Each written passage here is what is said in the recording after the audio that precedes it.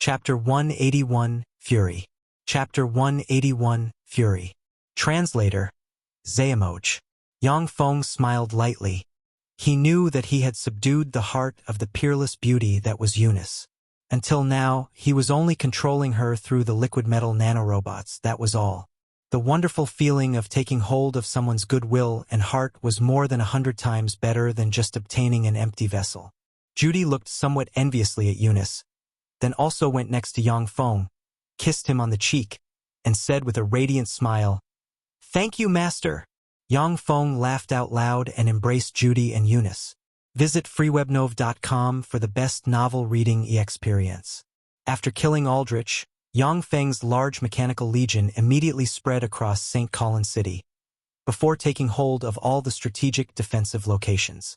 The massive amounts of goods stockpiled in St. Colin City, meant as a response to the offensive of the underground world allied forces, had also fallen into Yang Feng's possession, causing a large smile to creep onto his face. Under Yang Feng's command, numerous engineering robots were constructing a variety of arms within St. Colin City. They started fortifying the city as well as constructing a variety of munitions factories. Inside Steel City's sphere of influence, in front of the wreckage of a munitions factory, an extremely savage glint flickered in the eyes of the Conrath morphed behemoth as it stared at a warlock, before saying furiously, "You said that St. Colin City had already been breached?" The warlock shuddered and said, "Yes, Your Holiness."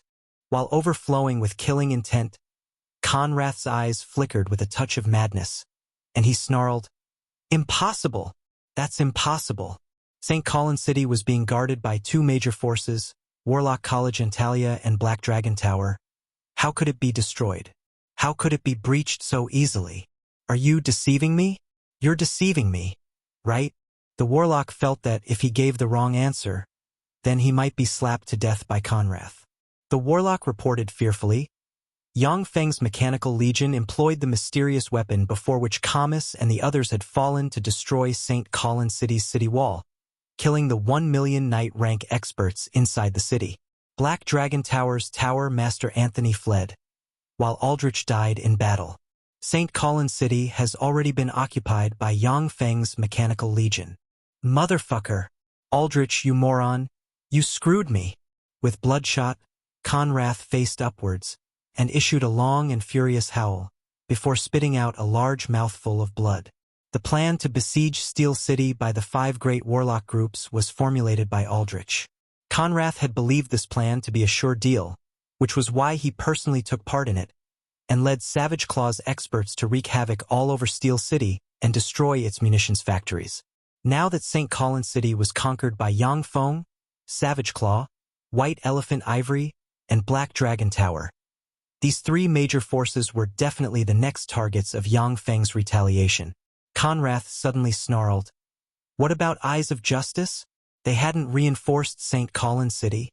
Savage Claw and Warlock College Antalya, and White Elephant Ivory and Black Dragon Tower were mortal enemies. It was precisely because of this that Savage Claw and White Elephant Ivory were responsible for severing Yang Feng's reinforcements. Eyes of Justice acted as a mobile reinforcement, tasked to provide assistance on multiple battlefronts at a moment's notice." The warlock said bitterly, "Eyes of Justice has not gone to battle. They had just made an empty gesture. That's all." Conrath gritted his teeth and said, "Eyes of Justice, Aeson, nice one. He intends to let us and Yang Feng bleed, and then reap the spoils when both sides are exhausted and battered." The warlock asked, "Your Holiness, what is our next course of action?" Conrath promptly decided, "Withdraw immediately, back to Savage Claw." A warlock came over with a communication magic box and said to Conrath, "Your Holiness, His Holiness Steel White Elephant wishes to speak to you." Conrath creased his eyebrows slightly, and then pointed at the communication magic box, before magical radiance flashed. Harris' voice was transmitted from the communication magic box. "Conrath, according to the intelligence that I've just obtained, St. Colin City had been occupied, Antony was gravely injured, and Aldrich had fallen." Conrath said coldly, "I've got the same intelligence. To be so easily killed, Aldrich was really a good-for-nothing." Harris replied gravely, That's right, Aldrich was truly a good-for-nothing. We currently have but a single chance at survival, which is to raid Steel City's base, Giant Stone City. So long as we can defeat Giant Stone City and capture Yang Feng's uncle, Yang Yi, alive, then we'll still have a chance at turning the tables. Otherwise, with Yang Ye's exceptional alchemy along with the tremendous resources of Warlock College Antalya and Rose Garden, we won't be capable of resisting Steel City's mechanical legion so long as they are given time to develop. Harris was seeing things very clearly.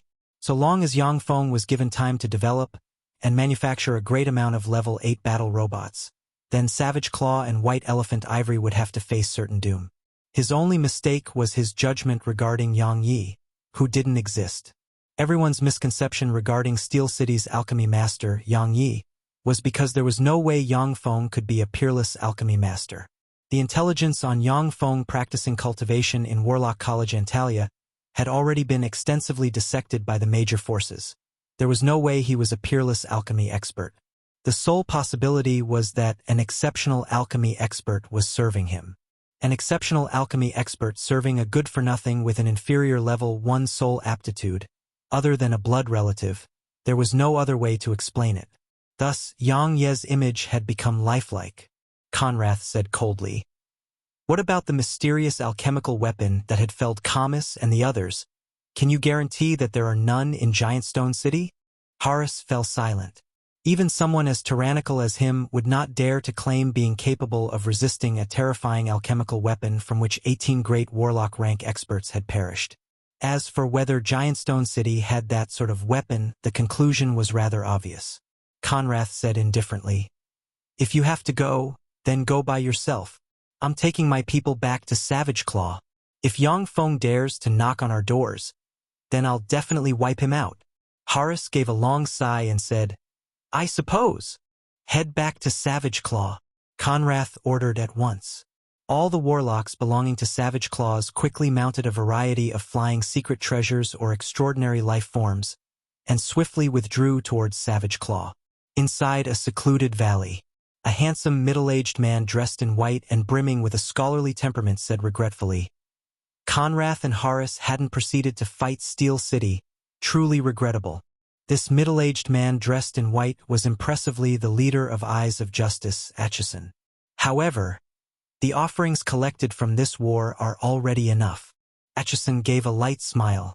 With a flick of his wrist, a crimson crystal ball appeared in his hand.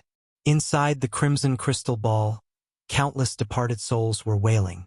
One after another, faces were rolling inside the crimson crystal ball, issuing extremely mournful howls. Aeson stared at the crimson crystal in his hand, a trace of madness flickering in his eyes. He said in a low voice, Speaking of which, I owe the underground world's allied forces a lot of thanks. Were it not for them, then I couldn't have so easily collected the 100 million human lives required to refine the myriad departed souls' bloody tear crystal. With this myriad departed souls' bloody tear crystal, a planar passageway can be opened for the mighty sire to descend to this plane, and I can become a powerful being comparable to a starry sky warlock. Finished speaking, Aeson smiled lightly and waved his hand. Portal opened and he entered it. Shortly after, the news of St Colin City being breached and Warlock College Antalya's dean, Aldrich, falling in battle were disseminated across Tyrannid subcontinent. Tyrannid subcontinent was in an uproar. St Colin City was a base of the ancient warlocks. It was full of marvels. Since the establishment of Warlock College Antalya, it was practically impregnable. No one had ever managed to breach it. It was the strongest backbone of the 6 great warlock groups. Now that Yang Feng had captured St Colin City, the myth of the 6 great warlock groups' bases being impregnable had been busted, shocking countless people in Tyrannid subcontinent. The reputation of humanity's traitor had been discredited, and many human forces had surreptitiously dispatched emissaries to contact Yang Feng and sent a variety of minerals of which Steel City was in need. In the war against St Colin City, the countless small forces opposing Yang Feng had already been destroyed. The remaining forces had surrendered to Yang Feng and had become part of Steel City. Fernandro Principality, Fernandro Family's Hall. Lamix laughed excitedly. Ha ha ha! Steel City is not simple. I hadn't expected them to actually conquer St. Colin City. Truly amazing. We made it big, although he was forced by the circumstances and the immense pressure he was shouldering. Nevertheless, Lamix had chosen to side with Yang Feng at the time. Now that Steel City had become an overlord rank force in Tyrannid subcontinent, his decision at the time had been proven correct. The elders inside the hall were also brimming with excitement. Steel City had become an overlord rank force in Tyrannid subcontinent, and they, the force which had sided with it the earliest, would get immense benefits. An elder hurriedly flattered, "Patriarch is truly wise." The marriage connection previously established with Yang Feng was a stroke of genius. Now that Yang Feng has become a marshal of the Steel City, reportedly a lot of level 3 warlock families wish to offer their female family members to be his concubines, yet have no way to do that. Another elder said with a smile, "That's right. I heard that the level 3 warlock family, Blom family, wishes to send a daughter of their main wife to be Yang Feng's concubine. Yang Feng has yet to agree. Haha. Our Fernandro family's Jessica is his main wife. In the future, when Steel City establishes its own empire, then she'll become an imperial concubine at the very least. Her noble status impossible to express into words." Chapter 182, Successive Promotions. Chapter 182, Successive Promotions. Translator, Zayamoch. The elders of Fernandro family had radiant expressions as they clamored excitedly. Once Steel City established an empire, then Yang Feng was bound to be a crown prince, and even might become the emperor of the empire. After all, Yang Yi was famous for disliking matters related to governance and for being head over heels for alchemy. The status of an imperial concubine to a crown prince of a Black Dragon Empire rank empire was many times more respectable than that of Fernandro Principality's monarch. Helena also revealed a smile, just that it was somewhat forced. Inside, though, she was brimming with jealousy towards Jessica. An elder suddenly said, "Yang Feng has many beautiful women around him. As far as I know, Eunice and Shurshui are peerless beauties. Furthermore, Carolina, Cordelia, Clarissa, and Dephilia. None of the four holiness isn't a peerless beauty. By herself, Jessica's power is weak, and she cannot contending against the other women around Yang Feng." The smiles on the faces of Fernandro family's elders turned sluggish, and a touch of graveness flashed past their eyes. In a great empire, there were favored and unfavored imperial concubines. The power held by favored imperial concubines was by far greater than the power held by not favored imperial concubines held. "I suggest we send over Helena to let her act as Jessica's maid and help Jessica consolidate her status. New novel chapters are published on FruyoBNL.com. That's an excellent plan." The elders in the hall nodded their heads in agreement. Lamix waved his hand, suppressing the ruckus in the hall, before staring at Helena. "Helena, are you willing to go over to Yang Feng and help Jessica consolidate her status for the sake of our Fernandro family?" Yang Feng's status was now different. Besides, Yang Feng had shown how much he values his beauties. His feat of leading Steel City's forces to breach St. Colin City for the sake of Eunice and Judy had already spread widely. Lamix didn't want to arbitrarily send Helena over to Yang Feng. It would be troublesome if it were to give rise to an enemy to his family. Helena gave a modest smile, before suppressing her feelings, and saying nonchalantly, "Patriarch, I'm willing." Lamix nodded in satisfaction, and said with a smile, "Good. Tomorrow I will take you to St. Colin City." Besides Fernandro family, Tyrannid subcontinent's major forces also began to move. Many forces had sent their family's most beautiful women, attempting to offer them to Yang Feng.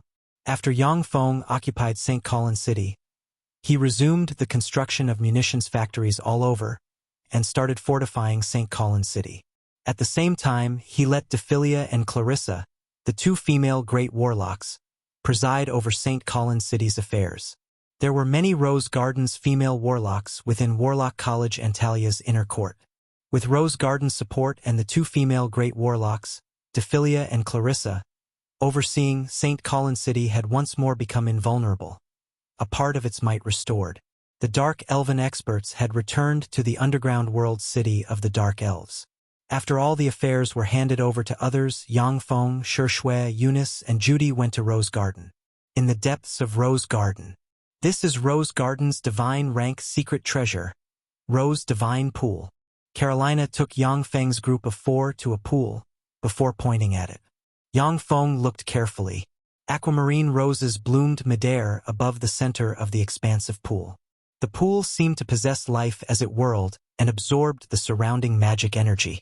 There were 8 huge sockets around the pool, each filled with numerous low-grade magic stones. Every minute, there would be many low-grade magic stones turning into dust and dissipate, their magic energy sucked dry. The magic energy was being directly absorbed by the Rose Divine Pool. From time to time, blue liquid would drip from the roots of the aquamarine roses and fall into the pool. The blue liquid was in fact what constituted the pole water of the Rose Divine Pool. Yang Feng was somewhat speechless as he said, "So extravagant. How many low-grade magic stones are consumed each year?" Carolina replied plainly, 1 billion low-grade magic stones are required to maintain the pool for 1 year. 3 years of accumulations and 3 billion low-grade magic stones of consumption are required in order to reach this amount of pool water. This pool water can at most supply up to 30 people. With this Rose Divine Pool, my Rose Garden is capable of giving rise to 27 first-rate geniuses, preserving our legacy. 3 billion magic stones. Yang Feng was shocked by the huge number of magic stones. If he gave his all to scrape for magic stones, he still might not be able to gather this amount. This was the depth of Tyrannid Subcontinent's 6 overlord rank powers. Carolina warned. After you go in and start practicing cultivation, remember to leave immediately after you feel like your body can no longer bear it. Otherwise, your body might directly burst from the tremendous power accumulated inside the Rose Divine Pool.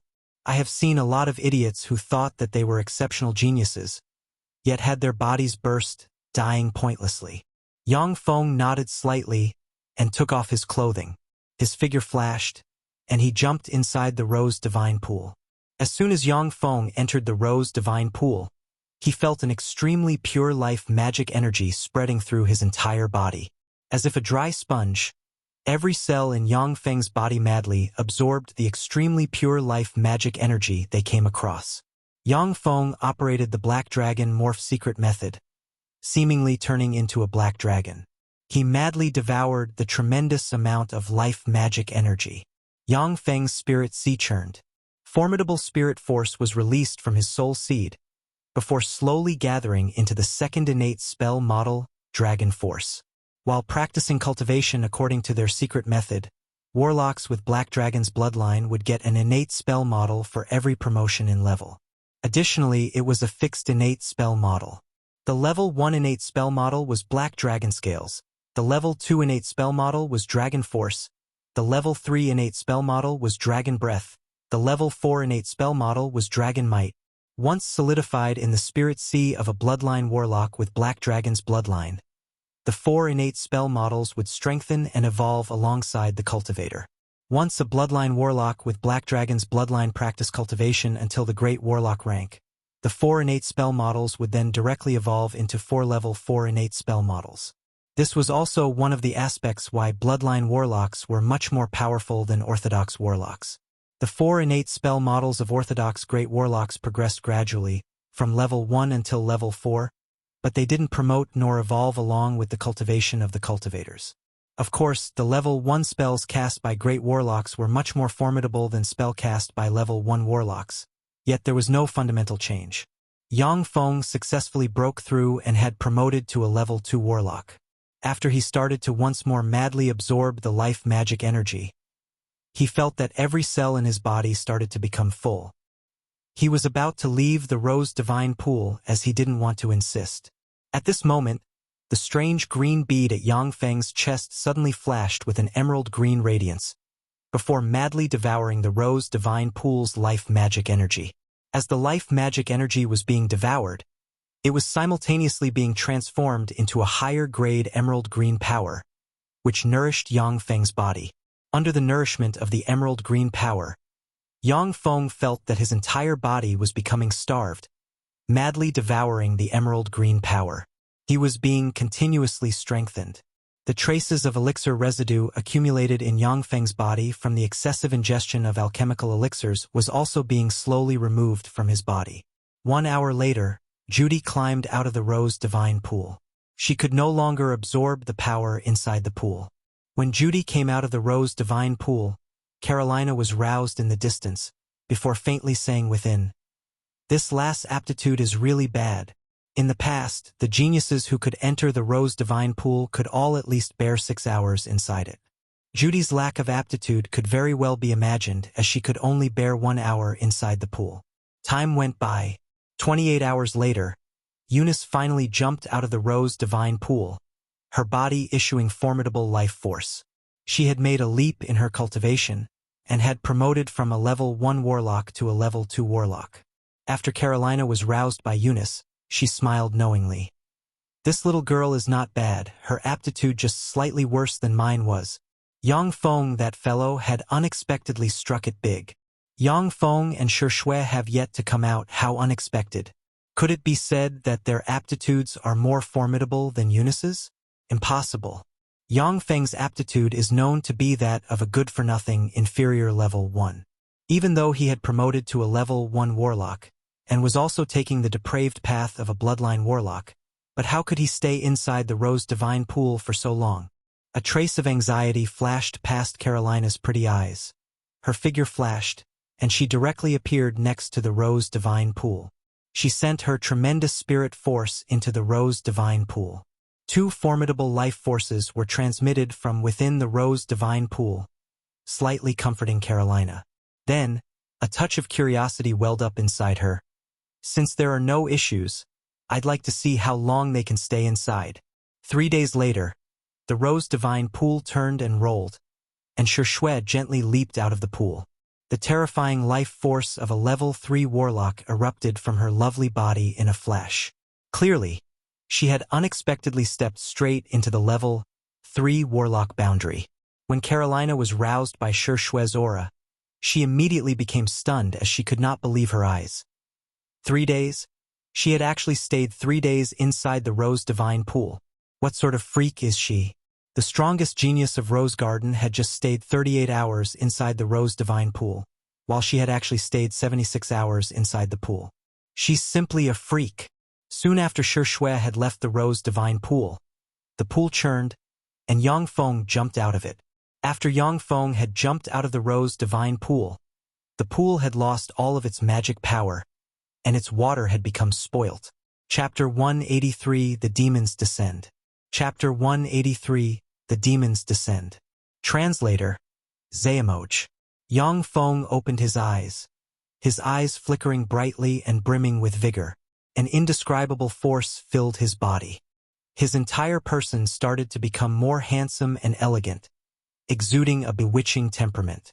Gentle energy currents diffused from the green bead on Yang Feng's chest and entered his body, constantly nourishing his body and upgrading his power. As Carolina was staring at Yang Feng, a thought suddenly crept into her mind. How come this guy looks so much badder now?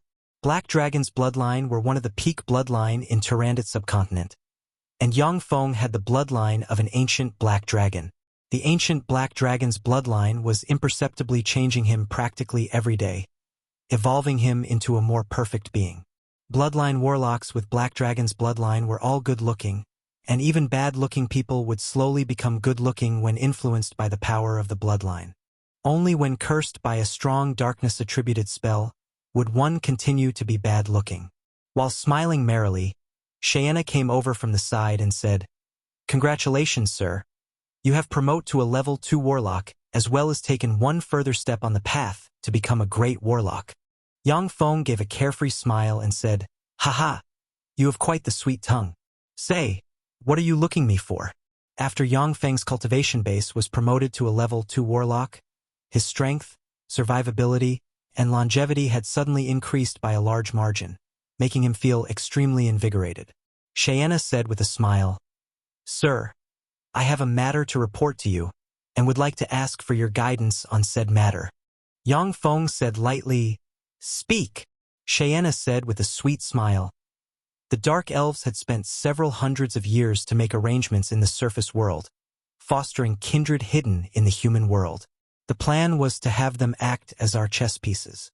However, they had recently broken away from our control.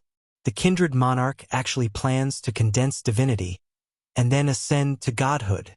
A touch of graveness flashed past Yongfeng's eyes, and he said, "Ascension to godhood, ascending to godhood with the support of faith power. By condensing a demigodhead, one would become a transcendent life form, a demigod with terrifying power." This was the most critical step in the evolution of powerful beings from many different planes. Once the Kindred Monarch became a demigod, his battle prowess would become terrifying, comparable to that of a starry sky warlock. At that point, he could even contend against a terrifying being like the ancient black dragon Vidarnia at its peak. A fierce glint flashed past Yongfeng's eyes, and he said coldly, "That won't do. He needs to be eliminated before he ascends." A peculiar glint flashed past Cheyenne's beautiful eyes, and she said with a sweet smile, "Sir, I have a suggestion." freewebnovel.com. In the deepest part of Eyes of Justice's headquarters, in an restricted area which could only be accessed by the current Eyes of Justice's leader as well as the various great elders, a 10 meters tall statue of a freak stood in the center of a bloody altar. The freak had 3 heads, a wolf head, a human head, and a tiger head. It had a robust orc-like body, long claws on feet and hands, a pair of wings on the back, and a scorpion tail. 8 blood pools exuding endless vile aura were surrounding the bloody altar. Every blood pool was continuously rolling, its pool water gathering into human faces. The human faces were issuing mournful and frightening laments. Who would have thought that Aeson, who was always fair on the outside as well as was the representative of Eyes of Justice's justice, would actually be so vile as to murder an unknown amount of people so that he could refine this bloody altar? Eyes of Justice's leader, Sword of Justice Aeson, slowly walked over, before stopping in front of the bloody altar. "Is what I'm doing really correct?" Seeing the bloody altar exuding a thick fishy stench, the departed souls wailing, and the rolling blood pools, Aeson's eyes revealed a trace of hesitation. Aeson's eyes suddenly flashed with a bloodthirsty and tyrannical glint, before regaining their firmness. "Starry Sky Warlock. I'm willing to do anything so long as I can promote to the Starry Sky Warlock rank. Aeson, my most pious follower, you came." A grand voice brimming with terrifying pressure echoed inside the restricted area. Aeson prostrated himself on the ground, his eyes full of zeal. He said loudly, "Your Majesty, mighty demon god Cartman, I, your most devoted follower, have come with the sacrifice. I will open the passage on this side, and humbly welcome your Majesty's descent into this world. This world shall be dominated by you. Your Majesty, mighty demon god Cartman, you have bestowed power onto Eyes of Justice, and have guided our development. We of Eyes of Justice, your most pious followers, humbly welcome your descent and offer everything of ours for the sake of your descent. You shall dominate everything. You shall control everything. This world shall belong to you." 8 shriveled old men walked over from caves behind the statue. Judging by their aged appearances, it seemed like they already had a foot in the grave. Yet the life force they exuded was of the great warlock rank. The men deferentially prostrated themselves on the ground and gave praises. Eyes of Justice's inner workings were fear-inducing. With these 9 great warlock rank experts, it had already greatly surpassed Black Dragon Tower, which was known for having the most great warlocks in Tyrannid subcontinent. In fact, Eyes of Justice didn't have any divine rank secret treasures, but the reason why they still could become part of the 6 great warlock groups was because they could obtain great power from the demon god Cartman. Every generation they would have more than 7 great warlock rank experts, awing and intimidating the entire Tyrannid subcontinent. At the same time, they had also claimed to be in possession of divine rank secret treasures. Aeson lifted the myriad departed souls' bloody tear crystal, and then silently recited an incantation. The myriad departed souls' bloody tear crystal immediately flared up with red light, before suddenly erupting with bloody energy brimming with resentment, attempting to erode Aeson. Aeson casually tossed the myriad departed souls' bloody tear crystal into the air, and it directly flew towards the mouth of the statue of a freak. The statue of a freak opened its mouth to swallow the myriad departed soul's bloody tear crystal. Black and red radiances enveloped the statue of a freak. The statue of a freak cracked open abruptly, revealing an enormous cave. A path diffusing a strong bloody and demonic aura suddenly appeared, forming an extremely strange planar passageway to another plane. A terrifying fluctuation of power, comparable to that of a god, arrived from the other end of the planar passageway. The power was brimming with violence and brutality. Sangji Plane. The passage has finally been opened. This plane belongs to me, Cartman. A voice full of avarice and savagery came from the other end of the planar passageway. A huge claw covered in black fur extended from the planar passageway, attempting to crawl out. The huge claw covered in black fur had just extended from the planar passageway, when the passageway started trembling, about to collapse. Large amounts of blood and departed souls inside the 8 blood pools surrounding the altar evaporated and disappeared midair. Fuck! This planar passageway is still too frail. It cannot accommodate my true body. Furious world-shaking roars came from the planar passageway, and the huge claw covered in black fur extremely unwillingly retreated into the planar passageway. Aeson, don't resist. I'll bestow power onto you, allowing you to become a starry sky warlock. As my divine emissary in the Sangji Plane and the representative of my will, think of ways to sacrifice more beings to stabilize the planar passageway. A savage voice traveled from the planar passageway. A lump of blood cells flew over in a flash and fell on Aeson's head. As if having life of its own, the blood cells frantically drilled into Aeson's eyes, ears, nose, and mouth. Aeson was startled. An ominous premonition arose in his mind, and he instinctively operated his secret method in an attempt to crush the blood cells. Aeson was about to act, when like a tide, his life force was absorbed by the blood cells. Aeson's eyes became white, and his body started twisting. A formidable power pervaded his body, directly breaking through multiple cultivation bottlenecks.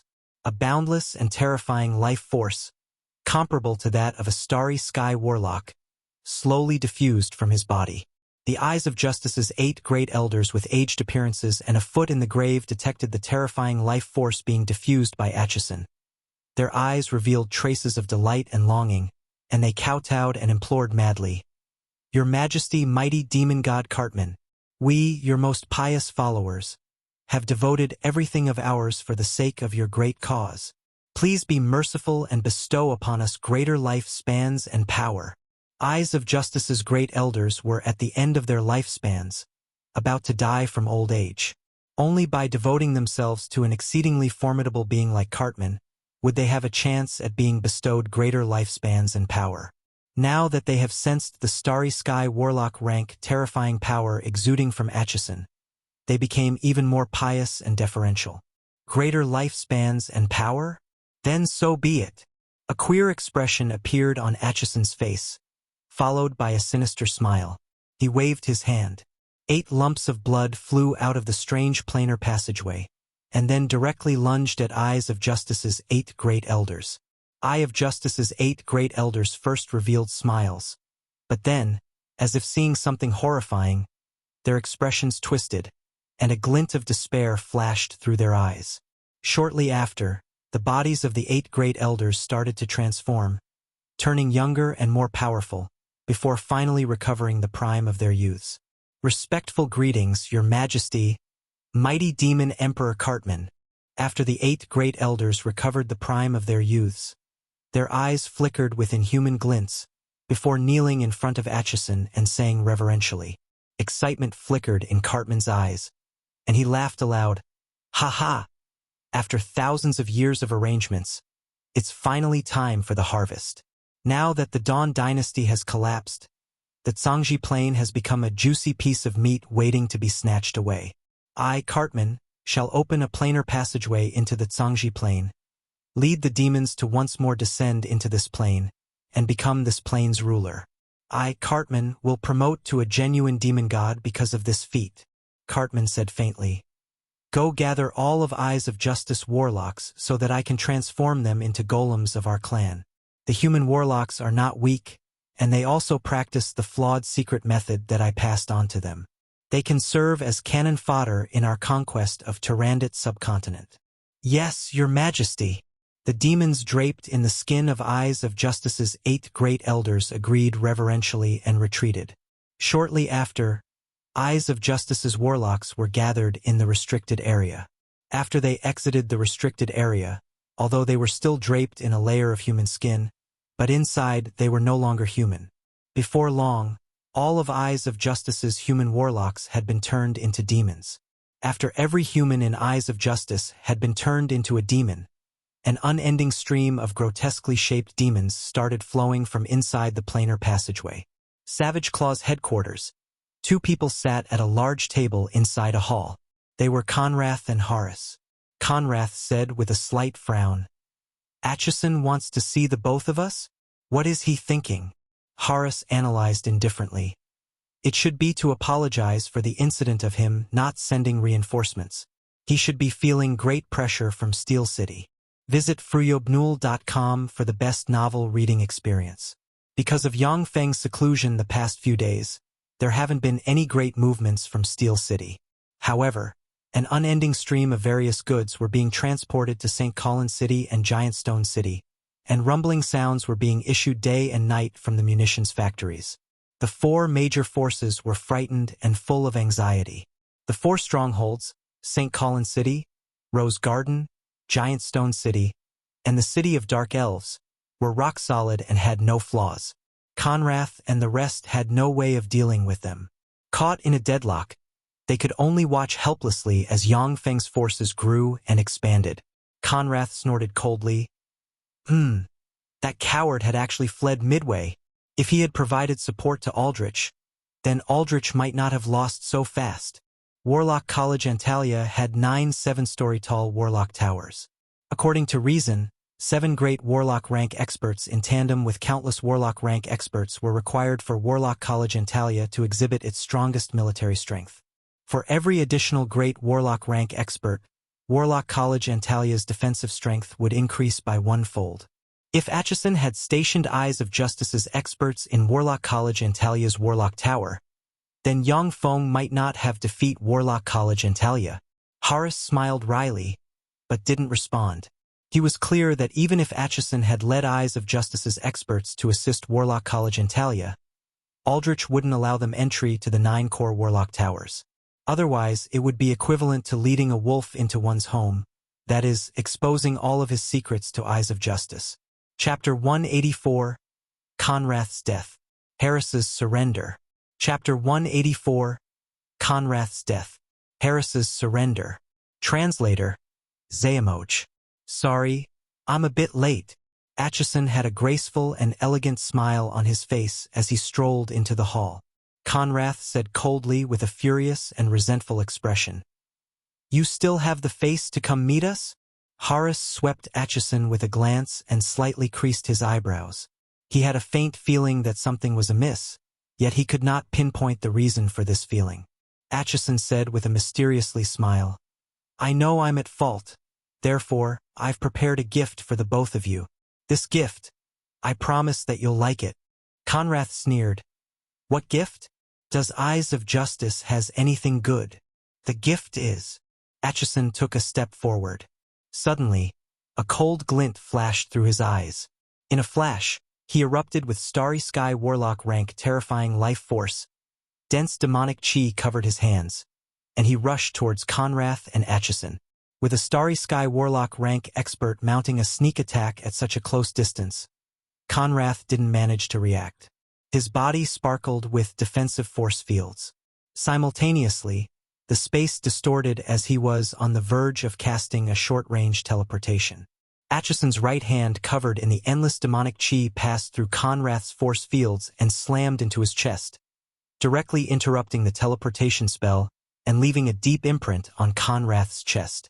Conrath cried out and spat out a big mouthful of black blood as he was sent flying, before hitting a wall in the hall. On the other side, Harem, who was also unguarded, spat a big mouthful of blood as he was sent flying, before hitting a wall in the hall. "You're not Aeson. Who are you?" Harus was startled and enraged. He roared out a few words as his hands tore a life-saving long-range teleportation scroll apart. "Interesting, you have a defensive demigod rank armament on you."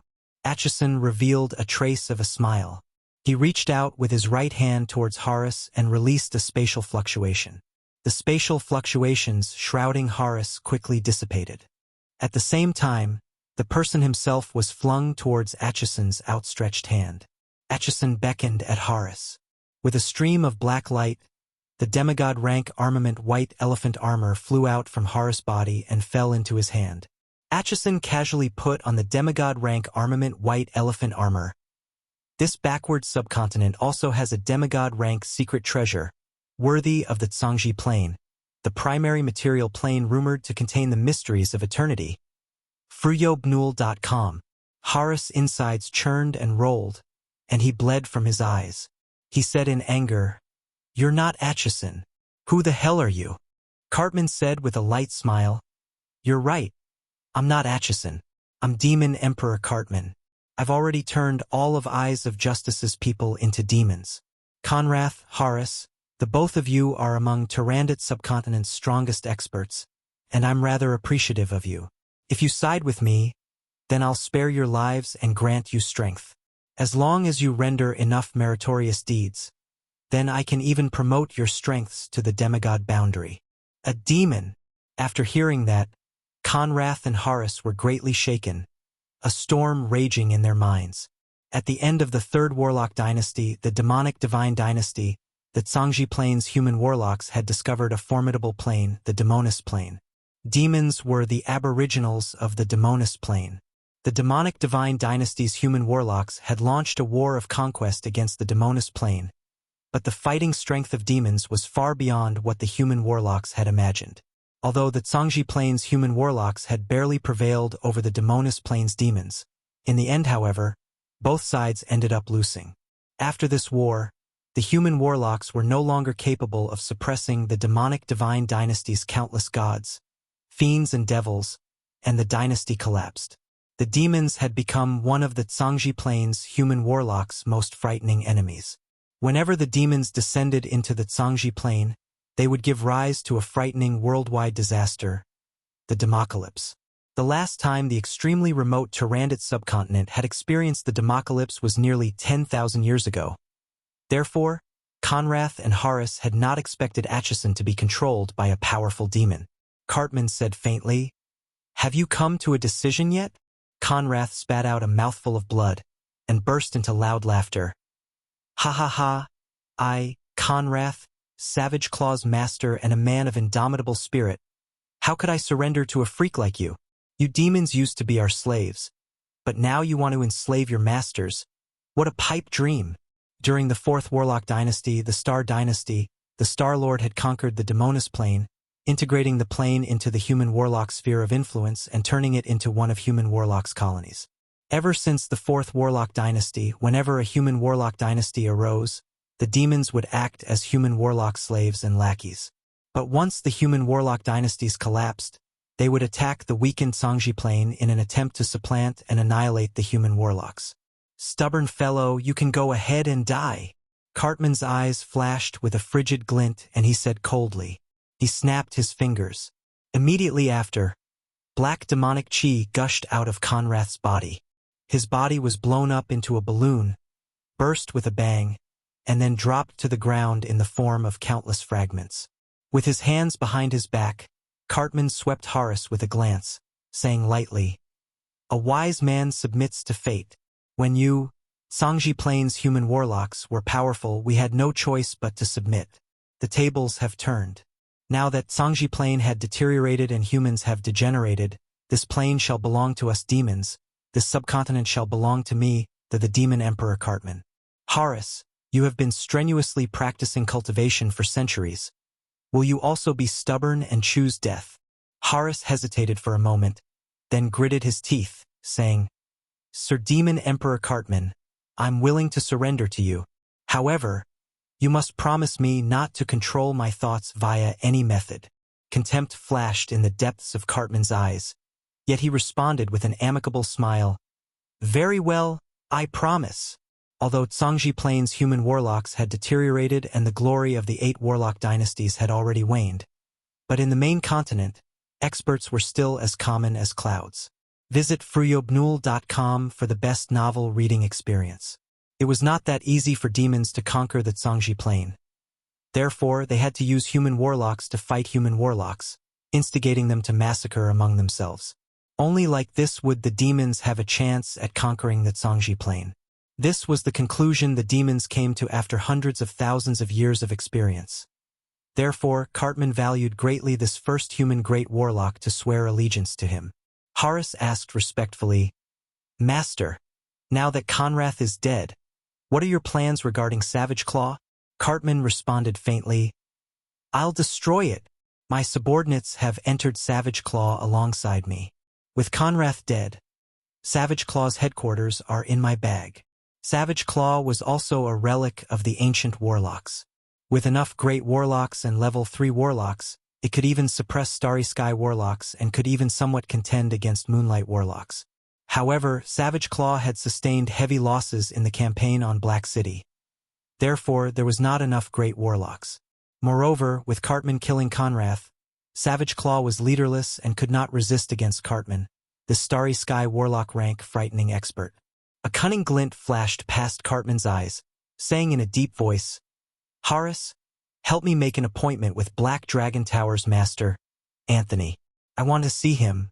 Tell him that I want to apologize, and have prepared a gift for him. With his Starry Sky warlock rank frightening power, Cartman still acted very cautiously, planning to eradicate Tyrannid subcontinent's formidable forces one at a time. Currently, he was but an avatar of his true body in the Demonist plane. Once he entered a relic of the ancient warlocks like Black Dragon Tower or Rose Garden, then he might be suppressed and killed. Horus responded with a bitter smile. Master, Black Dragon Tower's master, Anthony, was heavily injured by the sneak attack of Steel City's Mechanical Legion. He's currently in seclusion. I have also invited him over, but he had ignored my invitation.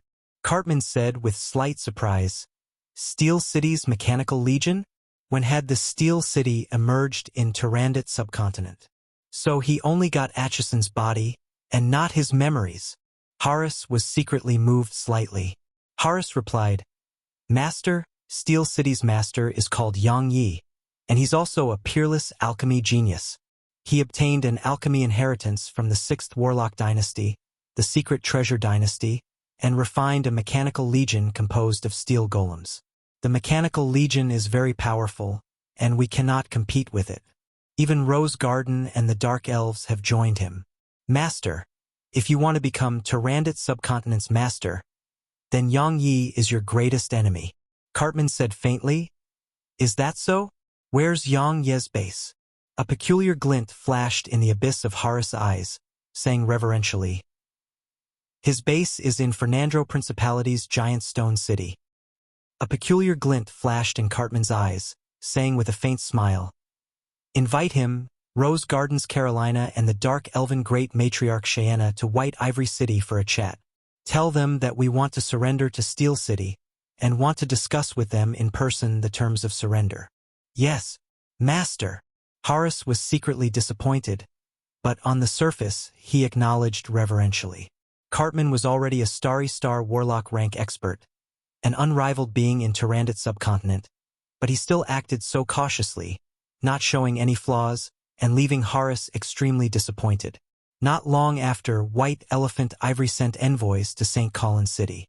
Chapter 185, The Kindred Monarch's Ascension to Godhood. Chapter 185, The Kindred Monarch's Ascension to Godhood. Translator, Zayamoch. Eyes of Justice and White Elephant Ivory have decided to surrender? Why so soon? When Yang Feng heard the information transmitted by the envoys, he felt somewhat suspicious. Eyes of Justice and White Elephant Ivory were part of Tyrannid subcontinent's 6 great overlords and had the relics of ancient warlocks as bases. In short, they were incomparably powerful. Yang Feng believed that as long as he was given time to develop, then he absolutely could flatten Eyes of Justice and White Elephant Ivory. However, such overlord-ranked forces to so quickly choose to surrender was somewhat anticlimactic. Xuanhuan went next to Yang Feng and said firmly, "Yes, it's definitely a plot." Yang Feng asked curiously, "What's your reasoning?" Although Yang Feng felt like something smelt fishy, yet he also could not pinpoint the cause of it. If one were to look at things in terms of growth potential, then Yangfeng's Steel City had indeed surpassed Eyes of Justice and White Elephant Ivory by a large margin. Therefore, the two forces to choose to surrender was also nothing strange. Ever since Yangfeng had breached St Colin City, there were countless large and small human forces in Tyrannid subcontinent which had chosen to side with him. Eunice was responsible for dealing with the matters related to these human forces siding with him. Although the current Steel City was still called a city, but its scope of power had expanded to the point that it was already comparable to that of Black Dragon Empire. And this was still not considering Rose Garden. If Rose Garden were to be added into the equation, then Yangfeng's power would be even more formidable and frightening. Xuanhuan said very seriously, "I have conducted detailed research on the leaders of Tyrannid subcontinent's 6 great forces. Eyes of Justice's Aeson is extremely ambitious, not willing to play second fiddle to anyone. Moreover, Savage Claw and White Elephant Ivory were of the same breath and branches, always singing from the same hymn sheet. But now, while White Elephant Ivory had surrendered, there is no peep from Savage Claw. This is definitely not normal. There's definitely a plot being brewed." Yang Feng laughed faintly. "Heh.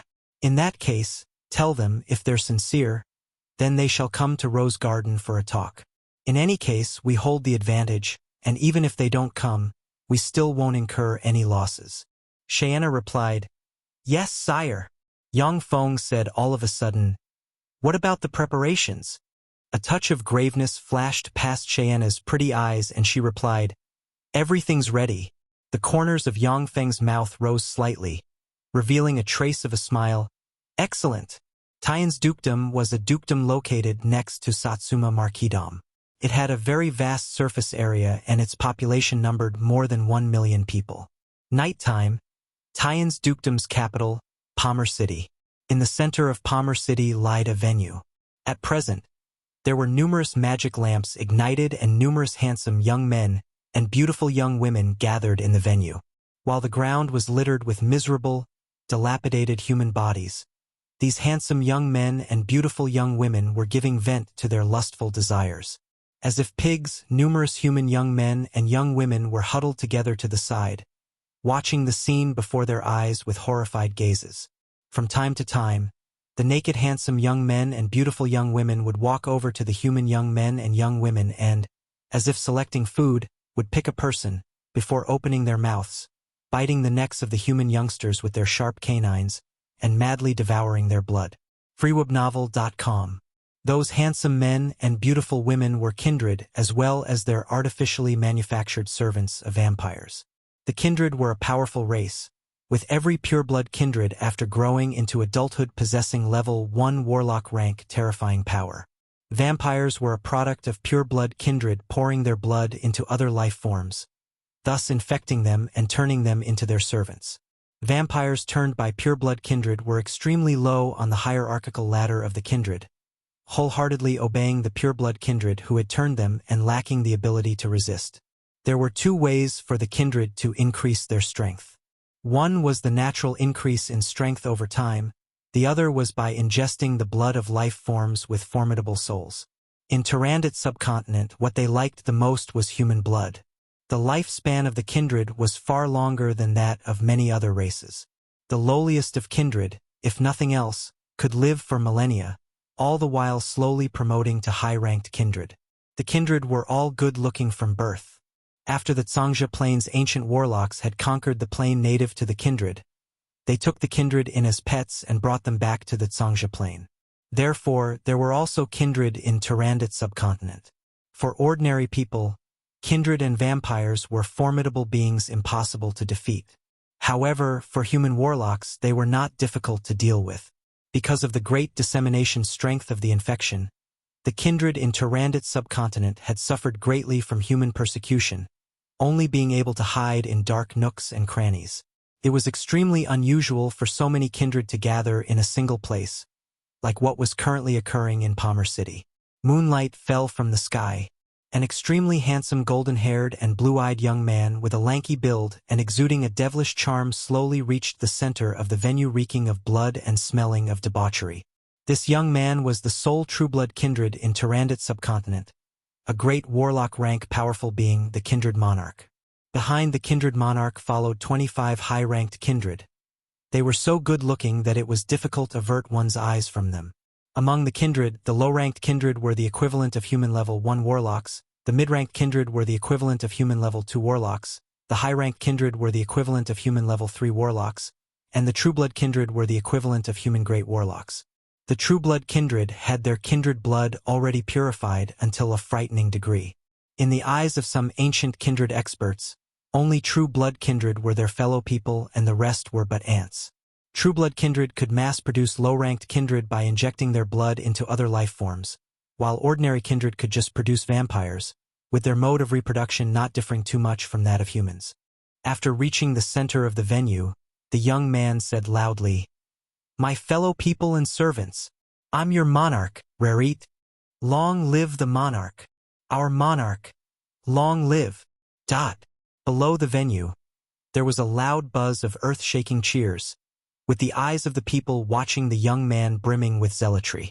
"We kindred have been taken away from our homeland and brought here by the damned human warlocks. For the past 10,000 years, human warlocks have been humiliating and hunting down our people, forcing us to wander about like stray dogs. Finally, the time has come for us to strike back. So long as I, your monarch, become the god of the kindred, then I shall shelter you with my supreme divine power. The entire Tyrannid subcontinent shall become our divine country, and the humans shall become our rations, our livestock, our slaves. And now pray with all your strength. I need your strength to help me ignite my divine fire, to become a true god, and to shelter my people." Rerit spread his hands and unfurled the wings behind his back, his grandeur rising step by step. The moonlight falling on his body gave him a touch of a sacred aura. "Mighty Lord Rerit, you are more exalted than the true ancestors, a sacred being. Mighty Lord Rerit, you are the ruler of myriad races, the sovereign of night, the one who spreads fear. Mighty Lord Rerit, you are the sovereign of blood. You are the invincible god of war. You are the god of death who controls life and death. Mighty Lord Rerit, we offer you our most pious faith. From this day on, we shall return to your divine country after death. Become your shield and shield you from all harm. Become your sword and kill all of your enemies. Mighty Lord Rerit, may your divine country ascend and turn into a star in the sky." Uniform prayers reverberated in the middle of the venue. Many kindred deferentially took out icons of Rerit from their bosoms and placed them in front of them. A layer of concentrated faith power was shrouding the icons. "I shall become the god of myriad races. Shall shelter you." Rerit's eyes burned with torrential fire of ambition. He spread his hands, took a step forward, faced the sky, and barked. Traces of faith power were extracted from the icons of Rerit before flowing into Rerit's body.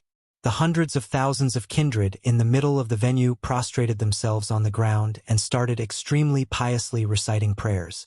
Streams of incomparably formidable faith power flowed into Rerit's body, raising his grandeur step by step.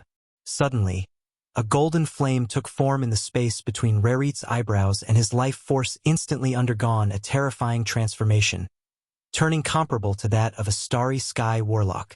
Update D from Frubnov.com. Rerit felt an indescribable sense of happiness surge from his entire body as the person had undergone a heaven and earth flipping transformation, with countless amounts of knowledge becoming tangible. He laughed wildly. "Ha! I've ignited my divine fire and have become a demigod. Who in Tyrannid subcontinent is my match?" At this moment, dark clouds surged and rolled in the sky and the world went dark. A pitch-black spear was shot from the dark clouds, reaped space apart, and stabbed into Rerit. "No! Why is this happening?"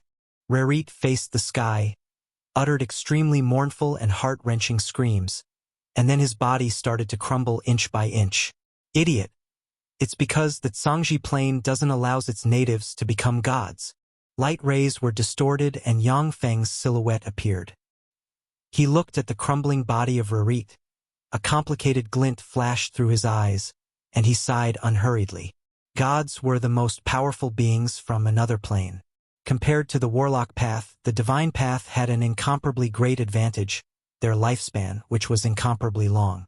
Even the weak divine power rank gods had millions of years-long lifespans. Chapter 186, Absorbing Divinity. Chapter 186, Absorbing Divinity. Translator, Zayamoj. Up.dfrmfreewebnovel.com. Regardless of the being, once they were promoted to a true god, their longevity would have a mad increase, at the very least reaching millions of years.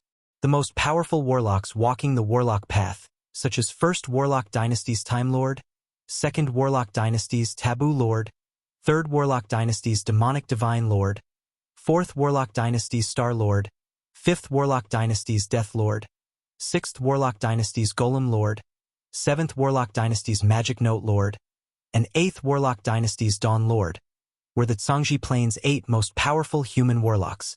They had founded 8 great warlock dynasties, and suppressed and conquered a number of planes. However, they still couldn't withstand the erosion of time. With their longevity depleted, they died and turned into a pile of dirt. While a lot of gods who were from the Time Lord's era had yet to die. The gap in longevity between the two parties was enough to make a lot of humans' warlocks go crazy.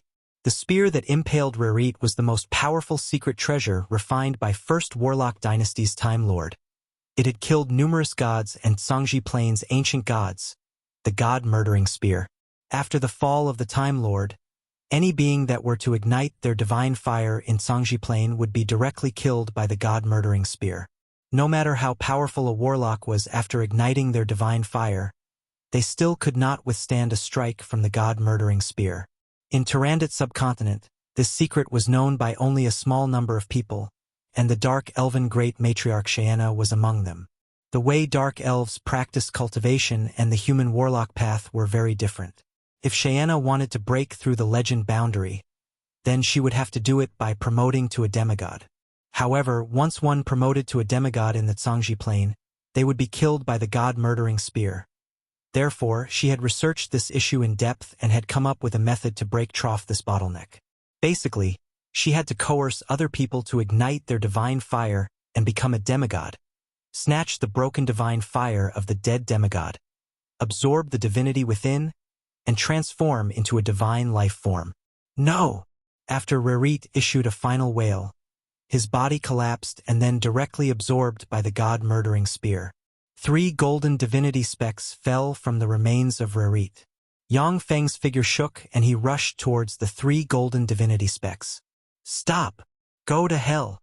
The figures of the 25 high-ranked kindred flickered. They turned into light rays and rushed towards the 3 golden divinity specks.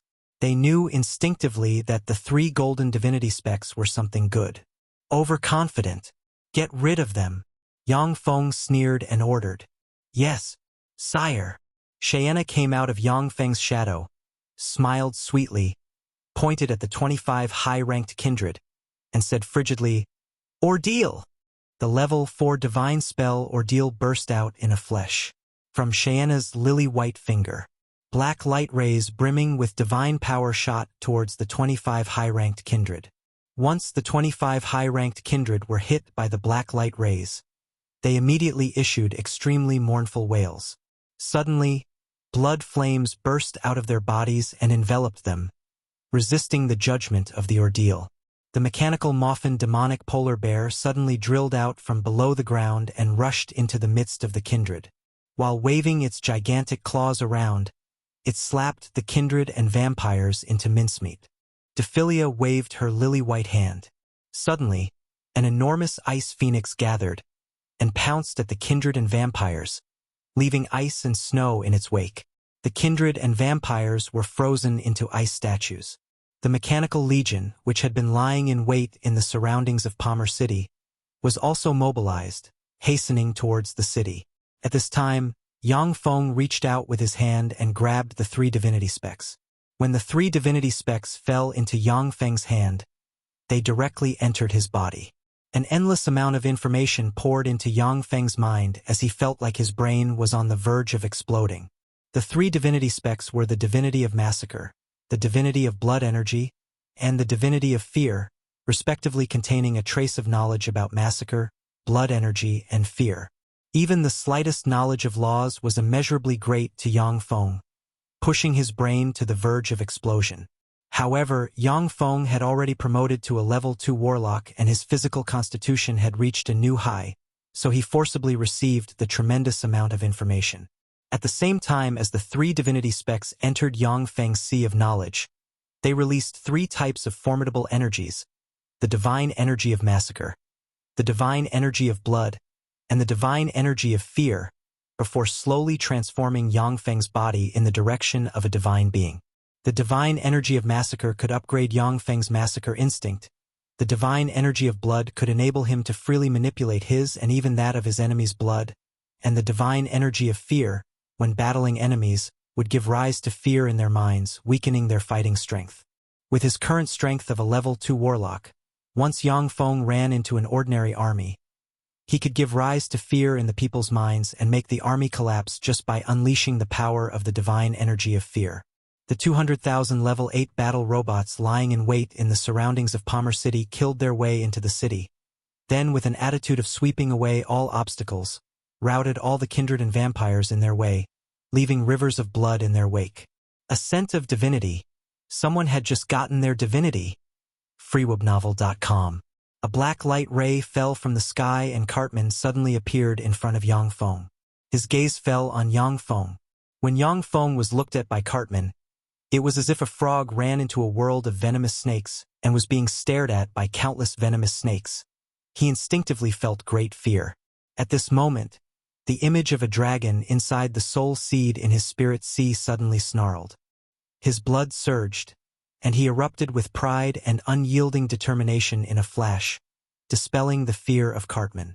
The divine energy of fear erupted inside Yang Feng, absorbing the remnant fear and transforming it into his power. Were you the one who had absorbed divinity? A trifling level 2 warlock had absorbed divinity. What a waste. After killing you, I should be capable of extracting your divinity. Even tough, there will be some loss, but there is no other way around it. Cartman carelessly swept Yang Feng with a glance and reached out. A pitch-black demonic chi suddenly appeared on his hand as he grabbed at Yang Feng. Starry Sky Warlock. How come there's a Starry Sky Warlock here? Although Yang Feng managed to restrain the fear of Cartman, but against Cartman's offensive, he still felt a sense of helplessness. Among ordinary people, level 2 warlocks were already exceedingly powerful, but when facing a Starry Sky Warlock, they were still as weak as ants. A blue light screen suddenly appeared in front of Yang Feng. The level for spell Skyflower Water Curtain was unleashed and countless water elemental particles had gathered into light screen to protect him. When the hand covered in black demonic chi hit the Skyflower Water Curtain, it immediately collapsed. A Starry Sky Warlock. This guy is a Starry Sky Warlock. Yang Feng gave a furious roar and pressed the dimensional crest on his chest. His trump card, the mechanical black dragon, appeared in a flash, slapped its wings, and frantically rushed towards Cartman. The mechanical black dragon was refined by Yang Feng from the body of the ancient black dragon Vidarnia. It was his strongest battle beast and its fighting strength was infinitesimally close to the Starry Sky Warlock rank. It was his trump card. As soon as the mechanical black dragon appeared, as if bearing down with the weight of a mountain, it swept with its tail towards Cartman. A bit interesting. The fighting strength of this alchemical golem is infinitesimally close to the Starry Sky Warlock rank. But sadly, your opponent is me. A fanatical glint flashed past Cartman's eyes. He gave a piercing howl. His figure flashed, and he launched a fist at the mechanical black dragon's tail. Boom! With a terrifying blare, the dragon's scales on the mechanical black dragon's tail were blown apart and a number of shrapnel flew about. Under the terrifying impact, Cartman was also sent flying backwards by tens of meters. A thread of blood flowed out of the corner of his mouth. Yang Feng acted promptly and tore apart a teleportation scroll. and incomparably formidable spatial fluctuations shrouded him in a flash. It's useless.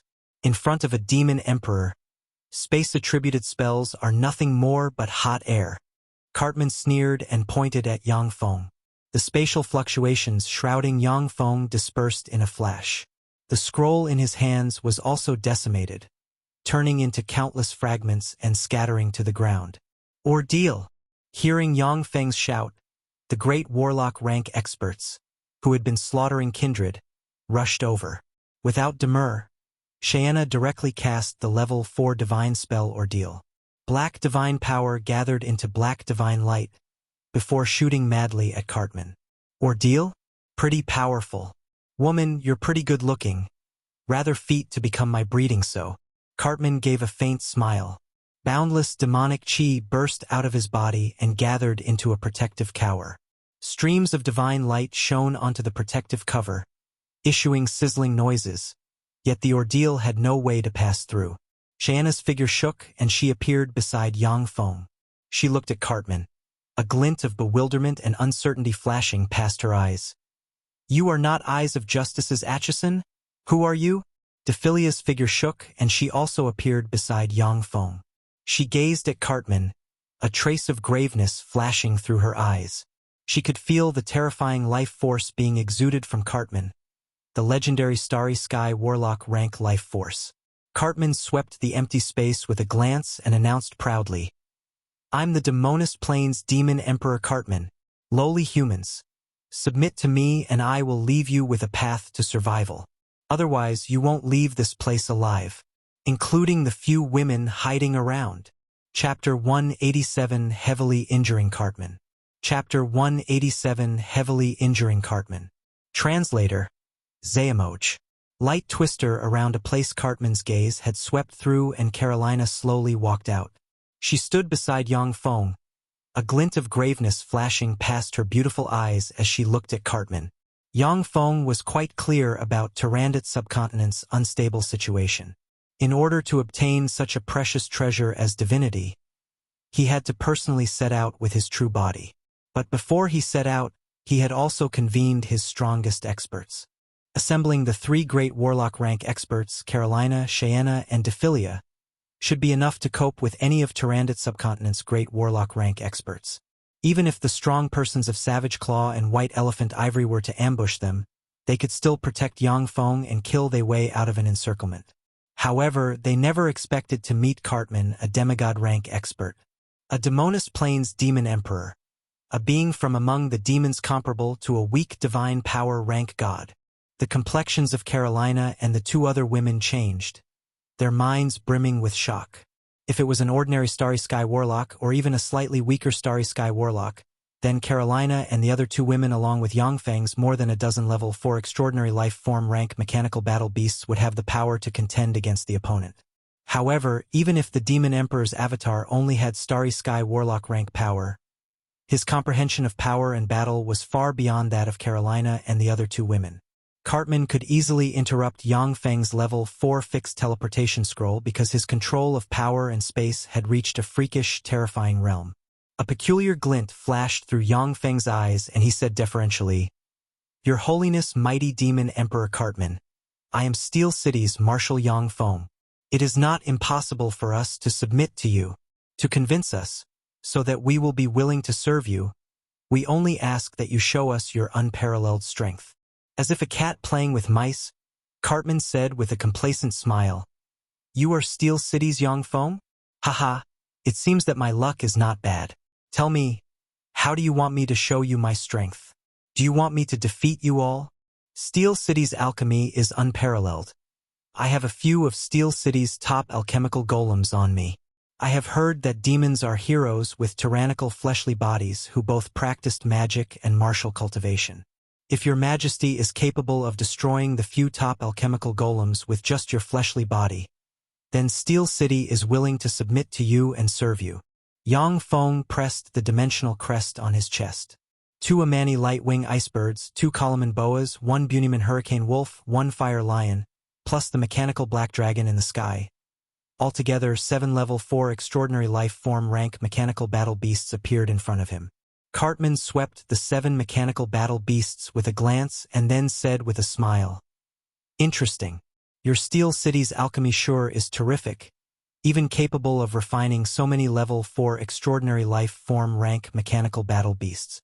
Fine. I agree to let you witness my grandeur." The demons were very proud of their tyrannical fleshly bodies. Speaking of the Demon King Cartman, the 7 level 4 extraordinary life form rank battle beasts were but a small inconvenience. So long as he consumed a bit of his stamina, then he could tear the 7 mechanical battle beasts into pieces. It was nothing to sweat about. Yang Feng said with a respectful expression, "Your Majesty Demon Emperor, your strength is unparalleled in the world. If I, an insignificant level 2 warlock, were to watch this fight from such a close distance, then just the gust of wind raised by a random punch of yours would kill me. Please allow me to retreat by 20 kilometers and watch the battle from that distance." Cartman looked as if he had heard a joke and said with a faint smile, "Fine. I will permit you to watch the fight from a distance of 20 kilometers. When it came to Cartman, a distance of 20 kilometers was nothing. Besides, with his strength, he could easily break any space-attributed spell Yang Feng were to use if he wanted to flee. Yang Feng secretly heaved a slight sigh of relief. He cautiously retreated with Carolina and the other strong persons by a distance of 20 kilometers, before stopping and not doing anything else. Cartman smiled and then looked at the 7 level, 4 extraordinary life form rank battle beasts, his gaze particularly resting on the mechanical black dragon. Cartman was confident in defeating Carolina and the other few women as well as these mechanical battle beasts surrounding him. However, while being surrounded by so many experts and having been injured whilst previously being slightly careless, there was still a slight possibility of him being defeated. After all, Carolina was Rose Garden's master and had a demigod rank armament in her possession along with a number of trump cards. Xuanhuan was a believer of the goddess Lolth, someone who could even display Starry Sky Warlock rank strength if she were to go all out. The mechanical black dragon was even more terrifying than a Starry Sky Warlock rank existence in melee combat. Now, so long as Cartman disposed of the 7 level 4 extraordinary life form mechanical golems, then Yang Feng and delegation would not be capable of causing any ripples when he to take care of them next. Up.dfrmfreewebnovel.com. The mechanical black dragon issued a piercing howl, soared into the sky, and entered the clouds. Its propulsion furnace started to work at full capacity and it erupted with terrifying Starry Sky Warlock rank strength in a flash. When going all out, the mechanical black dragon could burst out with Starry Sky Warlock rank strength for 1 minute.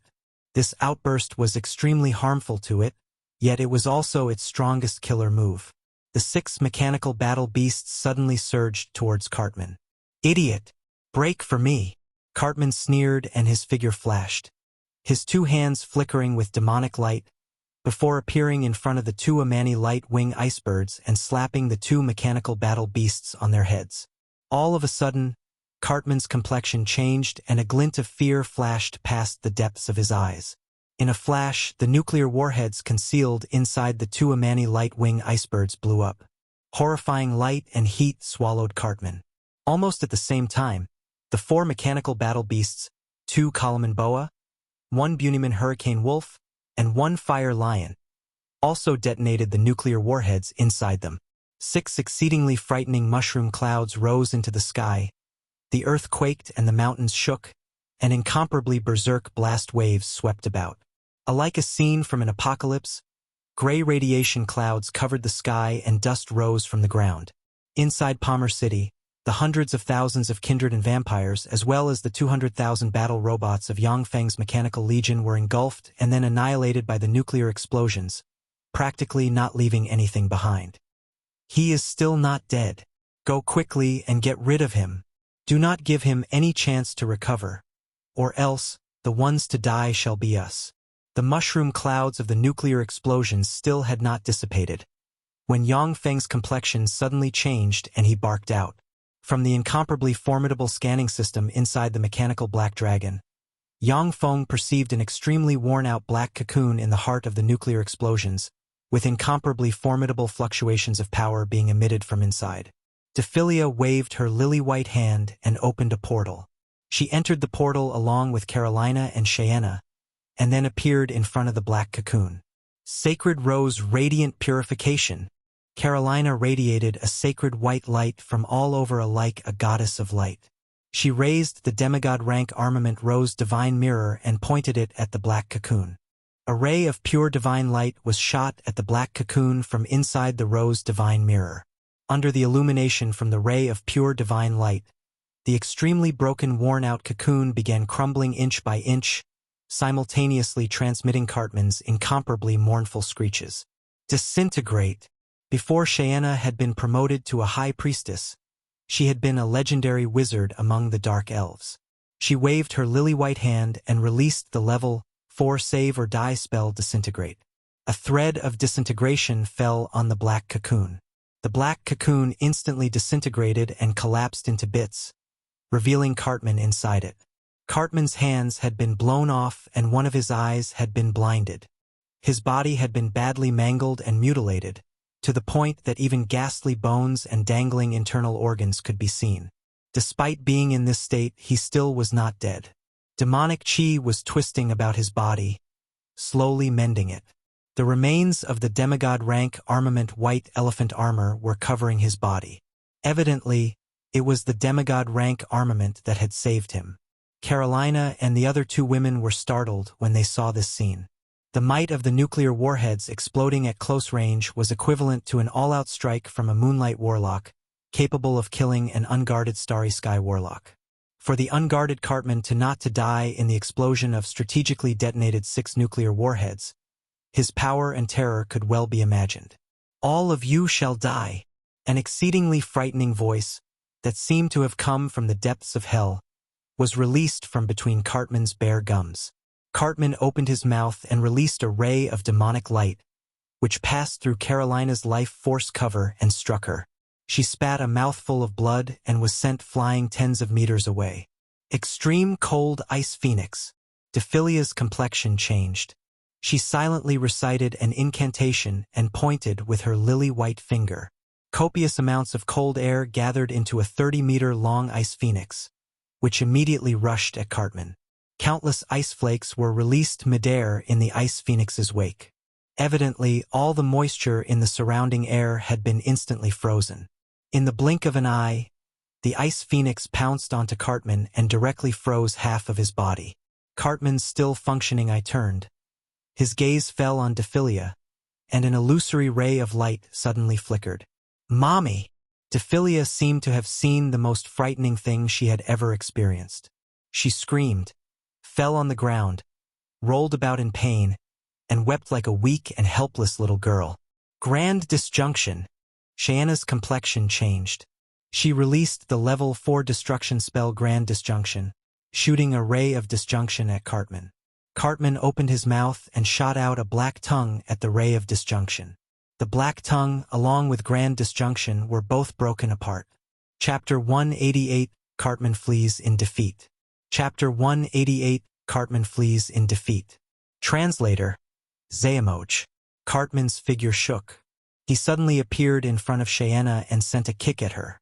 Darkness Wall. Xuanhuan's pretty complexion changed. She silently recited an incantation, and the demigod rank armament darkness scepter in her hand burst out with streams of black divine light. The streams of black divine light gathered into a protective wall shrouded in darkness. Boom! Cartman's kick landed on the darkness wall. The protective wall shook and numerous cracks appeared on it. Xuanhuan turned pale. It was the first time she had witnessed someone dealing such a heavy blow to her darkness wall with just a strike from their fleshly body. At this moment, a horrifying aura dropped from the sky. The mechanical black dragon flapped its wings and suddenly flew down, whipping with its enormous tail at Cartman. Bang! Being whipped by the mechanical black dragon's tail, Cartman was flung backwards, before hitting the ground. Suddenly, grotesquely shaped radiation tumors emerged on his body, causing him to scream in pain. The heavy radiation from the nuclear explosions not only had gravely injured Cartman, but still had given rise to tremendous mutations inside his fleshly body. Rumbling sounds rose in the sky.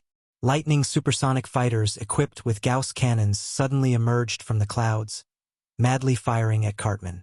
Under the dense barrage from the Gauss cannons, Cartman uttered blood-curdling screeches as blood spurted from all over his body. A Colossus heavy-duty bomber loaded to the brim with a variety of bombs dropped from the sky and slammed into Cartman's position, followed by a deafening explosion.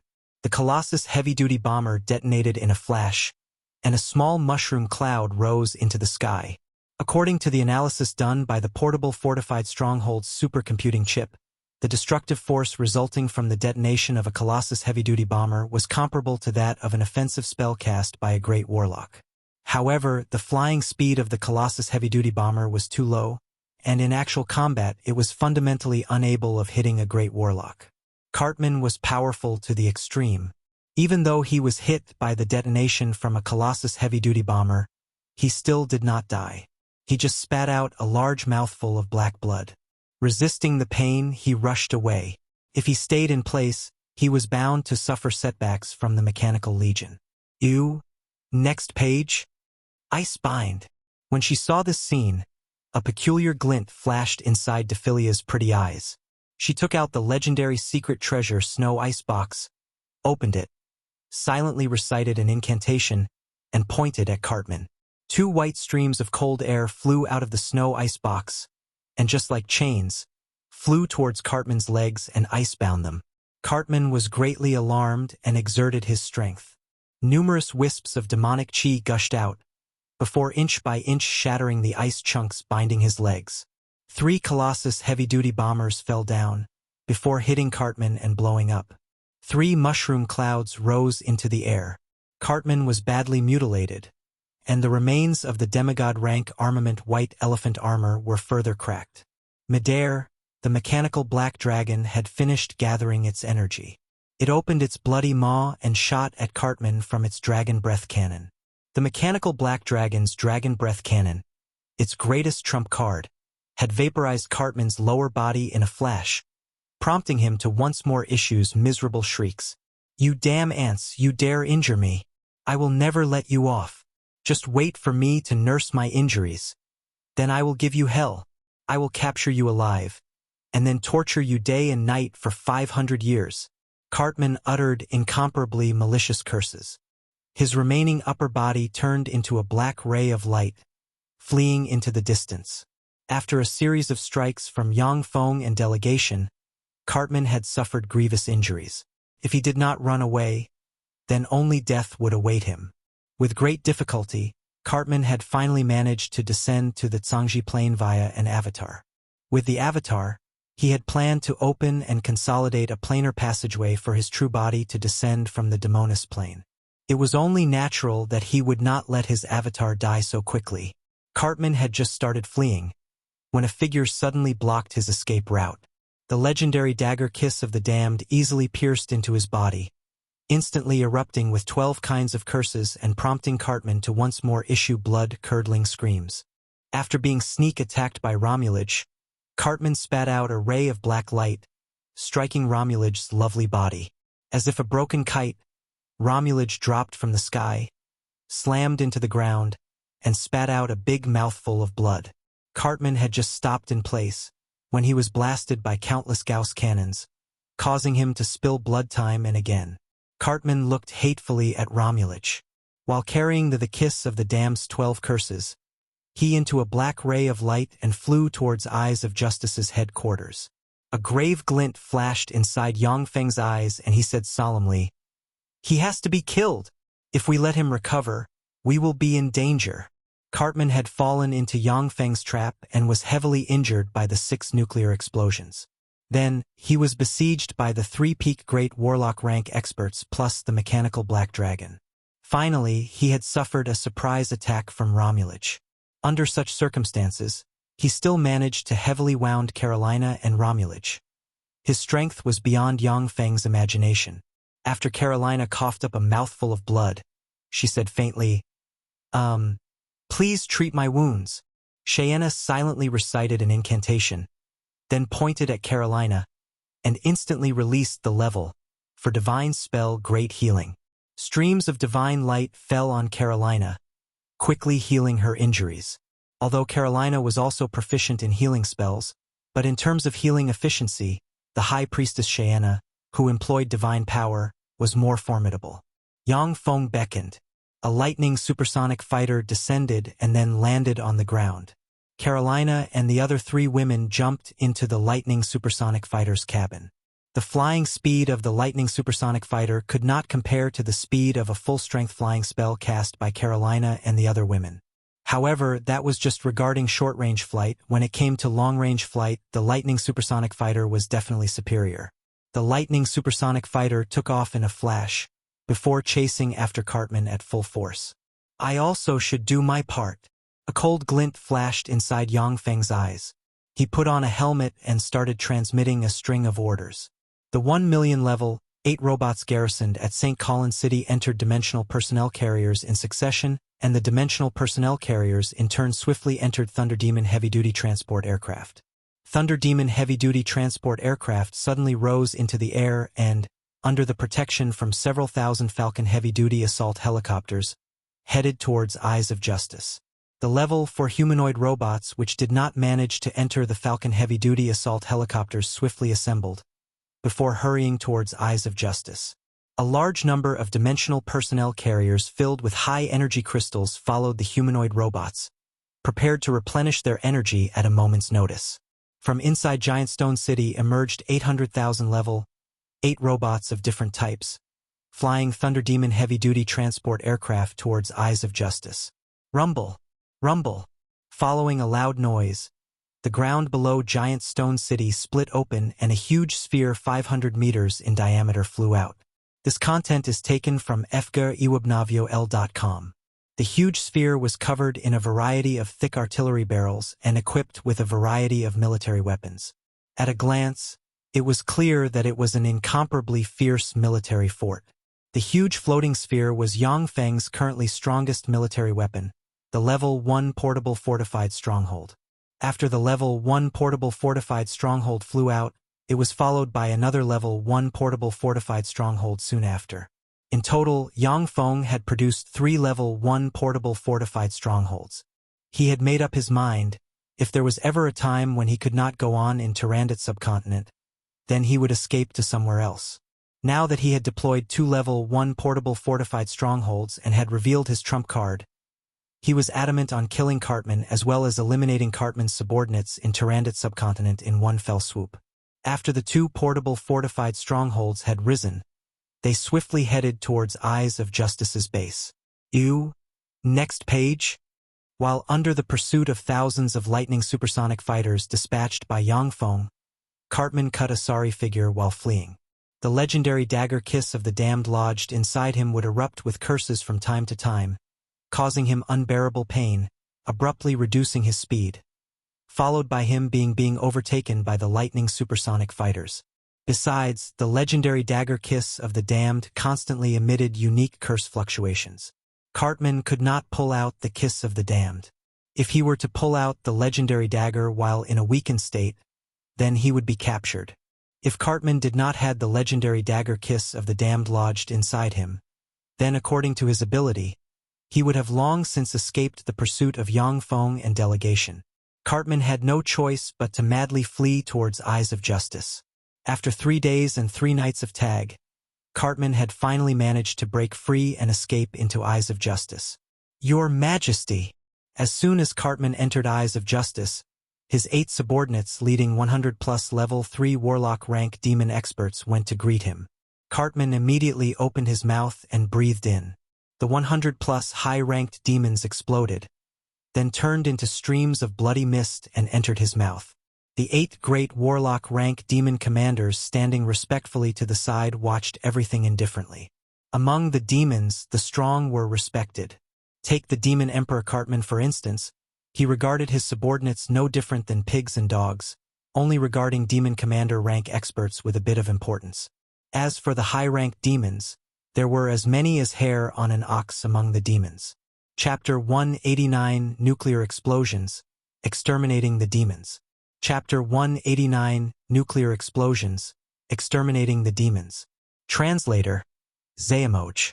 After ingesting the flesh, essence, and souls of 100+ high-ranked demons, his complexion became a lot more ruddy, and the flesh of his lower extremities began to squirm, before a pair of brittle legs grew with a pop. Cartman said coldly. "Bring me those human prisoners immediately." "Yes, Your Majesty." The 8 demon commanders responded deferentially before quickly retreating. Before long, the demons herded a number of humans into the plaza with the giant statue of Cartman. After taking control of Eyes of Justice, Cartman had spread a rumor, tricking the countless humans trying to join Eyes of Justice to come to Eyes of Justice's base. The number of humans who were reduced to demons' captives had reached 3 million people. When Cartman saw the dense crowd of humans, a touch of amusement flashed inside his eyes, and he opened his mouth and breathed in. A strange and frightening force instantly enveloped the human captives. "Ah! Help!" Along with a cacophony of screams, the human captives instantly exploded. Streams of bloody mist of flesh mixed with souls entered Cartman's mouth. His severed hands were recovering along with him, absorbing the flesh and souls of those humans, and his aura was steadily climbing. Boom! Boom! Boom! Cartman was feeling invigorated as he breathed in, when suddenly loud explosions sounded throughout Eyes of Justice's base. A demon commander said deferentially, "Your Majesty, Steel City's mechanical legion has already arrived outside our doors and is currently assaulting us."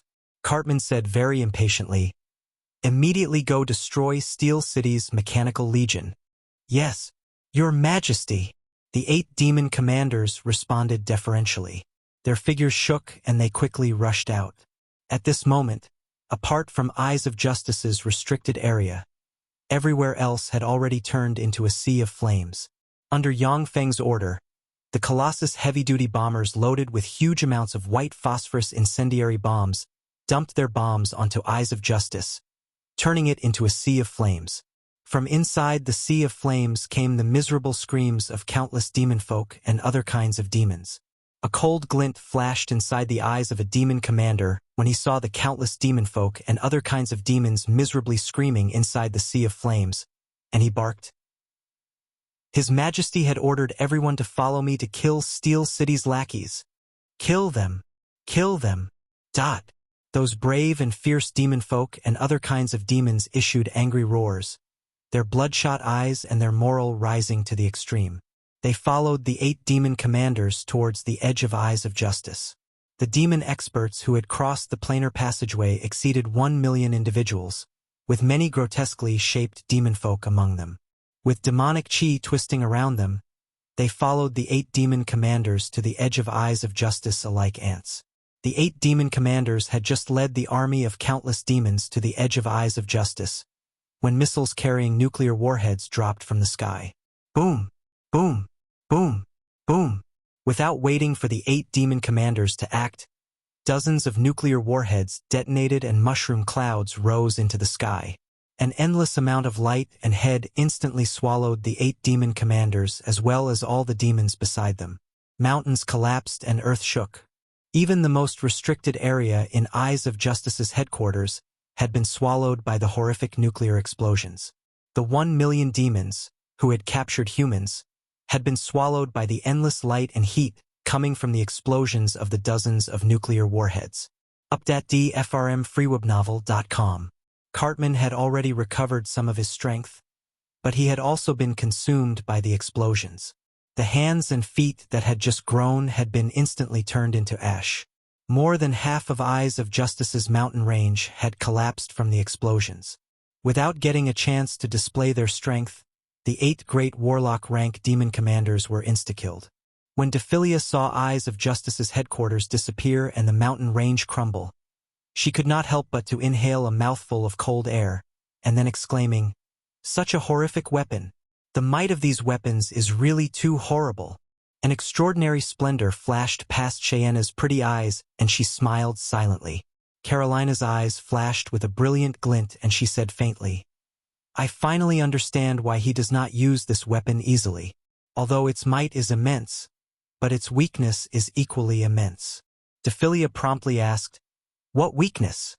Romulage also pricked up her ears, listening carefully. Carolina smiled and said, "This weapon has to explode before its terrific might could be displayed. As long as the carrier was sealed or the trajectory was shifted via spells before the weapon explodes, then it would become useless. If handled properly, the weapon can even be used to deal a blow to its master instead. Yang Feng came over, saying with a light smile, "That's right. Carolina, your eyes are really keen. I expected nothing less from you. The greatest weakness of this weapon is that it is difficult to hit the enemy with it. If a targeting spell were used, then it would become the enemy's blade instead." Songji Plane's human warlocks had conquered many planes, assimilating their knowledge and creating countless strange spells. Among the level 4 spells there was seal, teleportation, and a lot of other targeting spells. Seal could directly seal the missiles carrying the nuclear warheads, while teleportation could teleport them into the midst of Yang Feng's mechanical legion, making the nuclear warheads explode amidst his mechanical legion instead. During the assault on Eyes of the Justice's headquarters, Yang Feng had first sent a volley of bombs to probe the reaction of the demons inside Eyes of Justice, before promptly deciding on shooting the dozens of nuclear warheads, directly razing the demon's base. Yang Feng's eyes suddenly flashed with a touch of shock, exclaiming, "That fellow is still not dead. What sort of freak is he after all? How come his vitality is so tenacious?" From the mechanical Black Dragon's energy scanning system, Yang Feng could distinctly detect that there were still fluctuations of life force being emitted from the heart of the nuclear explosions. Carolina said promptly, "From his life force can be concluded that he should be gravely injured and that his strength should have fallen to an extreme low. Let's go take a look." Carolina, Cheyenne, and Dephilia, the figures of the three women, shook and they rushed towards the center of the nuclear explosions.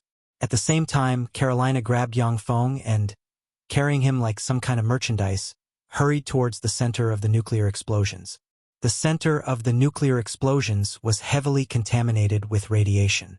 An ordinary person entering this place would be courting death, falling ill from the radiation.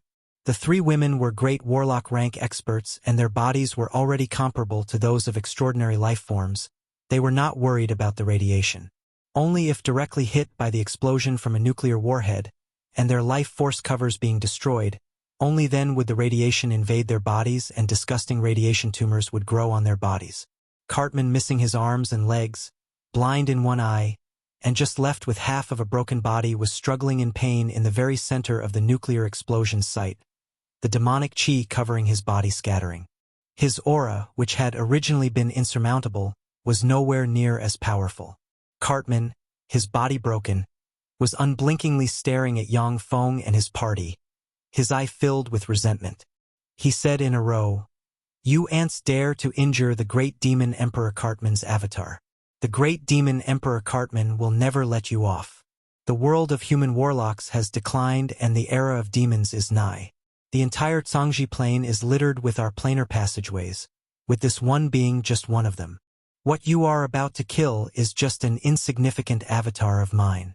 As long as this avatar of mine dies, then a curse will befall you, allowing my true body to detect you from a distance of 10,000 kilometers. You shall die once I descend with my true body. Not one of you shall be spared, nor those close to you. Surrender now, and you will be given great benefits once my true body descends, allowing you to break through and promoting to the Starry Sky Warlock rank." The three women creased their eyebrows slightly when they heard that, their beautiful eyes revealing a glint of dread. They could distinctly detect the truth in Cartman's words. Now is a good chance. Yang Feng's eyes lit up. He took out a large syringe, stepped forward, decisively pricked Cartman with it, and then extracted a vial of pitch-black demon blood from Cartman. Although Cartman's avatar was Acheson's body, but what flowed inside the veins was Cartman's demon blood. Also, only the blood of a god-rank true demon was capable of promoting a great warlock to a demigod-rank being. Initiating the analysis. Blood sample is of a level 12 life form. According to the ranking of the Songji Plane, the sample is of a Moonlight Warlock rank expert. According to the ranking of other planes, the sample is of a Weak Divine Power rank expert. Proceeding with the analysis. According to the analysis of this blood would take 30, 15, or 10 years with the computing power of 1, 2, or 3 optical computers respectively. The computing power of how many optical computers should be utilized. Yang Feng had produced 3 portable fortified strongholds, and therefore had 3 optical computers, with the computing power and analytical ability of each optical computer being 100 times greater than the sum computing power of all of Earth's computers. Yang Feng thought for a moment, and then made a decision. For starters, use the computing power of a single optical computer to do the analysis. The computing power of the optical computers was of great importance on Yang Feng's path of cultivation, analyzing elixirs, constructing spell models, analyzing all kinds of spell models and others. All these required the computing power of the optical computers. As for the analysis of Cartman's blood, Yang Feng was not in a hurry.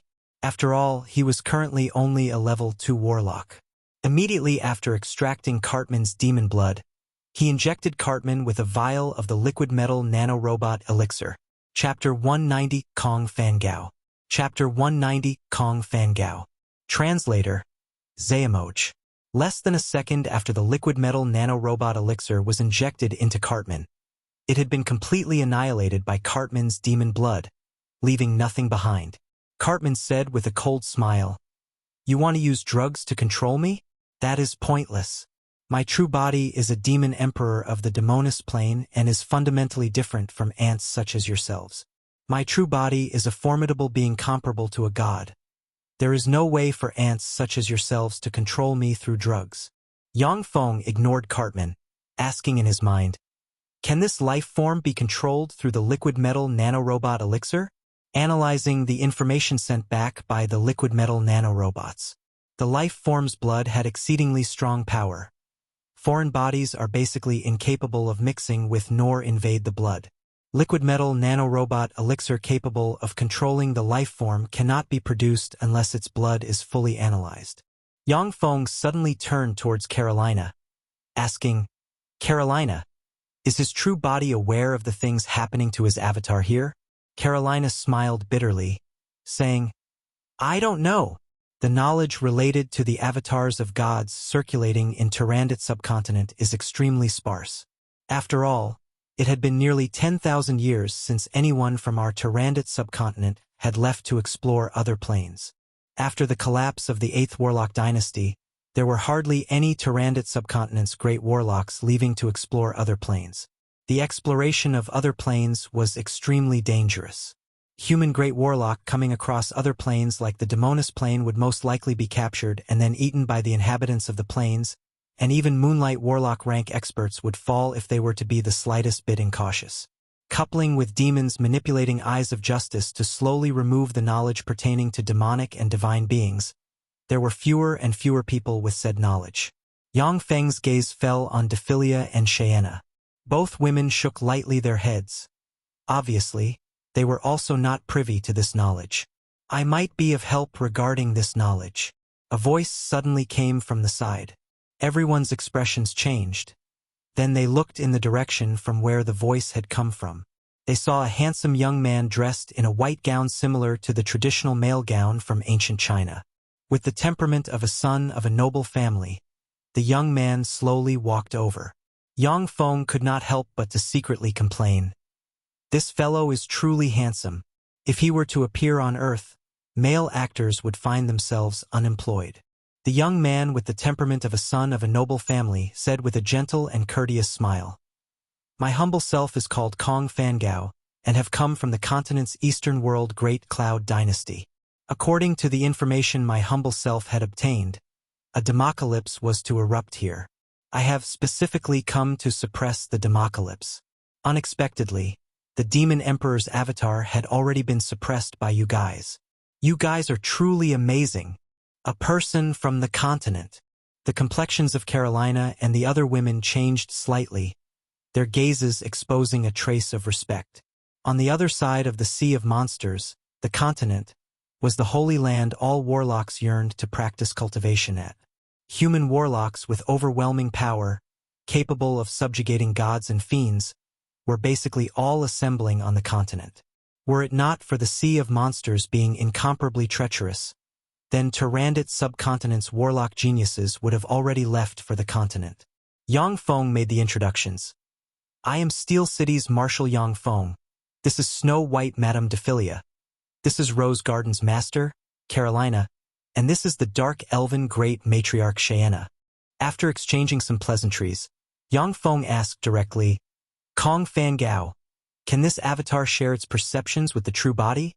Kong Fangao smiled lightly, saying, other planes' formidable beings usually use projections, clones, avatars, and the like to descend to the Zhangji plane, as the majority of the planar passageways are unstable.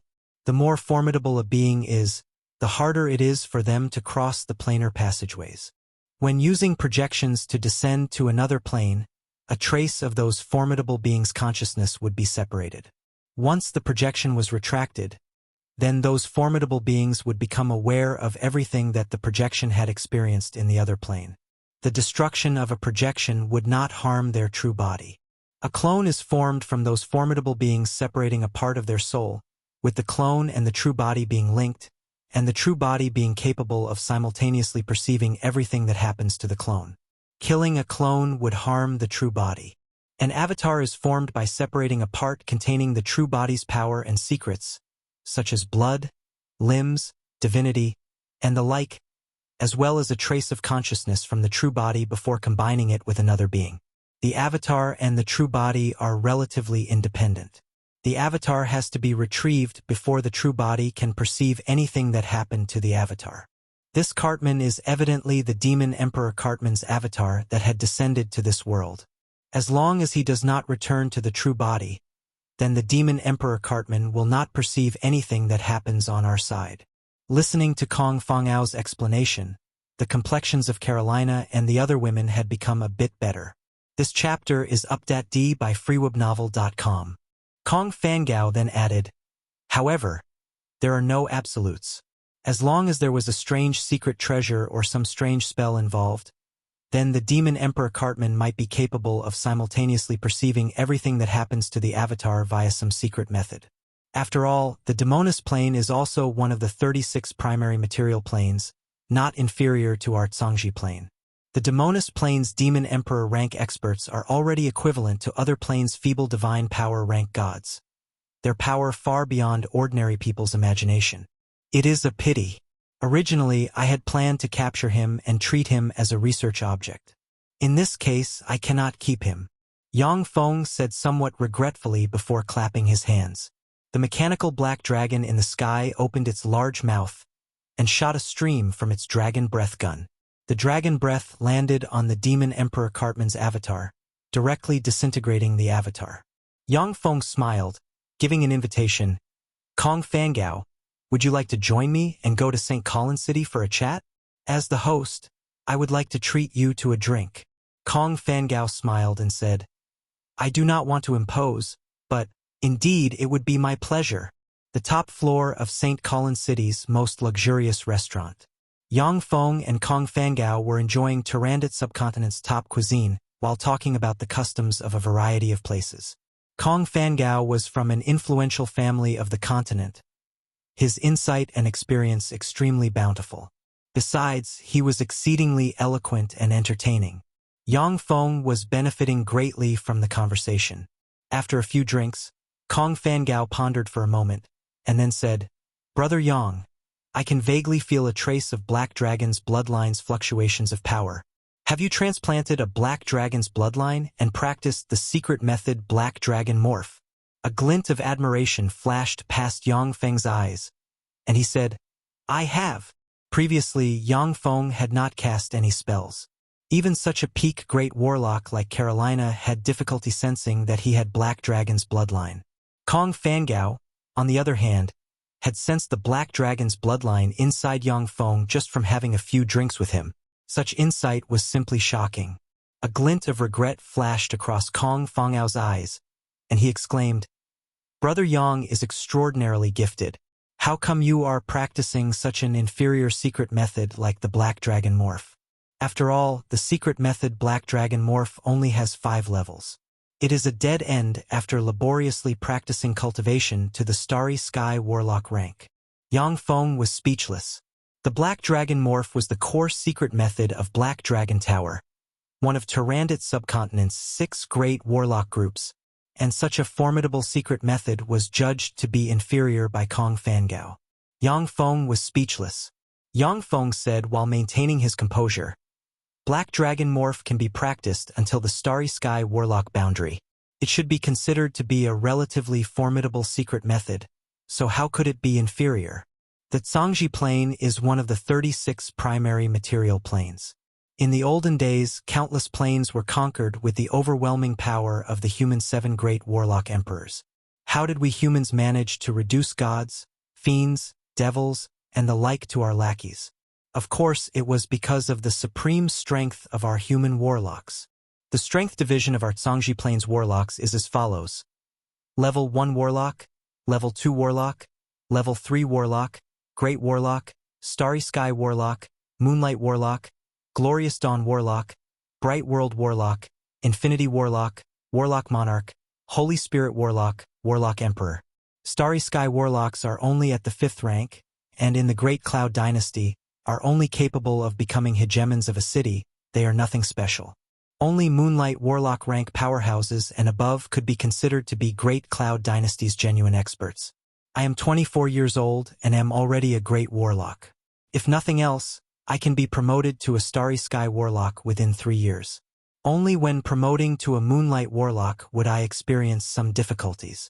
Kong Fangao had a faint smile as he spoke confidently. Yang Feng was secretly shocked. A 24-year-old great warlock. In Tyrannid subcontinent, Carolina had already been regarded as a rare genius, and was backed by Rose Garden and had access to its large amounts of resources. This genius managed to break through and be promoted to a great warlock at the age of 60. Yet even a genius like her was not certain to be promoted to a Starry Sky Warlock in her lifetime. The difficulty involved in the promotion to the Starry Sky Warlock rank could very well be imagined. Kong Fangao, on the other hand, even had the confidence of promoting to a Starry Sky Warlock at the age of 27. Such a cultivation speed was simply beyond reasonable when it came to Tyrannid subcontinent. Yang Feng understood why the Starry Sky Warlocks that had left Tyrannid subcontinent had never returned. The continent's eastern world's resources and opportunities were fundamentally beyond those of Tyrannid subcontinent. If the continent were to be likened to a sea, then Tyrannid subcontinent was but a small mire. It was essential to leave for the sea in order to become a genuine dragon. By staying in the small mire, one could at most become the stoutest loach. Kong Fangao said plainly, ancient bloodline secret methods, like the Black Dragon Morph, which were passed down by the Second Warlock Dynasty, are already outdated. In order to practice cultivation to the level of the Taboo Emperor, one would require large amounts of Aurum clan's blood essence.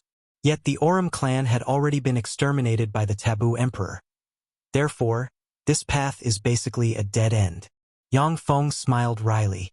He was also aware that it was easy to get started on the path of bloodline warlocks and that the later promotions were exceedingly difficult. However, his sole aptitude at the time had only been inferior level 1. Therefore, he could only walk the path of a bloodline warlock. On the continent, there might be countless secret methods and resources capable of solving Yang Feng's low soul aptitude. However, on Tyrannid subcontinent, there were fundamentally no resources or secret methods capable of allowing people with inferior level 1 soul aptitude to practice cultivation. He had no other choice at the time.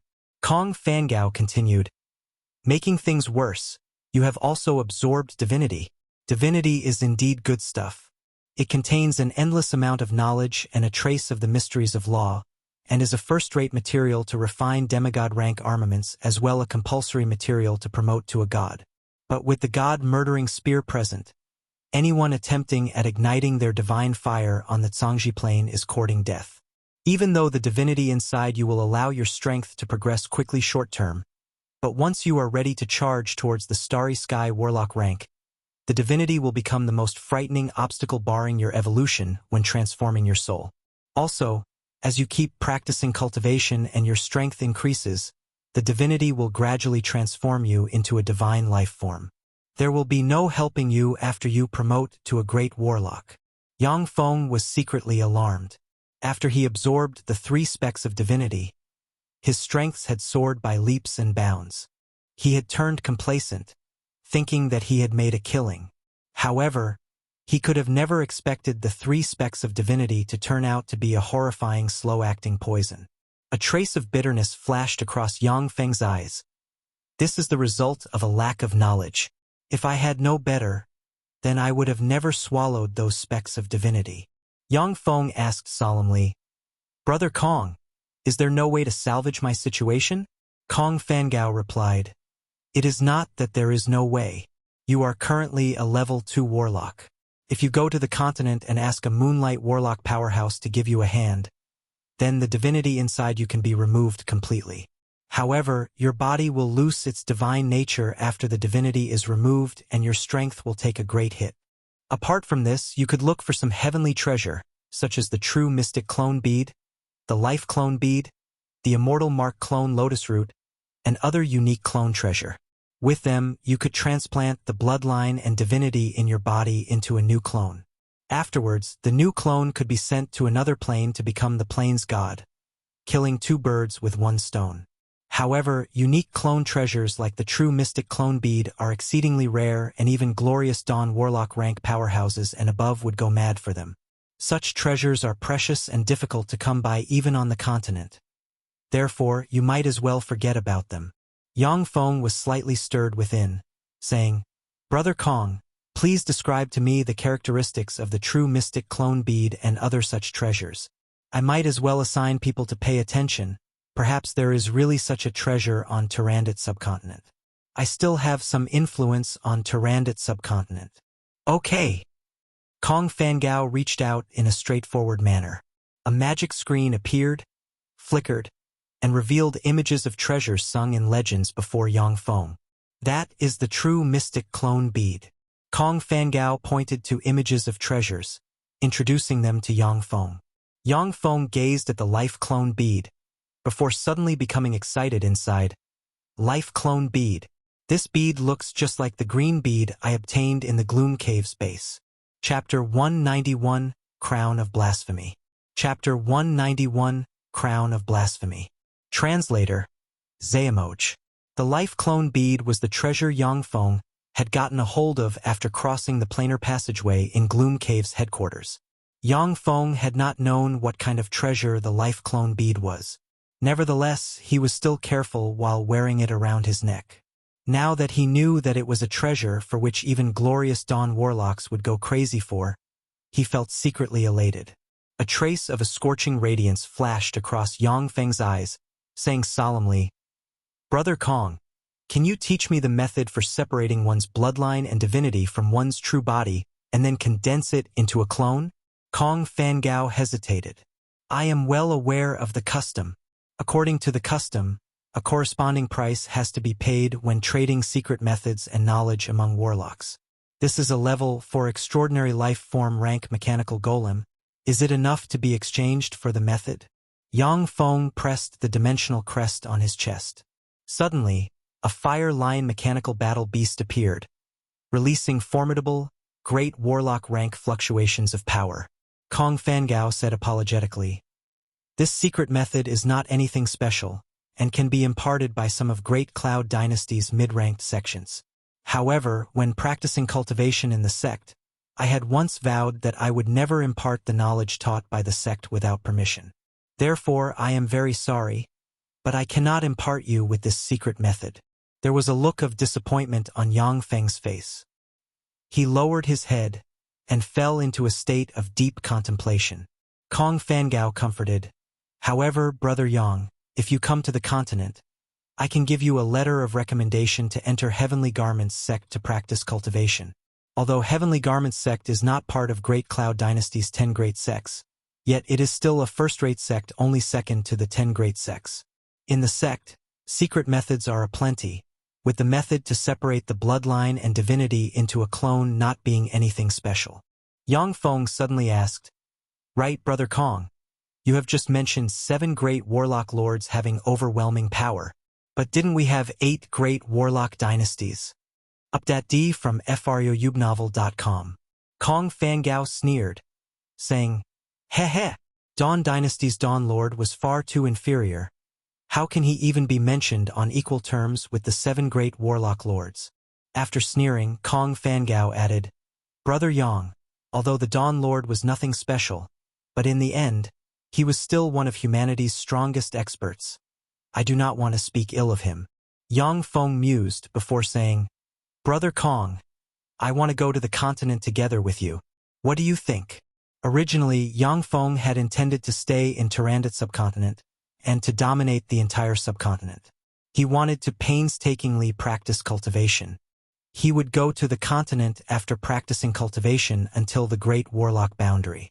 However, now that he had realized that things were not too reassuring, Yang Feng was forced to leave to go to the continent to look for ways to resolve the hidden dangers inside him.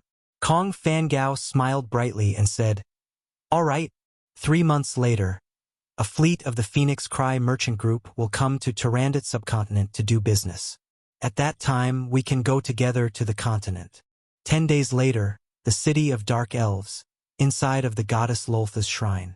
Many Dark Elves were prostrated on the ground, praying.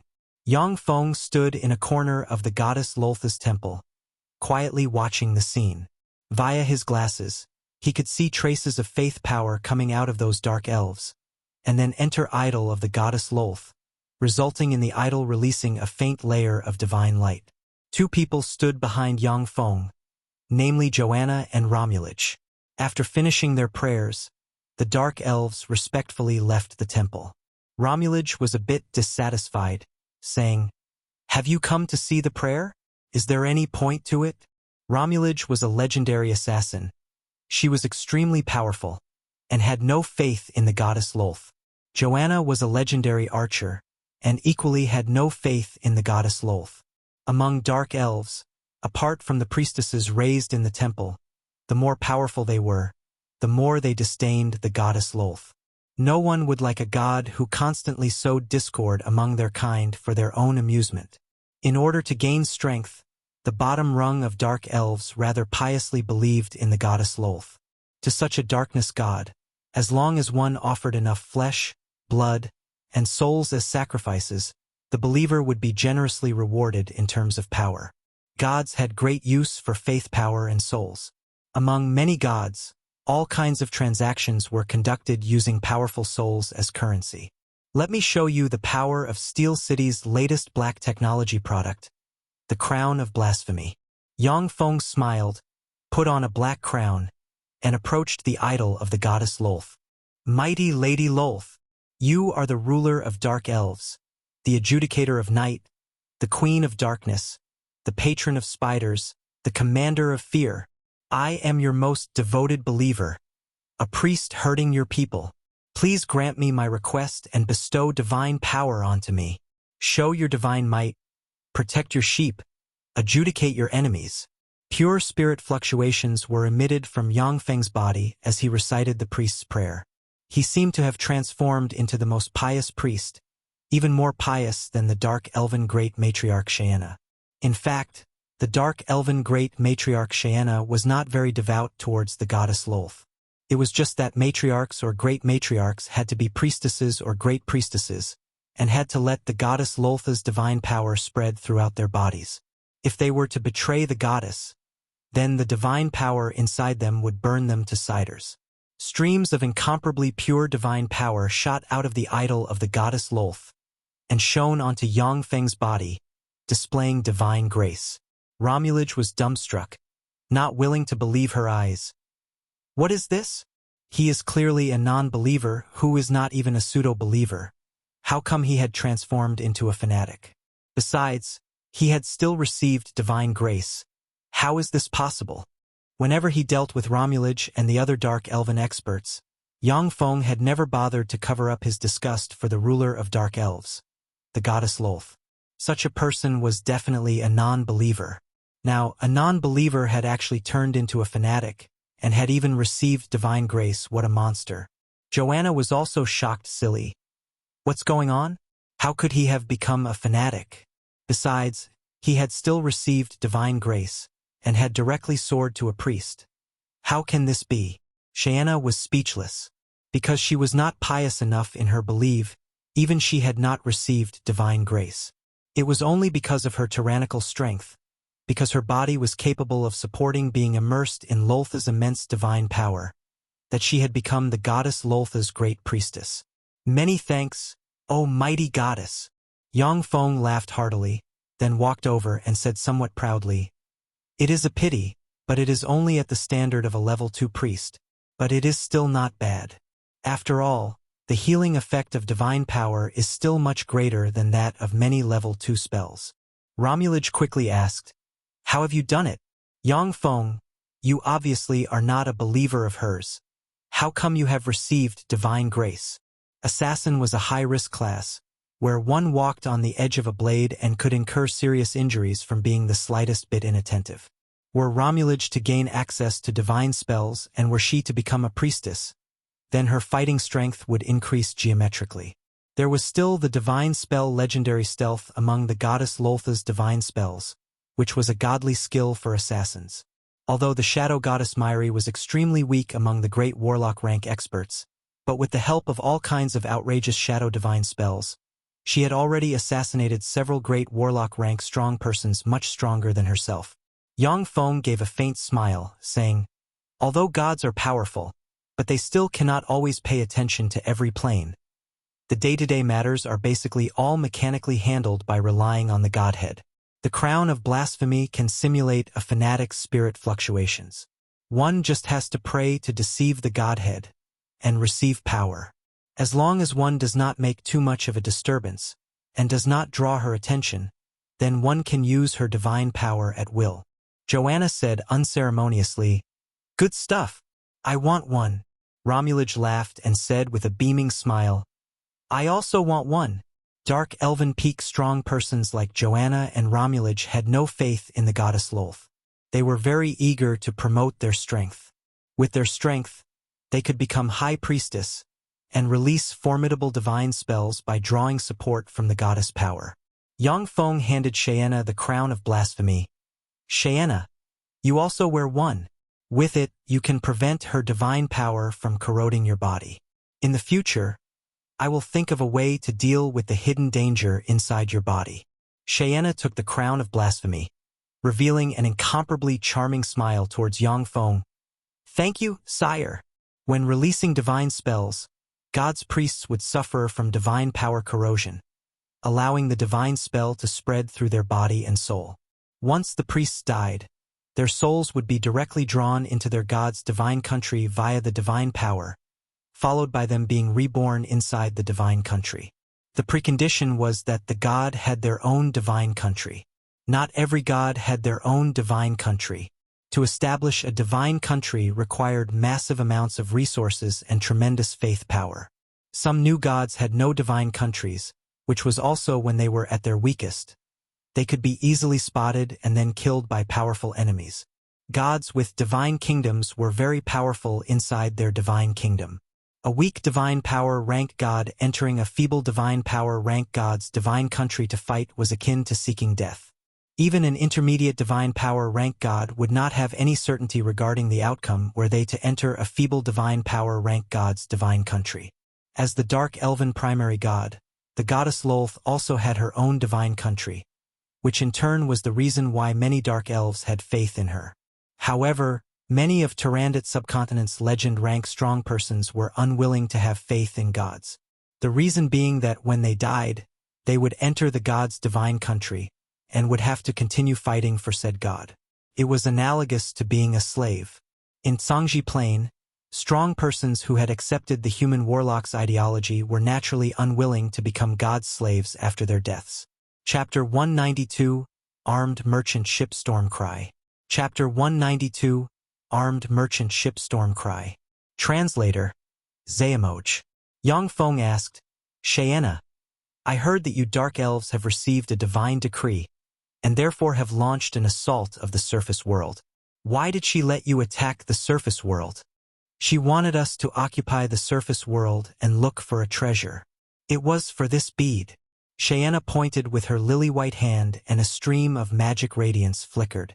The image of the life clone bead appeared mid-air. Yang Feng was slightly startled, raging waves surging in his mind. It is the life clone bead, so this was her aim. Yang Feng thought for a moment. He vaguely guessed that the reason the holy war was unleashed by the dark elves might be because of him opening the seal and the goddess Lolth sensing a trace of fluctuation in another plane, thus ordering the Dark Elves to unleash the Holy War in an attempt to find the bead. Unfortunately, the Dark Elves were beaten by him. Even their city had fallen into his hands. Naturally, the search for the life clone bead had to be shelved.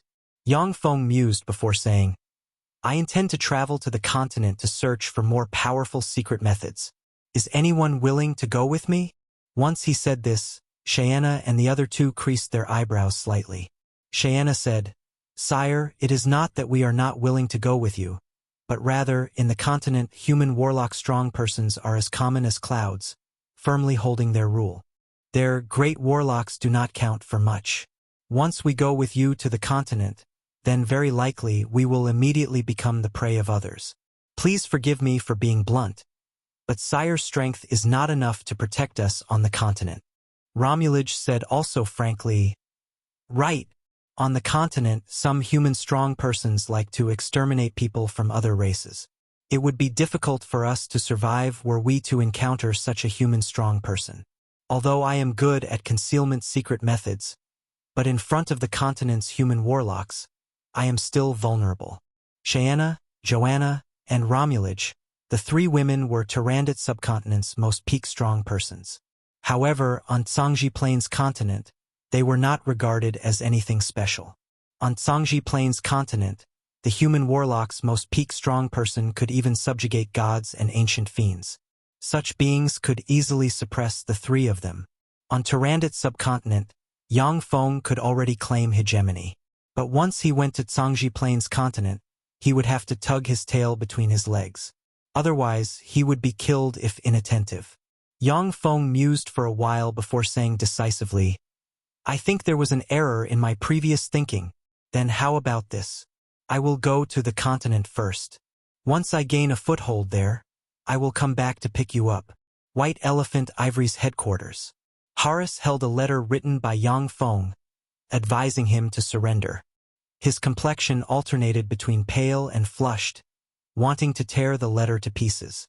However, once one had bowed their head once, it was only natural that they would bow their head again. He hesitated again and again before ultimately deciding not to tear up the letter advising him to surrender. He gave a long sigh and put the letter on the table. 3 days later, White Elephant Ivory declared their allegiance to Steel City, directly incorporating into Steel City's sphere of influence. Tyrannid subcontinent went into an uproar as soon as this news came out. Among Tyrannid subcontinent's 6 great warlock groups, Rose Garden had surrendered, Warlock College Antalya was destroyed, Eyes of Justice was also destroyed by Steel City, Savage Claw was destroyed by Cartman, and White Elephant Ivory had surrendered. Tyrannid subcontinent had already turned into Steel City's playing ground, with only Black Dragon Tower still barely resisting Steel City's increasing pressure. Yang Feng had sent Alan as an emissary to Black Dragon Tower to carry out negotiations. After silently watching Eyes of Justice's headquarters for a long time, the Black Dragon Tower's Tower Master Anthony ultimately gave a long sigh before returning to Black Dragon Tower. Before long, after Yang Feng agreed to a series of conditions raised by Black Dragon Tower, Black Dragon Tower also announced its surrender to Steel City and became part of Steel City. In exchange, Yang Feng took Black Dragon Empire's level 3 Warlock Carol as his wife. Time went by and 2 more months went by in an instant. On a harbor sat anchored a 3,000 meters long, tens of meters tall giant ship. Its hull, which was engraved with countless profound and mysterious runes, distributed black, metallic luster. An excellent ship. After Yang Feng saw the giant ship, his eyes flashed with a touch of shock, and he said solemnly, Kong Fenghao's words transmitted arrogance. This is a D-class armed merchant ship of our Great Cloud Dynasty. This D-class armed merchant ship is manufactured using magic cloud ironwood, a specialty of the 72nd Lesser Province Qing Province's Magic Cloud County. It weighs 1,725,432 tons. It was customized to cross the Sea of Monsters and do maritime trade with this subcontinent. FGAIWebNavuel.com. Yang Feng was secretly shocked. This is only a D-class armed merchant ships? The Great Cloud Dynasty is really powerful. Through chatting with Kong Fengao, Yang Feng had already a general idea regarding the Zhangji Plains continent's eastern world Great Cloud Dynasty. The Great Cloud Dynasty was vast, comprised of 36 greater provinces and 72 lesser provinces. Each greater province was comprised of 108 directly subordinated counties, and each lesser province was comprised of 250 to 360 directly subordinated counties. The surface area of any given greater province's directly subordinated county of the Great Cloud Dynasty was at least 10 times that of Tyrannid subcontinent. The surface area of lesser province's directly subordinated county was 3 to 5 times that of Tyrannid subcontinent. The Great Cloud Dynasty's armed merchant ships suitable for maritime trade were divided into A, B, C, and D class, with the D class being the most basic armed merchant ship suitable for maritime trade. Apart from the 4 classes of ships, there were still non-commercial armed merchant ships tasked with offshore trade. On Earth, it would be very difficult to manufacture such a huge ship as the armed merchant ship before Yang Feng's eyes, and it was still just a D-class armed merchant ship of the Great Cloud Dynasty. Compared with the people of the continent's Great Cloud Dynasty, the Tyrannid subcontinent's people were a bunch of country bumpkins. They were not even capable of producing a ship 1/10 the size of this D-class armed merchant ship. Young Lord Kong. Who are these people? A middle-aged man with a dark complexion, a tall and bulky figure, and short black hair walked over and asked Kong Fangao slightly respectfully. The middle-aged man was full of oriental flair. Kong Fangao introduced, Captain Zheng. This is my good friend Yang Feng, and this is his sister Shi Shui. Brother Yang. This is Storm Cry's captain, Captain Zheng Gong. Yang Feng's true body was leaving for the continent's eastern world Great Cloud Dynasty, only bringing Shi Shui along. He knew that his strength was negligible in the Great Cloud Dynasty, which was why he wanted to go alone. Were something untoward to happen, he could slip away without any concerns. The reason why he brought Shi Shui along was because the various secret methods on Tyrannid subcontinent were too lacking. He did not want such an outstanding person like her to waste her talent by staying in the subcontinent. Only by going to the Great Cloud Dynasty and cultivating more powerful secret methods could her outstanding talent be put to good use, allowing her to mature faster and better. While cultivating in such a barren place like the Tyrannid subcontinent, Shi Shui managed to directly advance to a level 3 warlock from scratch in less than 5 years. Her talent could very well be imagined. Yang Feng was not willing to waste her talent. Yang Feng smiled and said, Hello, Captain Zheng. Zheng Gong swept Yang Feng with a glance. His eyebrows creased slightly. He said after a pause, Young Lord Yang, hello? Although you are a friend of young Lord Kong, however, you cannot be exempted from the ship fare. Yang Feng smiled and handed Zheng Gong a storage ring. I know. For 1,000 top-grade magic stones per person, right? Here are 8,000 top-grade magic stones. Zheng Gong took the storage ring and swept it with his spirit force before putting it away and handing Yang Feng and Shi Shui a jade card each. These are your identity cards. Do not lose them. These jade cards might save you in a key moment. Yang Feng took the jade card and gave it a look over. The jade card was carved with a number of profound and mysterious runes and emitted mysterious fluctuations of power. It was clearly a magic treasure. Zheng Gong said with a solemn expression, The sea of monsters is extremely dangerous and there are countless taboos. On this ship, you have to listen to me. You cannot run wildly about and, most importantly, you cannot throw anything into the sea. Or else, I cannot guarantee your safety. Follow current TNOVLS on freewebvel.com. Yang Feng said lightly, I know. The sea of monsters was very dangerous. Yang Feng also knew that if one was not careful in this sea, then even a starry sky warlock would fall. He naturally would not act rashly. Zheng Gong left after leaving Yang Feng with some supplementary information about the Sea of Monsters taboos. Yang Feng followed Kong Fangao to board the giant ship Storm Cry. Following Zheng Gong's roar, magic light flickered on the bodies of the Storm Cry's sailors, and a strong wind enveloped above the Storm Cry. An incomparable formidable life force filled the Storm Cry and, as if an extraordinary life form coming to life, it slowly swam into the depths of the sea. Yang Feng felt the mighty life force pervading the Storm Cry. His eyes flashed with a touch of shock and he exclaimed, "This ship is alive?" Kong Fangao smiled and said, "In a sense, it is alive. The storm cry has the soul of a starry sky warlock rank C demonic shark sealed inside. Once the ship's crew pours all their power into the storm cry, it can even erupt with the terrifying combat strength of the starry sky warlock rank. An armed merchant ship could erupt with the terrifying combat strength of the starry sky warlock rank."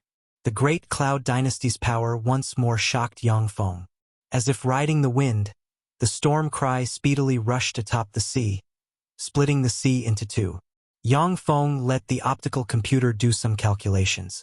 The storm cry's speed was more than 300 knots, which was 10 times the speed of an aircraft carrier on Earth. In the ocean, due to the obstruction of seawater, the speed of a ship could not be great. However, with the power of magic, the storm cry had completely shattered the common sense Yang Feng had cultivated on Earth. The speed was astonishing. The ship was extremely steady while sailing at such a fast speed, not swaying in the slightest. Yang Feng felt like he was standing on dry land, not feeling any discomfort. Chapter 193 Sea Dragon Locusts. Chapter 193 Sea Dragon Locusts. Translator, Xuanhuan. 10 days later, after reaching to a certain place in the sea, the storm cry stopped. The storm cry's crew dragged out livestock from inside the ship and threw them into the sea. Extremely formidable life force spread from the depths of the sea. 50 meters long flood dragon-looking sea monsters with cyan scales all over leaped out of the sea, opened their bloody maws, and bit at the cattle. They chewed the cattle alike chewing grapes. Level 4 extraordinary life form rank terrifying fluctuation of power were spread from these sea monsters. Graveness and dread flashed inside Yang Feng's eyes as he looked at the sea monsters leaping from inside the sea. The number of sea monsters leaping from inside the sea reached 100. Even starry sky warlocks would be somewhat fearful of 100 level 4 extraordinary life forms. Kong Fangao said, "This part of the sea is the territory of the cyan-scaled demonic flood dragons. Anyone who crosses this part of the sea has to offer them living life forms as a sacrifice or suffer their offensive. If it was on land, then they would have long since fallen prey to my great Cloud Dynasty's hunting teams.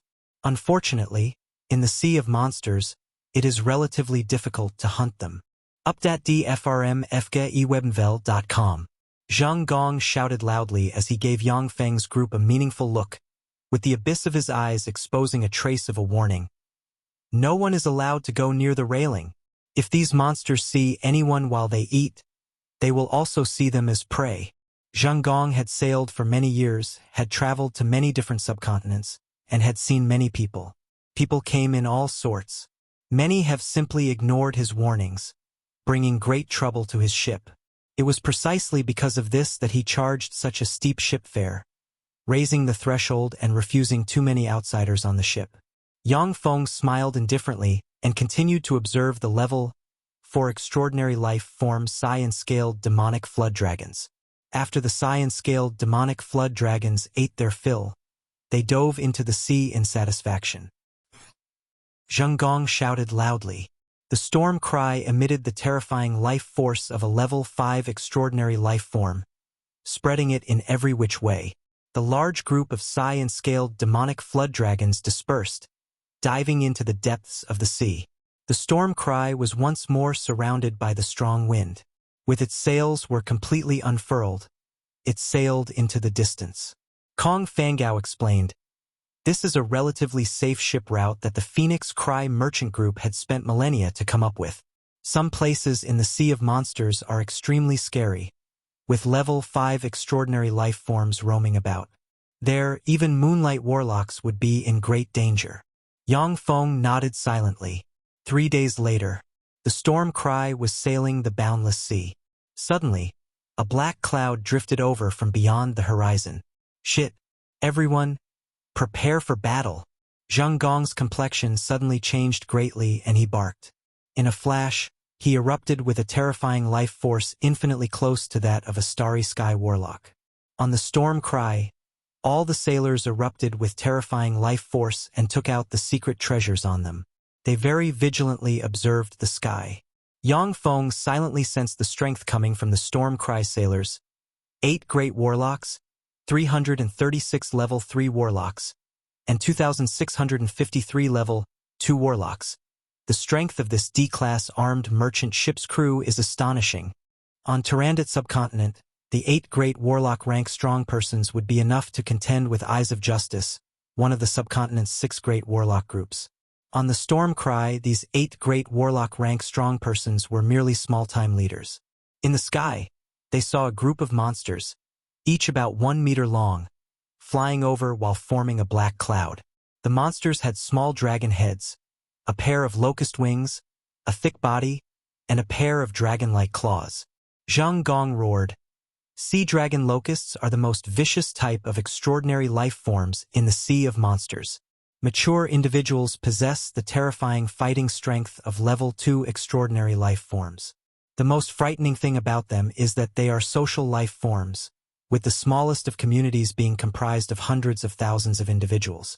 Even Starry Sky Warlocks would have a great headache were they to encounter them.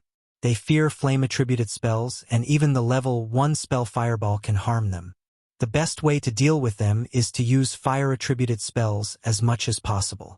As Yang Feng looked at the sea dragon locusts in the sky, his eyes revealed a hint of graveness. On Tyrannid subcontinent, Yang Feng would have 1 million level 8 battle robots to protect him at all times. The sea dragon locusts would not have been an issue. However, on this trip to the continent, Yang Feng could not have the 1 million level 8 battle robots protect him. His true body could fall were he inattentive. The densely packed sea dragon locusts rushed towards the Storm Cry as they dropped from the sky. Zhang Gong roared furiously, pointed into the sky, and released the level 3 fire-attributed spell Fire Serpent in a flash. A fire serpent suddenly appeared and made a beeline for the sea dragon locusts in the sky. Pitter-patter. The fire snake diving into the midst of the sea dragon locusts was followed by brittle pitter-patter sounds. Patches of the sea dragon locusts were incinerated into ash. The Storm Cry's sailors formed offensive and defensive formations. The defense comprised of releasing defensive spells, while the offense comprised of constantly releasing fire-attributed spells like Fireball to frantically bombard the sea dragon locusts in the sky. Yang Feng reached out and released fireballs from his hands, incinerating a sea dragon locust into ash with each hit. Every time he killed a sea dragon locust, he could feel traces of divine energy of massacre emerge inside him and strengthen his fleshly body. This was the power of divinity of massacre. Operating the West Extreme Cold Ice Phoenix Art Secret method, Xuanhuan looked like the incarnation of an ice snow goddess. The sea dragon locusts hit by the cold air she breathed turned into ice sculptures and dropped from the sky. Although Yang Feng could summon great warlock rank mechanical golems to fight in his stead, but he had to temper his own combat ability. Once he entered the Great Cloud Dynasty, Yang Feng would no longer be that monstrously powerful sovereign of Tyrannid subcontinent capable of conjuring the forces of nature, and instead would just be a mediocre level 2 warlock. The mechanical battle beasts would be his greatest trump card. With a smile on his face, Kong Fangao casually pointed into the air and sent a spiral of wind blades towards the countless sea dragon locusts, grinding them into smithereens. In the middle of the fierce battle, Zhang Gong saw that there was no end to the sea dragon locusts. Even with 8 great warlocks on the ship, it would still be difficult to resist them. He could only clench his teeth and take out a red jade card from his bosom before pouring his spirit force inside. The Storm Cry erupted with a terrifying life force, following which, hatches opened, magical radiances flickered, and fire snakes shot at the sea dragon locusts. Hundreds of fire snakes intertwined in the sky as fire elemental particles surged, resembling a natural disaster. Following brittle sounds, patches of sea dragon locusts burned to cinders and dropped from the sky. The sea dragon locusts, resembling a black cloud, suffered disastrous casualties. When they finally could no longer withstand the fire snakes released by the Storm Cries, they flapped their wings and flew away. Everyone atop the Storm Cry heaved a sigh of relief when the sea dragon locusts retreated. Simultaneously, anguished wails were disseminated. After all, the sea dragon locusts were level 2 extraordinary life forms. Their fighting strength was great. even though they drove the enemy away by relying on the storm cry's formidable weapons, but there were still hundreds of casualties among the sailors. Only 20+ people had died on the spot, with the rest suffering injuries of various degrees. Yang Feng asked in curiosity, why did they not employ large area of effect meteorological spells? Although the sea dragon locusts were level 2 extraordinary life forms, yet they could not withstand a fireball. If a large area of effect fire-attributed meteorological spell was employed, then the enemy would have incurred heavy losses. Kong Fangao explained, this is also one of the Sea of Monsters taboos. Once a large area of effect meteorological spell is employed out here, it will be sensed by the Sea of Monsters' formidable beings, following which they would come over and destroy us. The sea dragon locusts are barely qualified to be considered as a natural disaster of the Sea of Monsters and are much easier to withstand. Kong Fangao continued, Yang Feng, large area of effect meteorological spells are taboo in many places, unless used in a desperate ditch to take one's mortal enemy down with oneself. Otherwise, one would be hunted down and killed. Your large area of effect destructive weapons are best not to be used in the Great Cloud Dynasty. Once too many ordinary people are killed, the Great Cloud Dynasty will list you as an A-class criminal and dispatch numerous experts to hunt you down. There are many Moonlight Warlock rank bounty hunters in our Great Cloud Dynasty. Yang Feng mused for a moment and nodded. If the positions were reversed and Yang Feng was a ruler of a great empire, then he would also dispatch countless experts to chase down villains who wantonly killed hundreds of thousands or millions of ordinary people. Ordinary people were large in numbers but weak in strength, yet they were the foundation of the world of warlocks. Many warlocks had started as ordinary people. Without the large number of ordinary people, it was not possible to have a bright and flourishing world of warlocks. Kong Fangao added, however, you only have to be careful not to use such alchemical weapons in densely populated areas. On the continent, the 8 great warlock dynasties' founding warlock emperors had focused the power of their dynasties to carry out magical blessings on the continent. The continent's laws are somewhat different from those dilapidated subcontinents' laws, and the continent is more stable than those subcontinents. The might of your alchemical weapons will not be as great as it was in the subcontinent. Using them in some remote places would be okay. Kong Fangao urged once more. In general, the fights on the continent involve mighty single-form spells with a small scope. Otherwise, once a spell's scope is too large, it would cause many strong persons to take notice and lead to many unnecessary troubles. Chapter 194, The Storm Cry Sinks. Chapter 194, The Storm Cry Sinks. Translator, Zayamoj. In order to exterminate Cartman's avatar and the demons under his command, Yang Feng had fired tens of nuclear warheads, directly erasing Eyes of Justice from the mountain range. This method was too fierce. Kong Fangao had no choice but to warn repeatedly. Yang Feng knew what Kong Fangao worried about. He said with a smile, I know. Cartman's avatar was a demigod-rank terrifying being, and he commanded a number of demon-strong persons. According to conventional methods, given some time, he would definitely turn Tyrannid subcontinent upside down. If it was not for Yang Feng using nuclear warheads to deal with him, Tyrannid subcontinent falling into his hands would not be an impossibility. Yang Feng listened to Kong Fangao only half-heartedly. If there was no critical situation, then he would never use the nuclear warheads. But if he were to come across any life-threatening situations, then he would definitely use his great trump card, the nuclear warheads. Warning, the part of the hull where the host is located will be target of an irresistibly formidable attack. It is advisable to rush forward. The lightning supersonic fighter dispatched by Yang Feng to fly tens of kilometers ahead of the storm cry was crushed in a flash. Careful! Yang Feng's complexion suddenly changed greatly. He grabbed Xuanhuan standing beside him and rushed towards Kong Fangao. Kong Fangao became slightly distracted. Then, his thoughts revolved lightning fast and he made a decision. He rushed in the same direction as Yang Feng. From the black cloud, a cyan light beam shot towards the storm cry. The countless runes atop the storm cry lit up and erupted with starry sky warlock rank formidable fluctuations of power in a flash. Suddenly, An enormous protective cover appeared and enveloped the entire ship. The cyan light beam slammed onto the enormous protective cover. With a pop, the enormous protective cover easily shattered and the cyan light beam slammed onto the storm cry, blasting the storm cry in half. A terrifying shock wave spread in every direction and flung everyone atop the ship away. The storm cry, which was blasted in two, issued Kacha sounds as a whirlpool appeared around the ship. The ship sank to the bottom of the sea. Yang Feng was also hit by the terrifying shock wave. A splitting pain came from his internal organs and he spat out a mouthful of blood.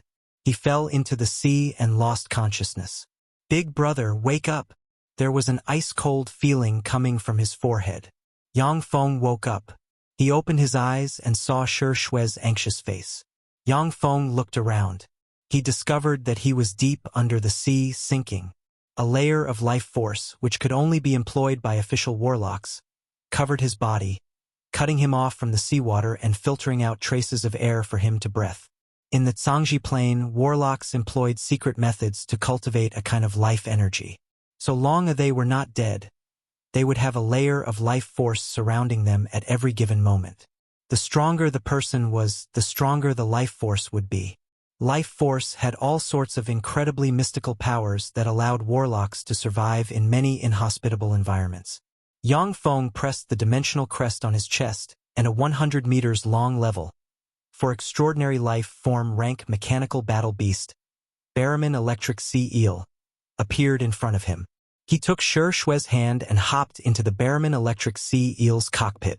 After he became Tyrannid Subcontinent's uncrowned king, Yang Feng obtained the bodies of many level 4 extraordinary life forms from the treasure warehouses of Black Dragon Tower and White Elephant Ivory.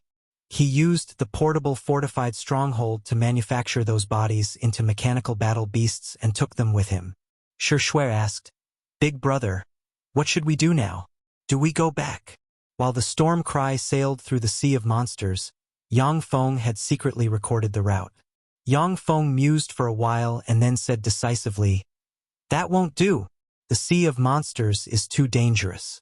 Even if we turn back now and return to Tyrannid Subcontinent, it will still be very dangerous. Now, the priority is to search and rescue the Storm Cry's sailors. With these experienced sailors, whether we turn back and return to Tyrannid Subcontinent or go to continent's eastern world Great Cloud Dynasty, both will be possible." After he finished speaking, Yang Feng turned on the Baron Electric Sea Eel's life detection system. Incomparably powerful detection ripples spread in every direction. "Found it!" The red dots above the radar stood for humans. The portable fortified stronghold's optical computer had already analyzed the human warlock's life force and could distinguish it from that of other extraordinary life forms, allowing him to screen out most of the sea extraordinary life forms. Yang Feng speedily piloted the Baron Electric Sea Eel towards the nearest red dot. Kong Fangao. As soon as Yang Feng reached the nearest red, he saw Kong Fangao floating in the water. When Kong Fangao saw the Baron Electric Sea Eel, he erupted with a powerful life force. He looked alert and ready to fight. Via the Baron Electric Sea Eel's sound generator, Yang Feng said, "Brother Kong, it's me. This is my alchemical golem. Come on in." The Baron Electric Sea Eel's cockpit door opened, and Kong Fangao speedily swam inside. Kong Fangao gave his thanks with a grateful expression. "Brother Yang, many thanks for saving me. Otherwise, I would be in danger." The most up-to-date novellas are published on freeubinovel.co. In the Sea of Monsters, without a suitable ship, even Starry Sky warlocks were highly likely of dying, while Moonlight warlocks would be in great danger. Yang Feng rescued Kong Fangao from the middle of the sea, which was equivalent to saving his life. Yang Feng smiled and said, "Brother Kong, you are overstating. It was nothing much. I still need to save the others, so say no more." Kong Fangao nodded lightly and said no more. Yang Feng piloted the Baron Electric Sea Eel to search the sea, saving the Storm Cry sailors scattered in the sea one at a time. After rescuing several hundred people, Yang Feng found the Storm Cry's captain, Zhang Gong, and easily rescued him as well. With a grateful expression, Zhang Gong took charge and saying, "Brother Yang, many thanks. If it were not for you, then it would be it for us, these several hundred people. Henceforth, you are my brother. If there is anyone that dares to bully you by the time we arrive at the Great Cloud Dynasty, then do not hesitate to mention my name. I do not dare involve myself in major matters, but I can help you settle some trivial matters in a matter of minutes. Zhang Gong was the captain of a Phoenix Cry Merchant Group's D-class armed merchant ship. He was considered to have a bit of status in Great Cloud Dynasty. Yang Feng asked with a light smile. It was nothing much, Captain Zheng. What was that cyan light beam just now? A touch of bitterness flashed past Zheng Gong's eyes. He gave a long sigh and said, I do not know what that cyan light beam was. Perhaps it was the aftermath from the battle of two powerful beings. But it is more likely that a formidable being in this part of the sea had attacked us after sensing us employing a large area of effect spell, the Stormcry's Firesnake Heaven-Net artillery. The Sea of Monsters is very dangerous. Even though we had studied this route for countless years, but we still do not dare claim that we have truly figured out this part of the sea. Zheng Gong said with a solemn expression, Brother Yang, this part of the sea has become very dangerous. I advise you to leave this place immediately. Such powerful fluctuations of power will definitely attract strong beings. Yang Feng said, I want to continue our journey to the continent. Can it be done? It is not an issue. I have a map of Sea of Monsters routes. As long as this map is not lost, then I can take you to the continent through the correct route. Zhang Gong took out a jade map covered in a variety of threads from his bosom. On one of the threads was a red dot. The red dot represented the position of Yang Feng and company. Yang Feng took a look at the jade map of the sea before discovering that there was still 1/3 of the route to the continent's eastern world Great Cloud Dynasty left. Yang Feng immediately piloted the Barman Electric Sea Eel towards the continent's eastern world according to Zheng Gong's directions. The Barman Electric Sea Eel was fully modified by the portable fortified stronghold, with its fluctuations of life force being hardly any different from those of a genuine Barman Electric Sea Eel. In the Sea of Monsters, Level 4 extraordinary life forms were also not weak. Whenever lower-ranked extraordinary life forms sensed the battle beast's fluctuations of life force, they would immediately retreat. After passing through this part of the sea and just after entering another part of the sea, a 40 meters long level for extraordinary life form rank magic fin swordfish, which was covered in black scales and had a mouth as sharp as a lance, blocked in front of the Barman Electric Sea Eel and issued extremely strange sounds. These sounds should be the common language of the sea extraordinary life forms. Starting translating. Why have you intruded into our domain? Do you want to go to war with us? We will tear you to pieces and eat you. Two voices were heard inside the Barman Electric Sea Eel. Kong Fangao gasped, Awesome.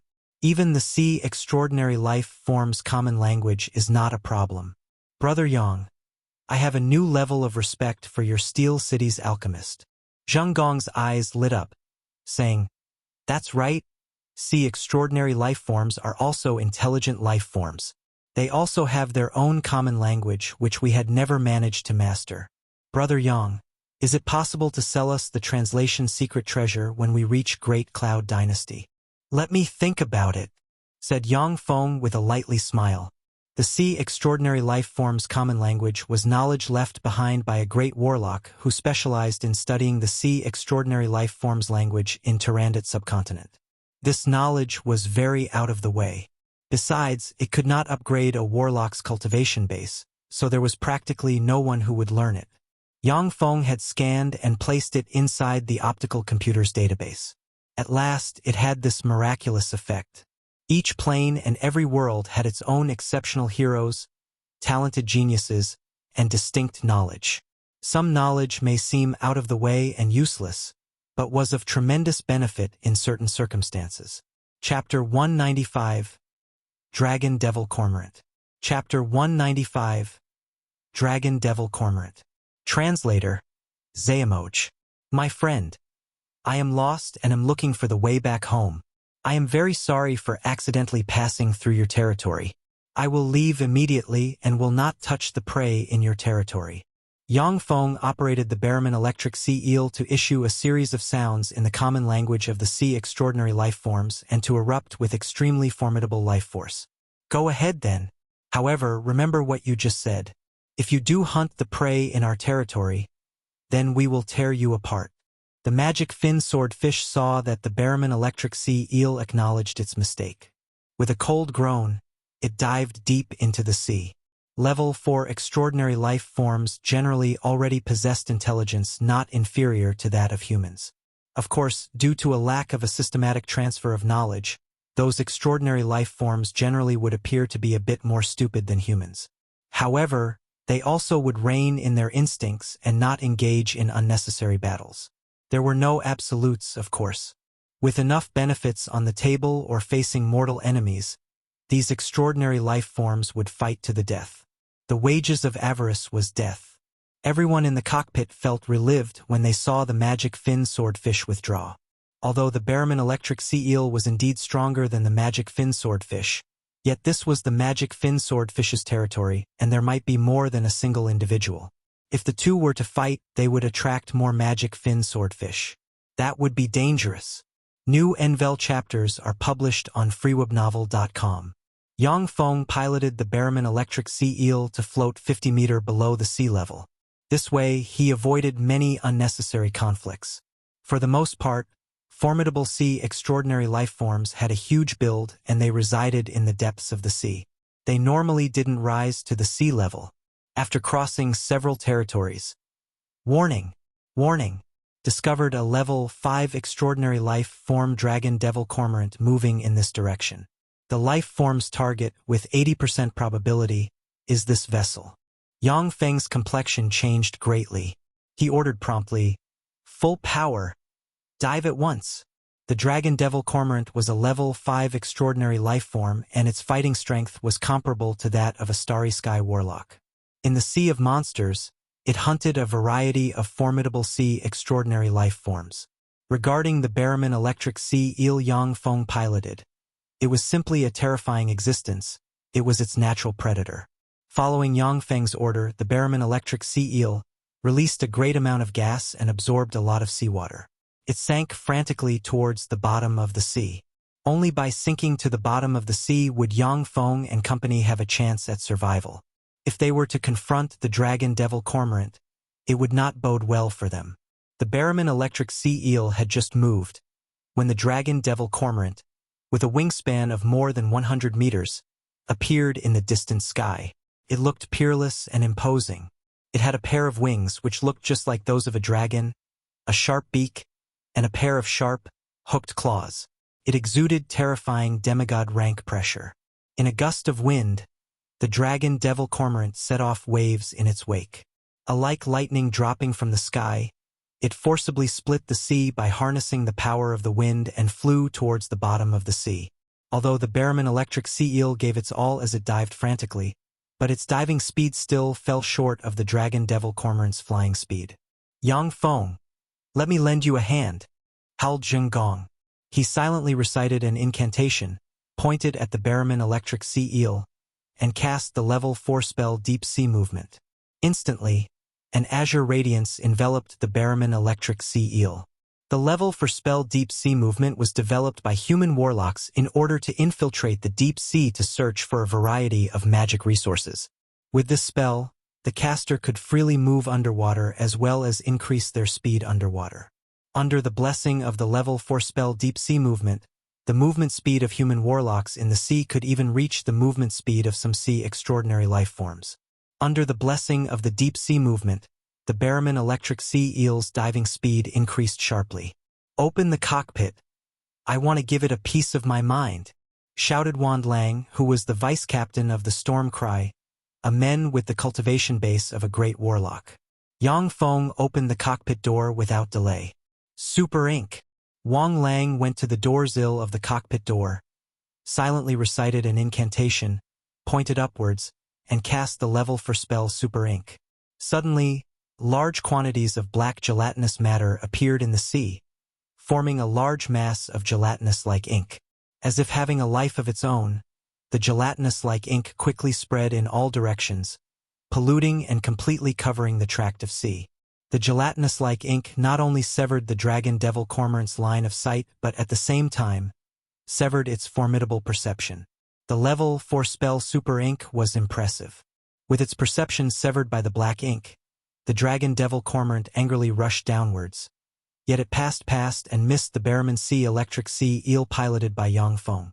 After the dragon devil cormorant plunged 1 kilometer into the sea, it was forced to fly out of the sea in a gust of wind. Even though the dragon devil cormorant was a terrifying demigod-rank extraordinary life form, but it naturally could not resist the pressure of the entire sea of monsters. Diving 1 kilometer into the sea was already its limit. After the dragon devil cormorant flew out of the sea, it made a circle midair, then flapped its wings and flew somewhere else. In the sea of monsters, the dragon devil cormorant occasionally failed in its hunting ventures. It didn't take this failure to heart. It's finally gone. Once the dragon devil cormorant flew away, the people in the cockpit showed similar smiles. A harmonious atmosphere pervaded the interior of the cockpit. After surviving 2 life-threatening situations together, the people no longer felt as estranged and became a bit more intimate. Yang Feng laughed out loud. "Ha ha! Big Brother Wang, your super ink was really wonderful," Wang Lang said with a contented smile. "The essence of battle lies in the selection of different spells. As we spend a lot of time in the sea, it's only natural that we would know spells related to combat in the sea. I have some experience regarding combat in the sea and the selection of spells. Yang Feng, I can teach you if you want." Yang Feng responded joyfully. "Thank you, Big Brother Wang." In order not to squander too much energy, human warlocks generally didn't learn too many spell models. It took a lot of time to construct a spell model in the Spirit Sea. Yet with the optical computer, Yang Feng had to spend far less effort to construct spell models in his Spirit Sea than other warlocks. He just lacked a variety of formidable spell models. At the Tyrannid subcontinent, level 4 spell models were very rare. Of the Tyrannid subcontinent's 6 great powers, each power only had about 20 level 4 spell models in their possession, with many being duplicates that were shared by multiple powers.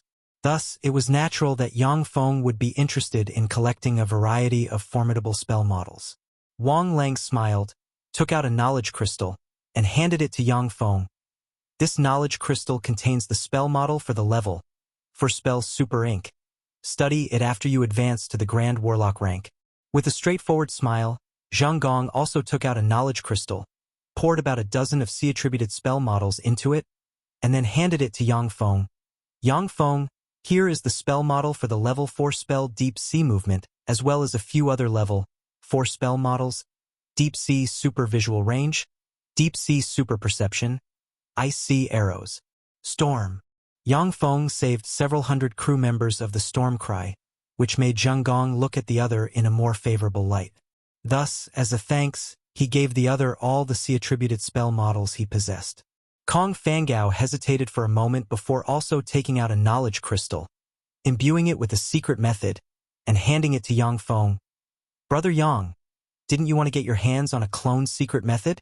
Although I am limited by my vow and cannot impart you with the secret method taught by the sect, but during my travels, I once obtained an even better clone secret method. Here is the clone secret method." Yang Feng's eyes flashed with a trace of delight when he received the knowledge crystal. He promptly expressed his thanks. "Thank you, Brother Kong. Thank you so much." Kong Fangao gave Yang Feng the secret method called True Mystic Clone Scripture, a clone cultivation secret method full of mysteries. There were different levels of clone cultivation secret methods. Many clone cultivation secret methods were of the lowest rank. Those could merely separate a clone, yet the cultivation base of the separated clone would not only be inferior to that of the true body, but it would also be difficult to enhance it. Only after gods of other planes condensed their godheads could they refine a clone by spending large amounts of their divine power as well as rare materials. Different godheads could condense different clones. Feeble divine power rank gods could only condense a single clone. The true mystic clone scripture was heaven-defying. As long as one possessed precious treasures such as the life clone bead, one could separate a clone. The clone could practice cultivation independently and could even reach a cultivation base higher than that of the true body. It was almost as if they were completely different individuals. As a result, with the true body and clone cultivating in parallel, the cultivation speed would increase by several times. Additionally, The true mystic clone scripture also contained a secret method, which when cultivated, could gradually nourish the split soul and recover the part of the soul that had been separated to form the clone. Souls contained the ultimate mysteries of life forms, and not even gods could fully unravel their mysteries. Many clone secret methods didn't include methods for cultivating soul force, leaving people with no other choice but to slowly recover their souls by themselves. Like this, after the clone was separated, people who cultivated clones would have to spend a period of time in a weakened state. The only drawback of the true mystic clone scripture was the difficulty involved in procuring precious treasures such as the life clone bead. Chapter 196, The Hague Port. Chapter 196, The Hague Port. Translator, Zayamoj. Although Kong Fangao and Yang Feng were congenial, but they hadn't known each other for a long time. He naturally wouldn't gift Yang Feng with such a precious secret method. But after being saved by Yang Feng and then overcoming a critical situation together, Kong Fangao felt much closer to Yang Feng and thus chose to gift the other the secret method. Thank you, Brother Kong. This is a small token of my appreciation. I would like you to accept it. Yang Feng tossed a dimensional crest to Kong Fangao. Inside, there was a level 4 extraordinary life form fire lion and a level 4 extraordinary life form ice domain demonic snake. Kong Fangao received the dimensional crest, took a look inside, and then praised, Brother Yang, your uncle's alchemy is really amazing. He is even able to refine secret treasures with such a large space. In the Great Cloud Dynasty, such an alchemist would be regarded as very outstanding. Yang Feng smiled lightly without following up on the topic. A few days later, after riding the Barraman Electric Sea Eel through several territories, a very imposing port appeared before them. The Hague Port was a large port located in the Hague City. It was a large transshipment port. Enormous armed merchant ships were anchored at the Hague Port, many of which were even bigger than Zhengong's D-class armed merchant ship. There were many subcontinents around the continent. These armored merchant ships were used to leave for the subcontinents to do trade. Although these subcontinents were far less prosperous than the continent, but each subcontinent had their own specialty products. Through sea trade, these specialty products would be transported to the continent, where they would yield great profits. When the Barraman Electric Sea Eel reached the distance of 50 kilometers from the Hague Port, 3 terrifying, starry sky warlock rank fluctuations suddenly erupted and earth-shaking scanning spells swept in its direction. I'm the Phoenix Cry Merchant Group's Captain Zheng Gong. This is my identity jade card. We were attacked by formidable beings in the Sea of Monsters and therefore had no choice but to ride this alchemical golem to reach the Hague Port. Zheng Gong jumped out of the Barraman Electric Sea Eel's cockpit, took out a jade card, and lifted it high in the air. The jade card burst out with traces of radiance, which then intertwined with the scanning fluctuations. You are indeed the Phoenix Cry Merchant Group's Zheng Gong. Take your people and enter the Hague Port according to the procedures. A faint voice rang in the sky. Shortly after, the formidable spirit fluctuations that had locked on Yang Feng and company disappeared. Zheng Gong said, Yang Feng, you just arrived at the Great Cloud Dynasty, so you should first take care of the Identity Jade cards. With the Identity Jade card, a lot of things will become much simpler. Otherwise, even getting an in will become troublesome. I still have some influence in the Hague Port. Stay here for a day or two and I will help you settle this. Kong Fangao also said, That's right, Brother Yang. The Great Cloud Dynasty's registry supervision is very strict. Without an Identity Jade card, it can be said to be difficult to move an inch in the Great Cloud Dynasty. In any case, we are not in a hurry, so let's stay here for a day or two. You can take this time to experience the differences between the Great Cloud Dynasty and the Tyrannid subcontinent. Yang Feng readily accepted. All right. As soon as they entered the Hague Port, Yang Feng's ears were assaulted with mechanical rumblings. Within the port, there were all kinds of heavy machinery, such as cranes carrying a variety of goods.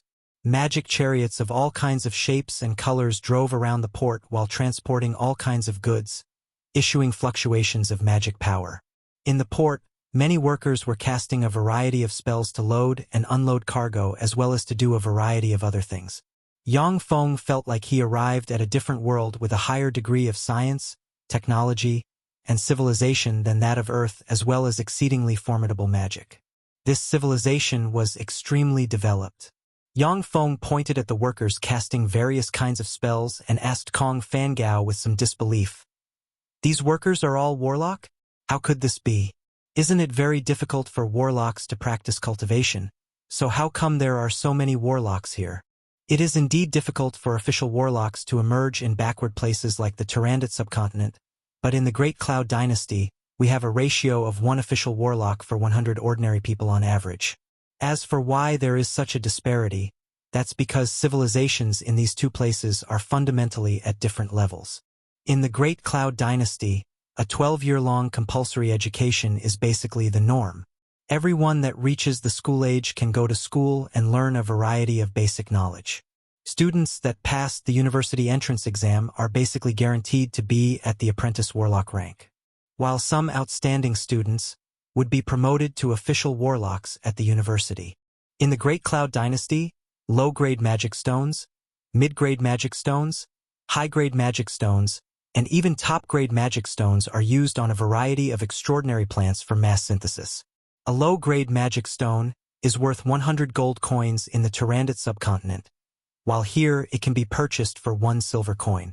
Here the exchange rate between magic stones is 100 to 1. As long as you have enough low-grade magic stones, you will be able to exchange them for top-grade magic stones. In the Great Cloud Dynasty, children of noble families in general use top-grade magic stones to practice cultivation once their cultivation base reached the level 1 warlock rank. When they reach the Great Warlock boundary, they use inferior magic crystals, which are superior to top-grade magic stones, to practice cultivation. The most common junior high students can also use low-grade magic stones to practice cultivation. Level 1 to level 4 spell models can be purchased in the warlock shops. Not to mention that the Great Cloud Dynasty spell models were streamlined and optimized by countless geniuses, simplifying their cultivation. Although much of the knowledge of the 8 great warlock dynasties was lost in the successive wars which led to the collapse of the dynasties, but most of it was still passed down. The Great Cloud Dynasty is one of the most powerful human warlock dynasties. If it was not the case, then it would be long since annihilated by the powerful beings from other planes biding their time. Kong Fangao's words revealed a sense of pride for being a resident of the Great Cloud Dynasty. Kong Fangao then said indifferently, "The Tyrannid subcontinent is still the same it was tens of thousands of years ago. It's too backward." Yang Feng mused. As Kong Fangao had mentioned, compared to the Great Cloud Dynasty, the Tyrannid subcontinent was indeed quite backward. The gap between the Tyrannid subcontinent and the Great Cloud Dynasty, compared to the gap between primitive tribes and American imperialists on Earth, was more than 1,000 times greater. Although both parties inhabited the same plane, but the world they came in contact with was completely different. In the Tyrannid subcontinent, a level 2 warlock could already become the overlord of a faction. In the Great Cloud Dynasty, on the other hand, a level 2 warlock was just regarded as a fairly powerful sailor or soldier. Kong Fangao said, "Of course, the physical constitution of humans can't compare with that of beings such as fiends, divine descendants, dragons, and high elves. Even in the Great Cloud Dynasty, ordinary people are the most numerous, while level 1 warlocks and level 2 warlocks are elites, level 3 warlocks are first-rate elite, great warlocks were experts, and only Starry Sky warlock rank experts have the qualifications to rule over a faction. As for the powerful warlocks above the Starry Sky warlock rank, whether it is in the Great Cloud Dynasty or the Western World Portman Dynasty, they are regarded as true experts who could contend with gods from other planes." Yang Feng asked in curiosity, "Since the Great Cloud Dynasty's civilization has progressed so much, then why is the Tyrannid subcontinent civilization still so backward?" Heh. It's because the Great Cloud Dynasty and the Tyrannid subcontinent's rulers are not willing to see the subcontinent's civilization advance.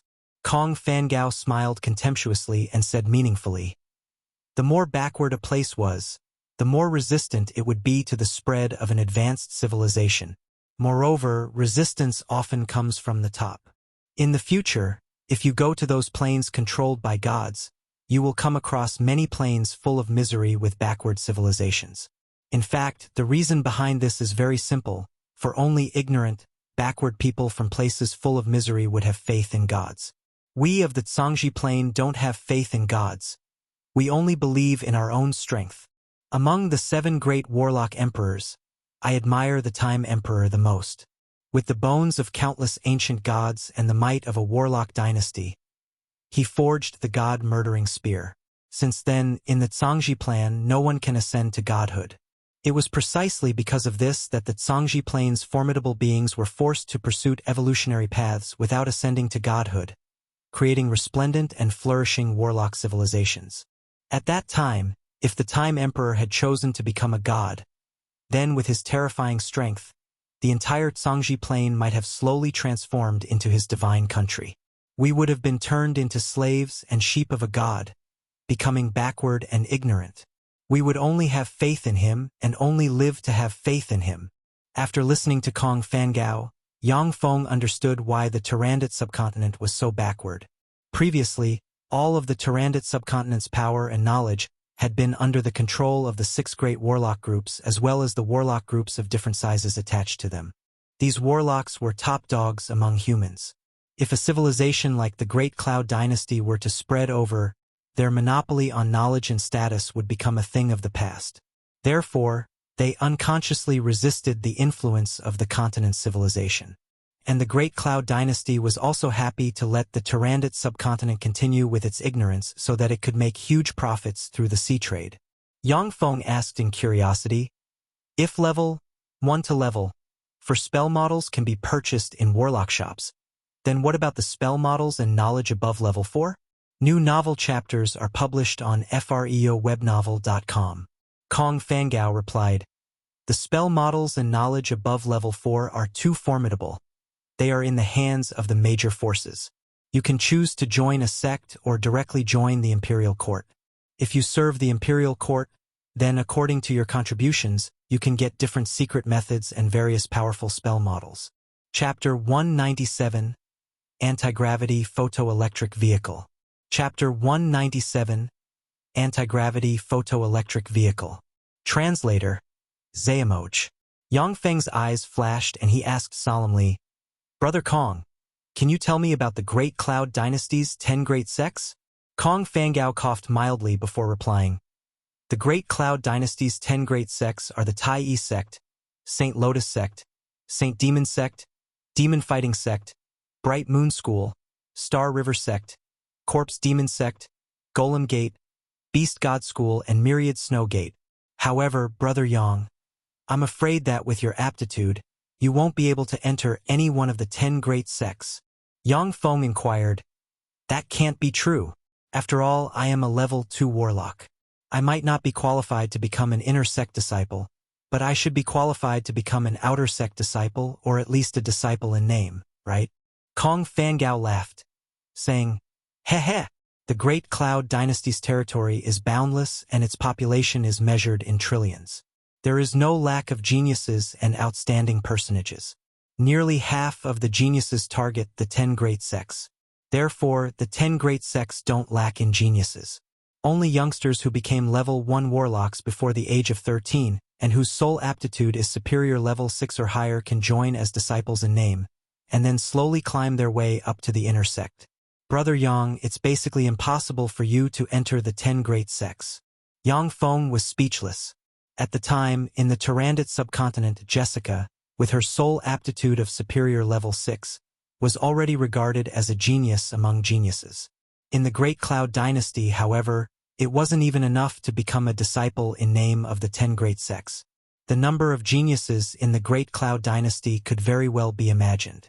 Yang Feng asked, if half of the Great Cloud Dynasty's geniuses target the 10 great sects, then what about the other half? Kong Fangao answered with a smile. The other half target the Imperial Court. The Great Cloud Dynasty's Imperial Court is extremely powerful, with the 3 lords and 9 ministers being super strong powerhouses who can rival gods and contend against the 10 great sects' sect masters. The treatment of the Imperial Court's high officials is better than that of the 10 great sects. The Imperial Court has a greater number of and more complete secret methods than the 10 great sects. Yang Feng speculated. However, it is very difficult to advance in the Imperial Court without enough strength and a sufficiently powerful background, right? Kong Fangao confirmed. That's right. If you aren't a super genius or a peerless personage, then you must possess an extraordinary background. Otherwise, it is very difficult to advance in the inner court. After graduating from a university, most people would join a sect to further their studies. Then, after upgrading their cultivation base, they would join the imperial court. On the one hand, people who follow this path could improve their strength. On the other hand, they could expand their connections. Generally, imperial court's officials who came from of the same sect felt more intimate with and supported each other, and their advancement was also fairly faster. Yang Feng contemplated for a moment before saying, I still want to join the 10 great sects. Brother Kong, is there really no other way? In the Great Cloud Dynasty, one had to be very cautious when joining a sect, because once one joined a sect, it would be extremely difficult to join another sect. At that point, if one was not careful, one could offend both sects and have a bleak future. Kong Fangao meditated for a good while. Suddenly, his eyes lit up and he said, There is one. Haven't you gotten rid of the demon Emperor Cartman's avatar? The demon-fighting sect is a bunch of battle-crazed maniacs who love to battle. For the sake of wiping out demons and other such beings, they campaign against countless planes. They take it as their duty to suppress the Great Cloud Dynasty's enemies. The demon-fighting sect once stated that as long as one could kill a Starry Sky Warlock rank formidable being from another plane which invaded the Zhangji plane, and was willing to accept the demon-fighting sect's assessment, then the demon-fighting sect would consider letting them in. You killed the demon Emperor Cartman's avatar. Therefore, via the demon-fighting sect's assessment, you have a chance at joining the ranks of the demon-fighting sect. Up.dfrmfgewebenvel.com. Yang Feng eyes also lit up, saying, Oh, there is actually such a thing. It seems that I must make a trip to the demon-fighting sect. However, Brother Kong, I don't know the way. It seems that I have to trouble you again to take us to the demon-fighting sect. As someone who came from such an insignificant place like the Tyrannid subcontinent, if Yang Feng were to hastily join the Great Cloud Dynasty's imperial court, he would very likely only manage to reach the position of an ordinary patrolman. He would not even able to reach the position of an official. In a place with such a strict system, Yang Feng would have a hard time climbing up. As someone who was eager to climb the stairs of success, joining the demon-fighting sect was the best choice for Yang Feng. This was also the reason why there were so many people rushing to the 10 great sects. Kong Fangao smiled in reply. All right. Zhang Gong quickly completed a series of procedures and handed Yang Feng and Xuanhuan an identity jade card each. 2 days later, the Hague Port's airship parking yard.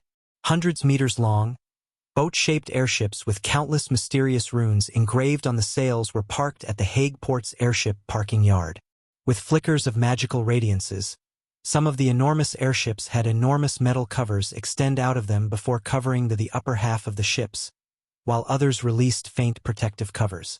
Immediately after, countless gusts of wind enveloped those enormous ships before lifting them into the air and propelling them away.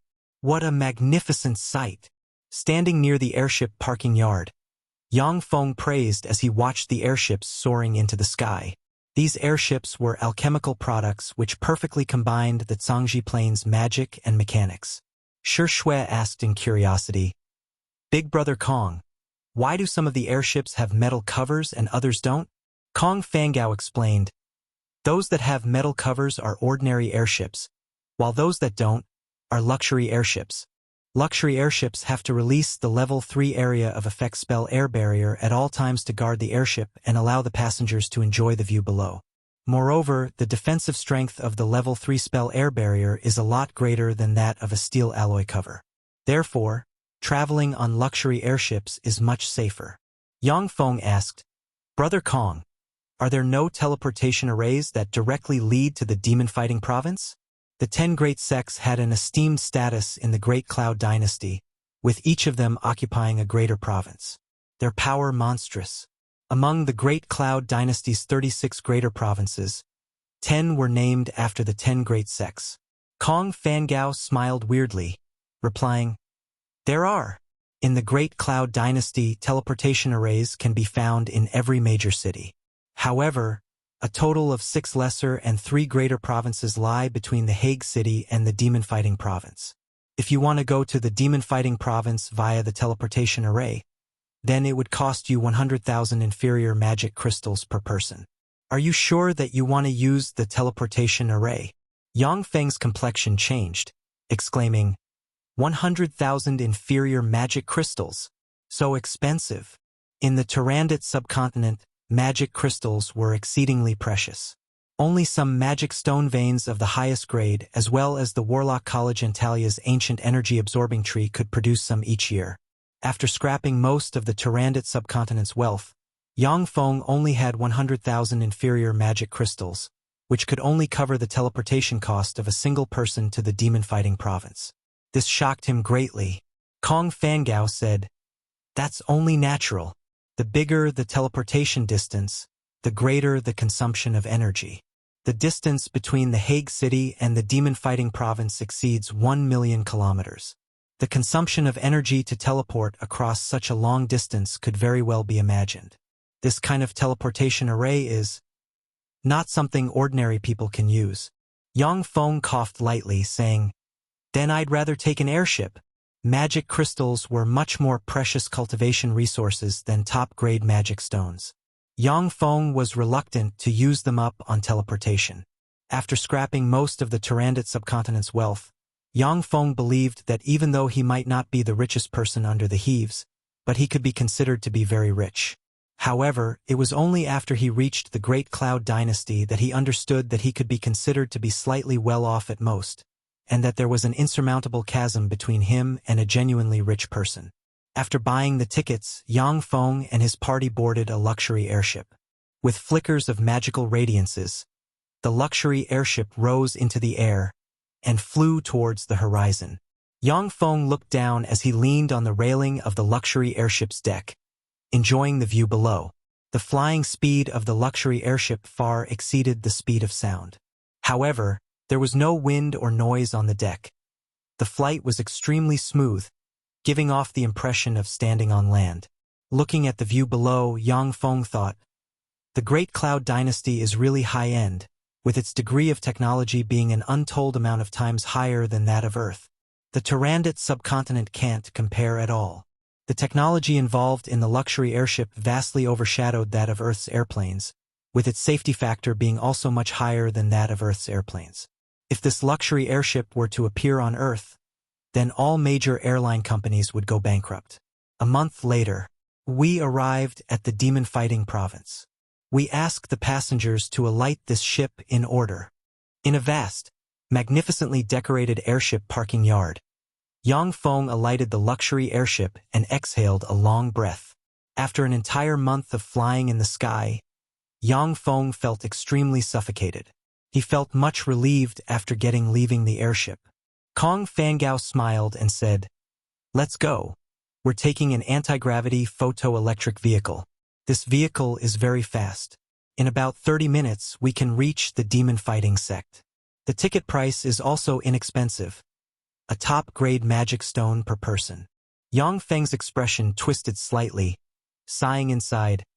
"One top-grade magic stone? The Great Cloud Dynasty is quite tyrannical.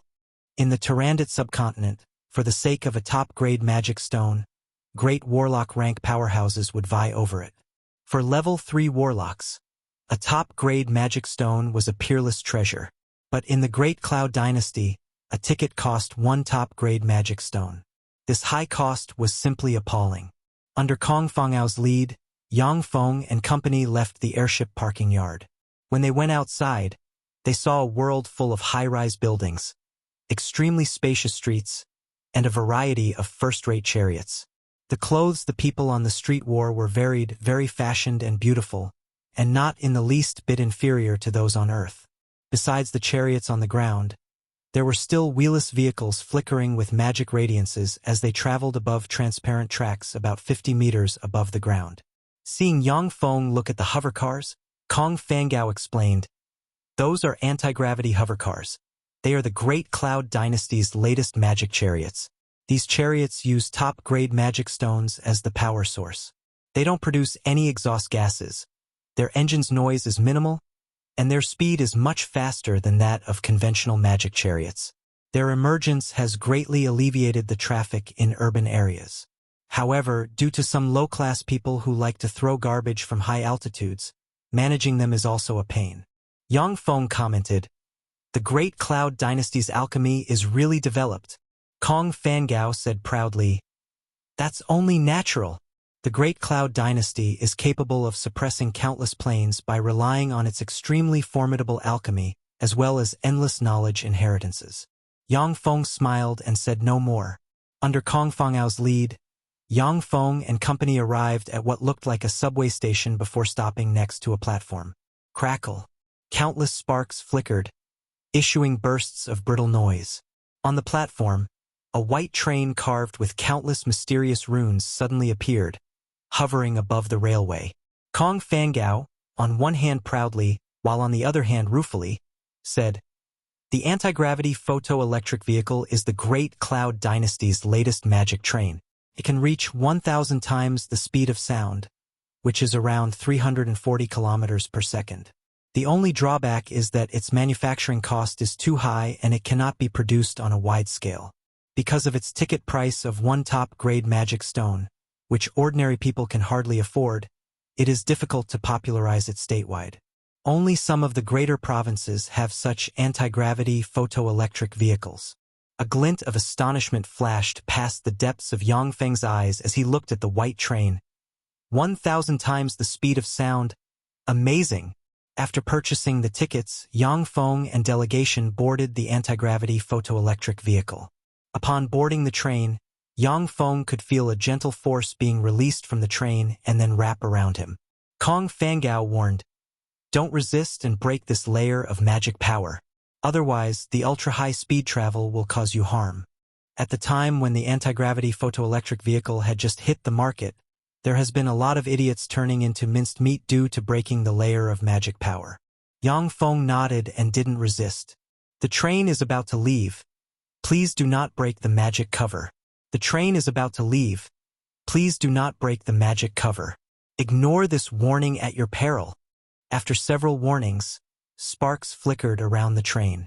Yang Feng only felt his body being pulled lightly before going back to being stationary. "We've arrived at the demon-fighting sect. All passengers are asked to alight this vehicle in order." Before long, a voice echoed in the train. Yang Feng and company stepped out of the train and then left the station exclusive to the anti-gravity photoelectric vehicle. As soon as they left the station, a several hundred meters tall city wall of a majestic city appeared before them. The city wall was engraved with countless mysterious runes. 9-story tall warlock towers, 36 in total, were erected on top of the city wall. As if being defended by a god, each 9-story tall warlock tower exuded exceedingly terrific fluctuations of power. Chapter 198, Demon Fighting City. Chapter 198, Demon Fighting City. Translator, Xuanhuan. On the city wall, there were teams of soldiers constantly patrolling. Every soldier had the terrifying strengths of level 3 warlocks, while the team captains had the strength of great warlocks. Yang Feng's level 2 warlock rank strength was enough to rule over a faction on the Tyrannid subcontinent, yet in the demon fighting city it wasn't even enough to act as a formal soldier. This was the domineering spirit and essence of the Great Cloud Dynasty's 10 great sects. The source of this content is friouyol.com. Because the Great Cloud Dynasty was extremely powerful, people from the Great Cloud Dynasty had a sense of self-confidence and pride about themselves wherever they went. They were proud of being part of the Great Cloud Dynasty. Kong Fangao said, "This is the Demon Fighting City. It is the point of contact between the Demon Fighting sect and the outside world, as well as the place where the Demon Fighting sect's disciples in name reside. Behind the Demon Fighting City lies the Demon Fighting Mountain Range, which is the place where the Demon Fighting sect's outer and inner sect disciples dwell. Above the Demon Fighting Mountain Range lies the Demon Fighting Floating Island. The Demon Fighting Floating Island is the core of the Demon Fighting sect. It is the place where true disciples and elders dwell." Yang Feng nodded lightly.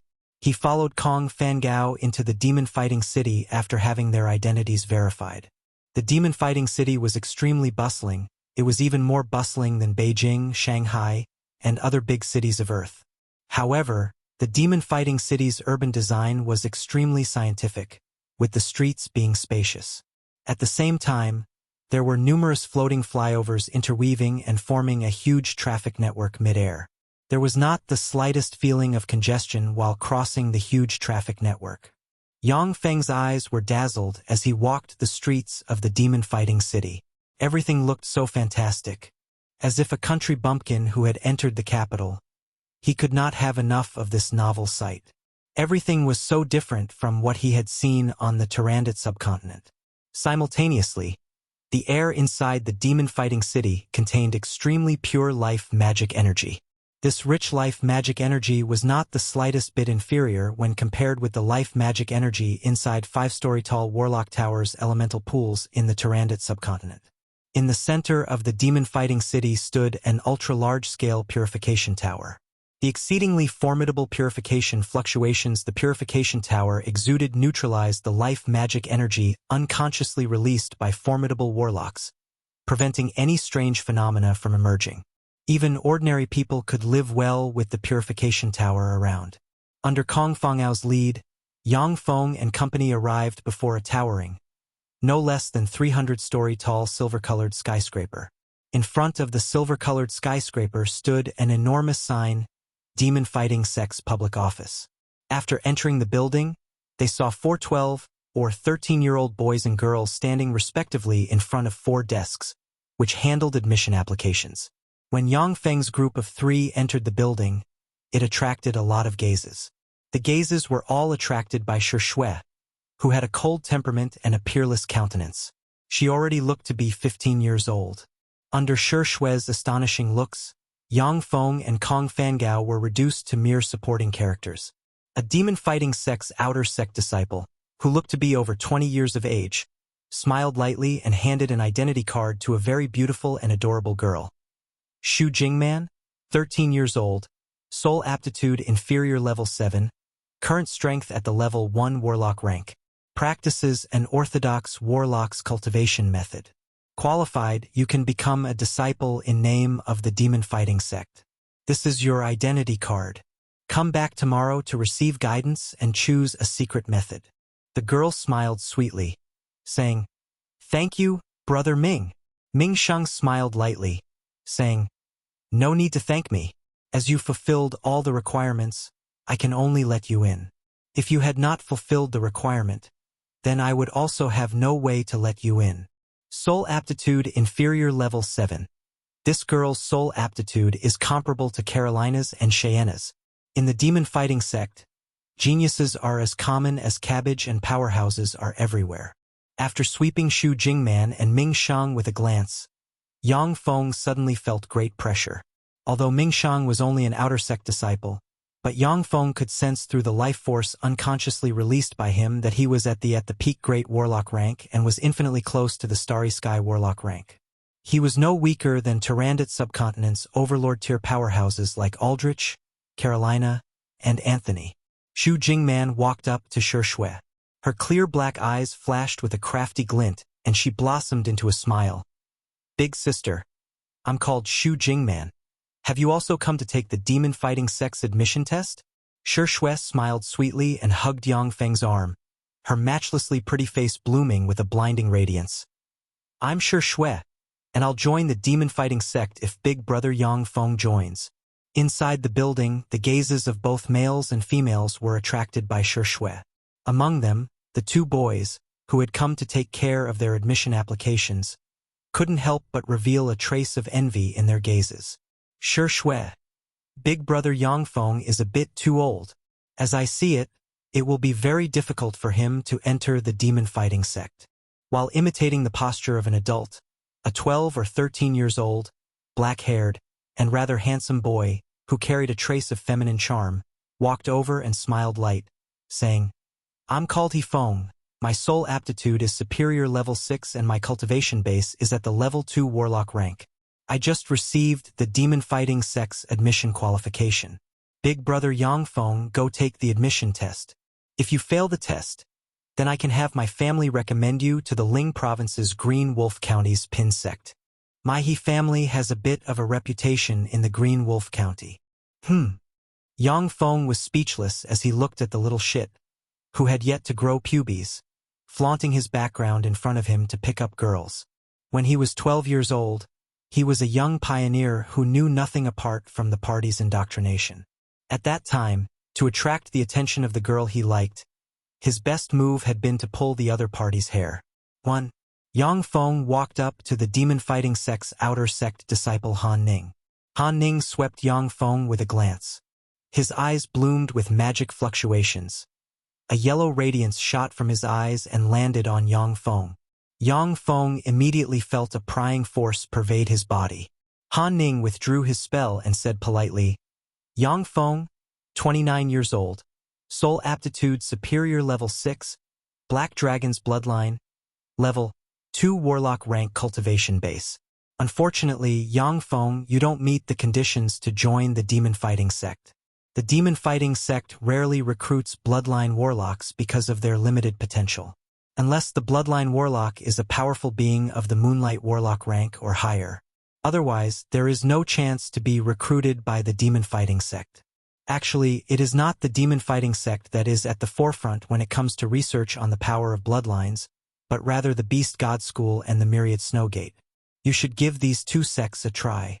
Yang Feng felt rueful.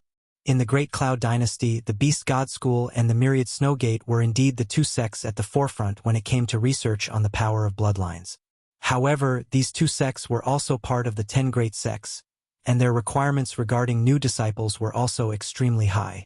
Yang Feng had no chance at joining either of them. The two precocious boys revealed contemptuous looks, while Xu Jingman and the other outstanding girl revealed looks of disappointment.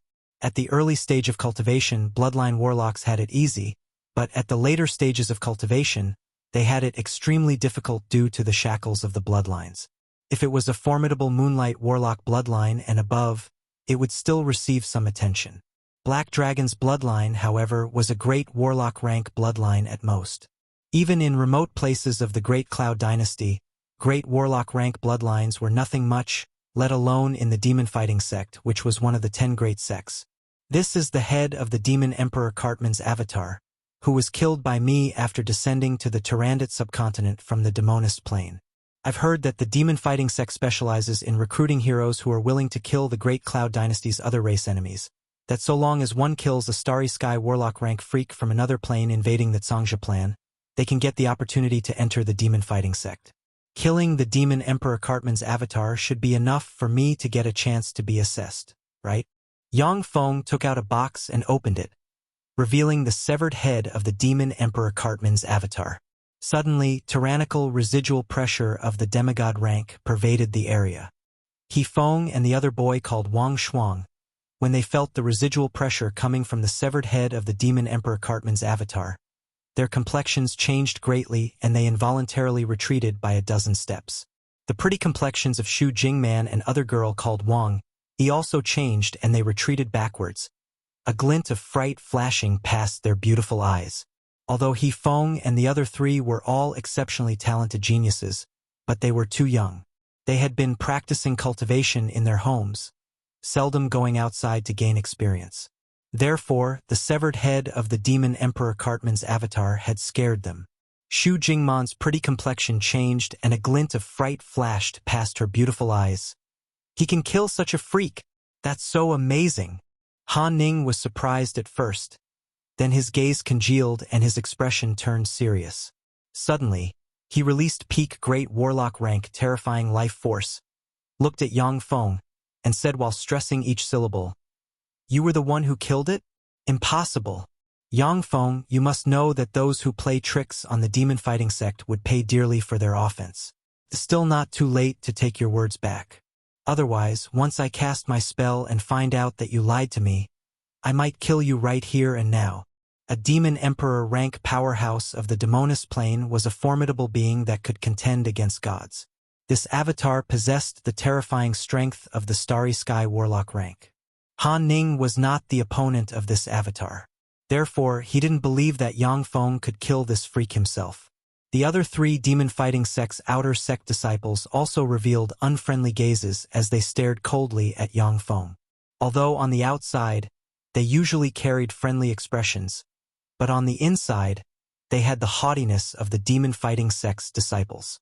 If anyone dared to play tricks on them, they wouldn't mind to directly kill the other party. Even if someone were to complain about them to the sect would only praise them. Even though the law was strictly upheld in the Great Cloud Dynasty, but colossuses like the 10 great sects still had many privileges. This was also the real reason why countless geniuses rushed to join the 10 great sects. Basically, no one would dare to act brazenly in a place like the demon-fighting sect. Otherwise, only death would follow. This was very different from Earth. In essence, the Successive Plane was still dog-eat-dog world. 1.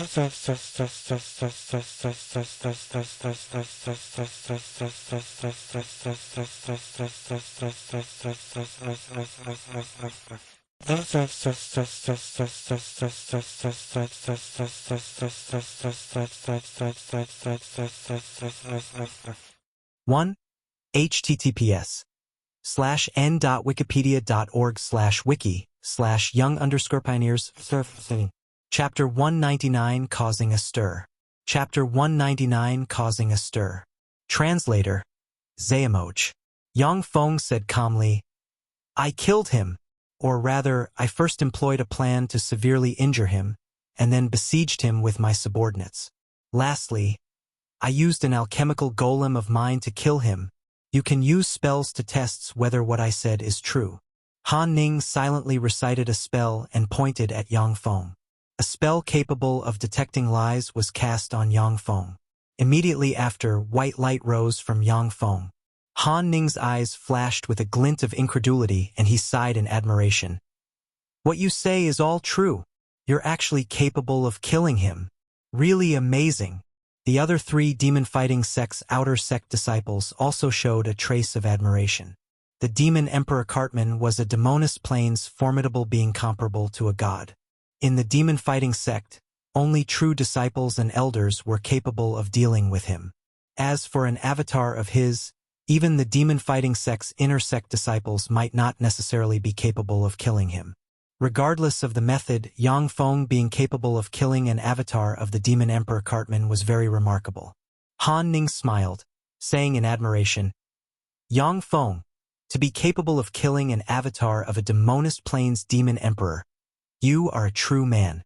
However, I must warn you, the difficulty of the demon-fighting sect's assessment is enormous. Even Starry Sky Warlock rank powerhouses might fall from the slightest bit of inattentiveness. Yang Feng asked, what assessments are there? Can you first tell me about the assessments so that I am prepared? The best would be to choose the simplest one. After all, my cultivation base is only at the level 2 Warlock rank. If the difficulty of the demon-fighting sect's assessment was too great, then Yang Feng could only choose to give up. After all, he only had one life which he had to cherish. Han Ning said, I'll help you choose the simplest assessment. However, you must be prepared, as even the simplest assessment mission will be very difficult, practically impossible for you to complete. After all, these assessment missions were originally aimed at Starry Sky Warlock rank powerhouses and above. Yang Feng nodded silently. Although he was aware of the customs related to the demon-fighting sect's assessment, yet he still wanted to have a go. Han Ning took out a little jade booklet and lightly turned the page. His eyes lit up, saying, I've got it! The Feisuo Plane, one of 36 primary material planes. Your assessment mission lies in infiltrating the plane and killing a demigod-rank powerhouse. Bring back the severed head of the powerhouse. The mission has no time restriction. Yang Feng exclaimed, one of the 36 primary material planes. Isn't it where legends are as common as cabbage and demigods are everywhere? For a trifling level 2 warlock like myself to go to such a place, wouldn't that be courting death? The 36 primary material planes were enormous planes discovered by the Successive Plane's human warlocks. The 36 primary material planes had countless formidable being, with powerhouses being as common as clouds. The powerhouses of any given plane were not inferior to the Successive Plane's powerhouses. It was only when the 7 great warlock emperors founded the dynasties that human warlocks completely suppressed the other 35 primary material planes, forcing their formidable beings to serve the human warlock dynasties. During the time of the 8th warlock dynasty, the Dawn dynasty, the Zhangji plane merely managed to preserve their position as the head of the 36 primary material planes without any ability to command the other 35 primary material planes. Han Ning smiled lightly, saying, "It's not that extreme. There are many divine systems on the Feisuo Plane, with human divine system, elven divine system, and beastman divine system being the three major divine systems. And the major divine systems are further divided into different divine systems. Take the elven divine system for example. The elven divine system is divided into the elven divine system and the dark elven divine system. There are factions among gods and they engage in power struggles among themselves. You have experience traveling the Tyrannid subcontinent, so you are sure to blend in on the Feisuo Plane. If you were to enter the Demoness Plane or the Morning Light Plane, then you would have no hope at life." Yang Feng contemplated for a moment before saying, "If I go to the Feisuo Plane, then only by igniting my divine fire and becoming God myself will I be able to kill a demigod. Would that be a problem? Not at all. In fact, a lot of gods of different planes are human warlocks from the Zhangji plane. Fearful of their longevity coming to an end, they would rush to other planes, ignite their divine fire, and become those planes' gods. However, Yang Feng, once you ignite your divine fire in the Feisuo plane and become a god, a tremendous connection between yourself and the Feisuo plane will be established. If you ignite your divine fire in your true body, then you won't be able to leave the Feisuo plane. You will only be able to use an embodiment to leave the Feisuo plane. If your true body were to personally leave the Feisuo plane, then you may suffer the plane's backlash. At that time, your godhead will collapse and your divine power will fade away. This is the price for becoming a god. We warlocks are free. We can go to any plane, no power can bind us. From the moment gods are born from planes, their rise and fall are linked to their planes. If a plane were to die, then all its gods would also die. Such a phenomenon is called the dusk of the gods," said Han Ning. The demon-fighting sect had a long history of inheritance. It had explored countless planes. Therefore, the sect had a large repository of knowledge. Just the ample knowledge of Han Hing, this trifling outer sect disciple, left Yang Feng ashamed. Yang Feng mused for a while. His eyes lit up and he said in a bright voice, "I accept the assessment." Han Ning smiled brightly, saying, "Good, you're indeed a true man. Since you've accepted the mission, then you can come back tomorrow. We'll first open the library to let you study for 3 months. Then we'll open a planar passageway to send you to the plane. However, there's one more thing that you should consider before accepting the mission, and that is, you will be punished if you are unwilling to take the assessment after studying in our library." "No problem," replied Yang Feng indifferently. Then, he grabbed Xuanhuan, who stood to the side, and brought her over, saying, "This is my sister, Xuanhuan. She also wants to take the demon-fighting sect's admission test." Han Ning swept Xuanhuan with a glance and a trace of amazement flashed past his eyes. He smiled lightly, silently recited an incantation, and released 2 magic radiances from his eyes onto Xuanhuan. Superior level 8. Superior level 8 soul aptitude. Her soul aptitude is superior level 8. Han Ning only took a look at Xuanhuan. Suddenly, his complexion changed greatly, and he exclaimed with an expression of shock. "What? Superior level 8 soul aptitude. Superior level 8 soul aptitude. Notify the elders." The complexions of the 4 demon-fighting sect's outer sect disciples changed greatly, that they immediately stood up and surrounded Xuanhuan. Their gazes were scorching hot as they looked at Xuanhuan. In the Great Cloud Dynasty, geniuses were as common as clouds. Those who joined the demon-fighting sect had at least superior level 6 soul aptitude, and there was no lack of peerless geniuses with level 7 soul aptitude.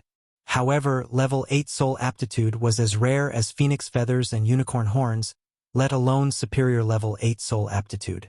The higher the soul aptitude, the fewer soul aptitude elixirs could promote it. Among the various soul aptitude strengthening elixirs Yang Feng had at his disposal, there wasn't a single one that could be of use to superior level 8 soul aptitude. Even the Rose Divine Pool was of no use to Xuanhuan's soul aptitude. Kong Fangao stared at Xuanhuan with bloodshot eyes. He complained, superior level 8 soul aptitude. Yang Feng, it pains me that you hid this from me. Superior level 8 soul aptitude. Beings with such talent were exceedingly rare in the entire Great Cloud Dynasty. Thinking that such a genius had been right below his nose made Kong Fangao feel like he was in a dream. Yang Feng laughed, saying, "Heh, you didn't ask. Where is the one with the superior level 8 soul aptitude?" With a flicker of magical radiances, an old man wearing a blue robe appeared inside the hall. The incredibly formidable fluctuations of power exuded by the old man made him seem like a god among mortals. Yang Feng's complexion changed slightly. He could vaguely feel that the terrifying power exuded by the blue-robed old man could even contend with the one he had felt from the goddess Lolth. As if a flame, a young, exceedingly beautiful woman dressed in red strangely appeared beside Xuanhuan, swept her with a glance, and said with satisfaction, "Little girl, you are the one with the superior level 8 soul aptitude? Not bad. At your young age, you already possess the strength of a level 3 warlock. That's really remarkable. I am Yu Wuxian, an elder of the demon-fighting sect. Little girl, how about becoming my personal disciple?" Once she said that, the 4 demon-fighting sect's outer sect disciples immediately revealed expressions of envy. Yu Wuxian was one of the demon-fighting sect's elders and her strength was tyrannical. Even the demon-fighting sect's true disciples would be very eager to become her personal disciples, let alone the demon-fighting sect's outer sect disciples. The blue-robed old man wrinkled his brows, saying, "Yu Wuxian, shouldn't it be first come first served? I came first. Therefore, this disciple should be mine." Ordinary geniuses were just that, while geniuses with superior level 8 soul attribute were outstanding personages among outstanding personages. They were exceedingly rare geniuses even in the Great Cloud Dynasty. This content is taken from freewebnovel.cm. Yu Wuxian said frigidly, "Huang Iha, I've already settled on this disciple. An old fogey as yourself, don't you feel ashamed to want to accept such a little girl as a disciple?" Huang Iha was also an elder of the demon-fighting sect and his strength was tyrannical, comparable to a god's. Huang Iha was not the least bit fazed as he replied with a light smile.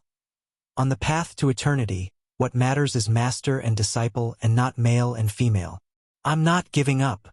Yu Wuxian contemplated for a moment before saying, "We are quite equal in terms of strength and status. Therefore, it's best to let this little girl choose her master. Don't you think so?" Huang Iha replied decisively. "All right." Yu Wuxian asked directly, "Little girl, between I and he, which one do you want to be your master?" Huang Iha said, "Little girl, I'll give my all to teach you if you choose me as your master. With your talent, my guidance, and diligent cultivation, you are sure to promote to a glorious dawn warlock within 1,000 years." The 4 demon-fighting sect's outer sect disciples spat fires of jealousy from their eyes. They were geniuses with superior level 6 soul aptitudes, yet they already found it very difficult to promote to great warlocks. Promoting to Starry Sky Warlock would be even more difficult. As for Moonlight Warlocks, they didn't even entertain such thoughts. Glorious Dawn Warlocks, which were a rank above Moonlight Warlocks, were topmost powerhouses even in the Great Cloud Dynasty, with their statuses being sublime and their strength rivaling that of gods. Chapter 200 Condensing a Clone. Chapter 200 Condensing a Clone. Translator, Zayamoch. Yu Wuxian said with a proud smile, "I can promise you whatever Old Man Huang can. So long as you become my personal disciple, then the glorious Dawn Warlock rank won't pose a problem to you." While looking adorable, Xuanhuan respectfully saluted to the 2 demon-fighting sect's elders, saying, "Seniors, I'm very grateful for your kind intentions. However, I want to stay with Big Brother Yang Feng. As for choosing a teacher, I'll choose the one that Big Brother Yang Feng chooses." Huang Iha creased his eyebrows, saying, "Yang Feng? Who's that?" Han Ning promptly pointed at Yang Feng and said, "Elder, this is Xuanhuan's Big Brother Yang Feng. A bloodline warlock? Black Dragon's bloodline? The potential is too low," Yu Wuxian said with slightly wrinkled eyebrows. "With such an aptitude, how come he came to the demon-fighting sect?" Han Ning replied, He killed the Starry Sky Warlock rank avatar of a Demonus Plains demon emperor that descended to the Tyrandot subcontinent, and as such, he wishes to join the demon-fighting sect via the assessment. Huang Iha said with some surprise. He wants to join the demon-fighting sect via the assessment? This unassuming little fellow actually shows a bit of backbone. Huang Iha knew that the demon-fighting sect's admission assessment was extremely difficult. For a level 2 warlock like Yang Feng to take such an assessment was short of suicidal. Yu Wuxian said frigidly, "You don't need to take the assessment. I can make an exception and let you become a demon-fighting sect's disciple in name. If you have the ability, then slowly climb your way up. Let your sister Shi Shui choose me to be her master. In the future, I will give you some pointers and other benefits." Yang Feng replied with a light smile, "Many thanks, senior. However, there is no need for exceptions. I, this junior, want to take the demon-fighting sect's assessment. I want to join the demon-fighting sect fair and square." The Feisuo Plane was in utter chaos, having many divine systems. Such a plane was the best place to fish in troubled waters. On the Feisuo Plane, Yang Feng's clone in rapport with Shizu robots would be of great use. Yu Wuxian was slightly surprised. She said with a faint smile, "You do have some backbone. I misjudged you. Originally, I thought that you wanted to take advantage of your sister's talent to weasel your way into the demon-fighting sect. Not bad. Little fellow, now I've taken a bit of liking to you. As long as you complete the demon-fighting sect's assessment, then I can directly let you become a demon-fighting sect's inner sect disciple." Huang Iha said with a grin. "Heh, interesting. Yang Feng, if you can complete the demon-fighting sect's assessment, then I'll accept you as a personal disciple." Yang Feng smiled lightly, saying, "Many thanks for your kind intentions, seniors. Shui, I think that Elder Yu Wuxian is more suitable for you. Take her as your master." While looking adorable, Shi Shui kowtowed toward Yu Wuxian. "Teacher, please accept me as your disciple." "Haha. Good, good, good. Disciple, come with me to the floating island. I'm gonna show off before those fellows." "Ha." Yu Wuxian forgot herself as she laughed out loud. With a flicker of magic light, she disappeared together with Shi Shui. "Alas, it's a pity." Huang Iha gave a long sigh and then also disappeared along with a flick of magic light. After the two demon-fighting sect's elders left, everyone present saw Yang Feng in a new light. With Shi Shui's limitless future prospects, Yang Feng was no longer an ordinary level 2 warlock. "My business here is done. I bid you goodbye." Yang Feng smiled lightly. Followed by Kong Fangao, he left the demon-fighting sect. Kong Fangao said with a light smile, "Yang Feng, since you've already reached the demon-fighting sect, then it's about time for me to bid you goodbye. We will meet again. When you have time, come to the Qing province's Tianmu County. Our Kong family still has a bit of reputation there. If you come, I'll make sure to be a good host." Yang Feng replied, "All right." After the two went their separate ways, Yang Feng went to look for an inn in the demon-fighting city. Early next morning, Yang Feng returned to the demon-fighting sect's public office. Han Ning welcomed him enthusiastically, saying, "Yang Feng, you came early. Come with me." Yang Feng smiled lightly and said in response, "Good morning, Senior Brother Han." After an exchange of greetings, Han Ning led Yang Feng into a magic escalator that resembled an elevator, and then pressed the button of the 100th floor. With a flicker of magic radiance, the entrance of the magic escalator opened and Yang Feng's group of two appeared on the 100th floor. Han Ning made a detailed introduction. "This is the great library the demon-fighting sect's disciples in name have access to. In here, a variety of level 1 to level 4 spell models, countless knowledge from different planes, and a lot of secret methods are gathered. There is a variety of Feisuo Plane's common knowledge here. Among the countless knowledge here, I recommend the demon-fighting sect's fundamental secret method demon-fighting heaven-suppressing record, which is the strongest secret method of the demon-fighting sect. However, there are only 4 levels of the demon-fighting heaven-suppressing record here. It can be practiced until the Great Warlock boundary. In the future, if you complete the assessment and join the demon-fighting sect, you will have the opportunity to learn the next few levels of the secret method." Yang Feng looked at the great library, which occupied about 5 square kilometers. It was clearly a product of some formidable warlocks casting space-attributed spells. Countless bookshelves with neatly placed books were spread all over the 5 square kilometers. In the center of the great library, an about 1 meter in diameter magic crystal ball engraved with a number of mysterious runes was suspended in the air. This content is taken from freewebnovel.cm. Han Ning said, "That's the great library's index crystal as well as administrator. You can use the index crystal to quickly find all the information you want. To use it, you have to be within 5 meters of it and think of the information that you require." Yang Feng went up to the index crystal, thinking, "I want the demon-fighting, heaven-suppressing record." With a flicker of magic radiance, a book flew into Yang Feng's hand from the midst of the countless bookshelves. Han Ning smiled and said, "All right, Yang Feng, I won't disturb your study. Work hard." Yang Feng replied, "Thank you, senior brother Han." Yang Feng sat to the side after Han Ning left. On one hand, he started to study. On the other hand, he used the smart microchip installed in his glasses to scan the books and store the information in the database. Yang Feng was immersed in his study in the Great Library, learning anything related to the Feisuo Plane. He was clear that this information was vital for the future safety and growth of his clone. 10 days later, inside a cultivation private room of a luxurious inn, sitting cross-legged on a jade bed, Yang Feng was surrounded by the ash and remains of top-grade magic stones. The green life clone bead released resplendent light as it floated before him. Fruebubble.cm. Yang Feng suddenly opened his eyes and mouth.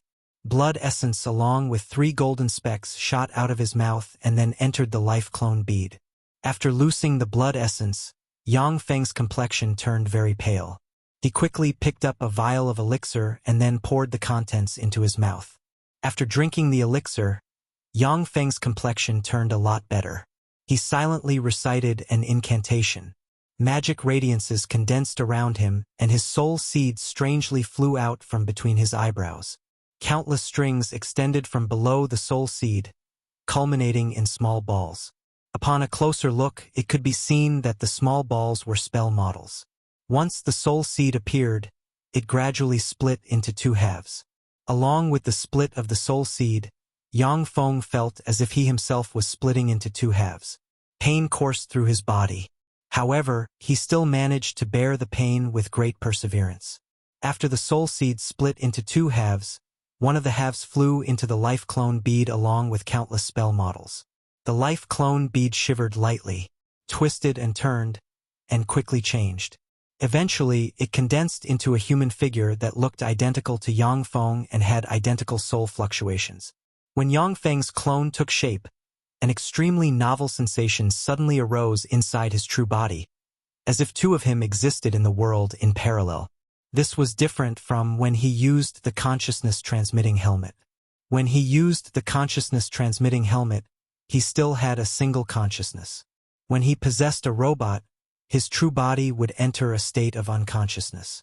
Now, however, he had 2 independent consciousness existing in the world. The 2 consciousness were himself. Yang Feng's clone said with a light sigh, "This feeling is really wonderful, as if there were 2 of me at the same time." Yang Feng's true body said, "It's wonderful. No wonder that even strong beings like gods cannot separate more clones without a sufficiently high-leveled godhead. Without the support from a godhead, too many clones are bound to lead to a split in personality, to a mental disorder. Although gods could separate clones, yet in general, gods with feeble divine power would only separate a single clone due to their godheads being incapable of supporting more clones." Yang Feng's true body said, "Scan me." Yang Feng, basic attributes, strength 1.1, agility 1.3, physique 1.2, spirit 1.6. Bloodline, pure human bloodline. Soul aptitude, superior level 6. General evaluation classified as a level 0 life form. Evolution potential, great. Remarks, as the subject has just split his soul, the soul is in a weakened state. It is recommended to practice the true mystic clone scripture to recover the strength of the soul. It is not advisable to conduct warlock cultivation before the strengths of the soul is completely recovered. After Yang Feng employed the true mystic clone scripture to pour all of his power into his clone, his true body turned back to an ordinary person. However, due to the firm foundation he had laid, he now would have an unlimited evolution possibility once he resumed to tread on the warlock path. Besides, the wealth he collected in the Tyrannid subcontinent was enough to let him evolve into a formal warlock effortlessly. Moreover, the knowledge grasped by the clone was equivalent to the knowledge grasped by Yang Feng's true body. Thus, it was equivalent to having two people practice cultivation and studying at the same time, which was simply heaven-defying. It was precisely because of this that treasures like the life clone bead were so precious and hard to come by. Chapter 201 The Feisuo Plane. Chapter 201 The Feisuo Plane. Translator, Xuanhuan. After separating the clone, Yang Feng's true body and clone simultaneously started to read all information on the Feisuo Plane. freewebnovel.com. Time went by and in the blink of an eye, it was 3 months later. When Yang Feng came to the demon fighting sect's public office, Han Ning was still the one responsible for receiving him. A glint of unwillingness flashed past Han Ning's eyes when he saw Yang Feng. After a while, he finally sighed, "Come with me!" For a level 2 warlock to enter the Feisuo Plane, which was a primary material plane that could go toe-to-toe with the Zhangji plan, and to kill a demigod rank powerhouse, the degree of difficulty could very well be imagined. The demon fighting sect's assessment missions were meant to attract peak powerhouses of the Starry Sky warlock rank and above. At the same time, they also served to get rid of a large number of playboys who wanted to employ the help of their families to kill the demigod rank freaks. Such assessment missions were very difficult for great warlocks, let alone to a level 2 warlock like Yang Feng to complete. Yang Feng followed Han Ning to the top floor of the demon fighting sect's public office. After using a teleportation array, they appeared in front of a huge palace. A giant golden gate stood in front of the huge palace. 2 old men, one fat and one thin, sat still in front of the gate. Yang Feng slightly narrowed his eyes when he looked at the 2 old men. He couldn't sense any life force being exuded from them. This meant that even without using secret methods, the 2 old men could completely retract their life force, making them appear like ordinary people. Han Ning respectfully addressed the 2 old men. "Elder Luo Zheng, Elder Luo Ming. This is Yang Feng, the one who's going to the Feisuo Plane to take the assessment." The thin old man didn't open his eyes. The fat old man opened his eyes. 2 rays of divine light shot at Yang Feng out of the fat old man's eyes. In a flash, Yang Feng felt as if he was seen trough. The fat old man threw a gray jade card to Yang Feng and said indifferently, "This is your return card. Crush the jade card after completing the mission, and we will find a way to bring you back. However, you won't return right away. If you crush the jade card without completing the mission, then only death will await you."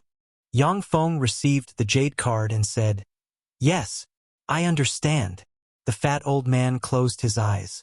Rumble. Amid a loud noise, the huge golden gate opened slowly, revealing a broad planar passageway whose limits could not be seen. Read latest chapters at freewebnov.co only. Yang Feng immediately stepped into the planar passageway. A tremendous spatial force shrouded Yang Feng in, and a dizzy spell assaulted his mind. Yang Feng released a long breath when the dizzy spell disappeared. He found himself to be on a small, barren hilltop. Yang Feng carefully examined his surroundings for a while before musing, "They're being quite careful. To prevent me from discovering the planar passageway's exit, they've installed a random teleportation array at the end of the planar passageway, which is how I was sent here. Feisuo Plane has a lot of gods.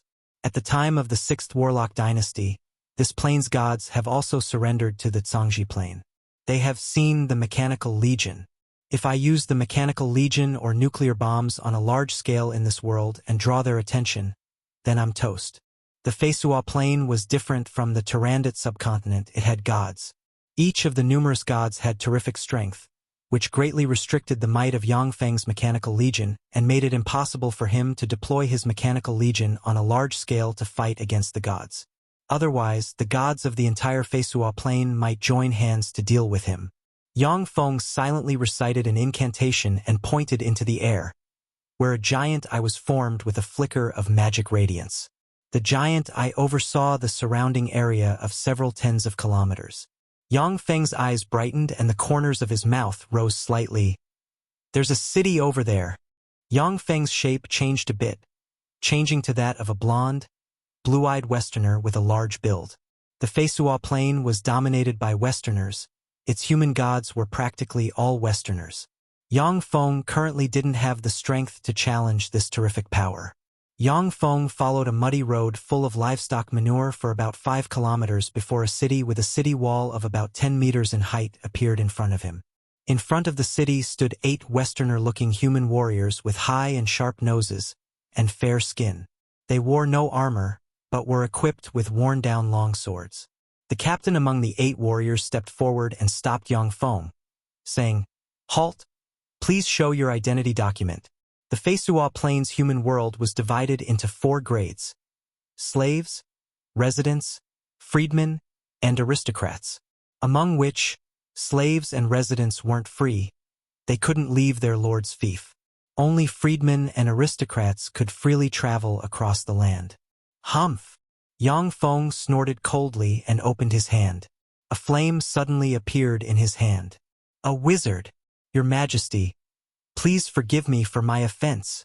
As soon as the captain saw the flame in Yang Feng's hand, his complexion changed greatly. He immediately bowed his head and said respectfully. The eyes of the other warriors also flashed with a trace of respect when they looked at Yang Feng. On the Feisuo Plane, wizards were lofty beings with statuses comparable to those of aristocrats.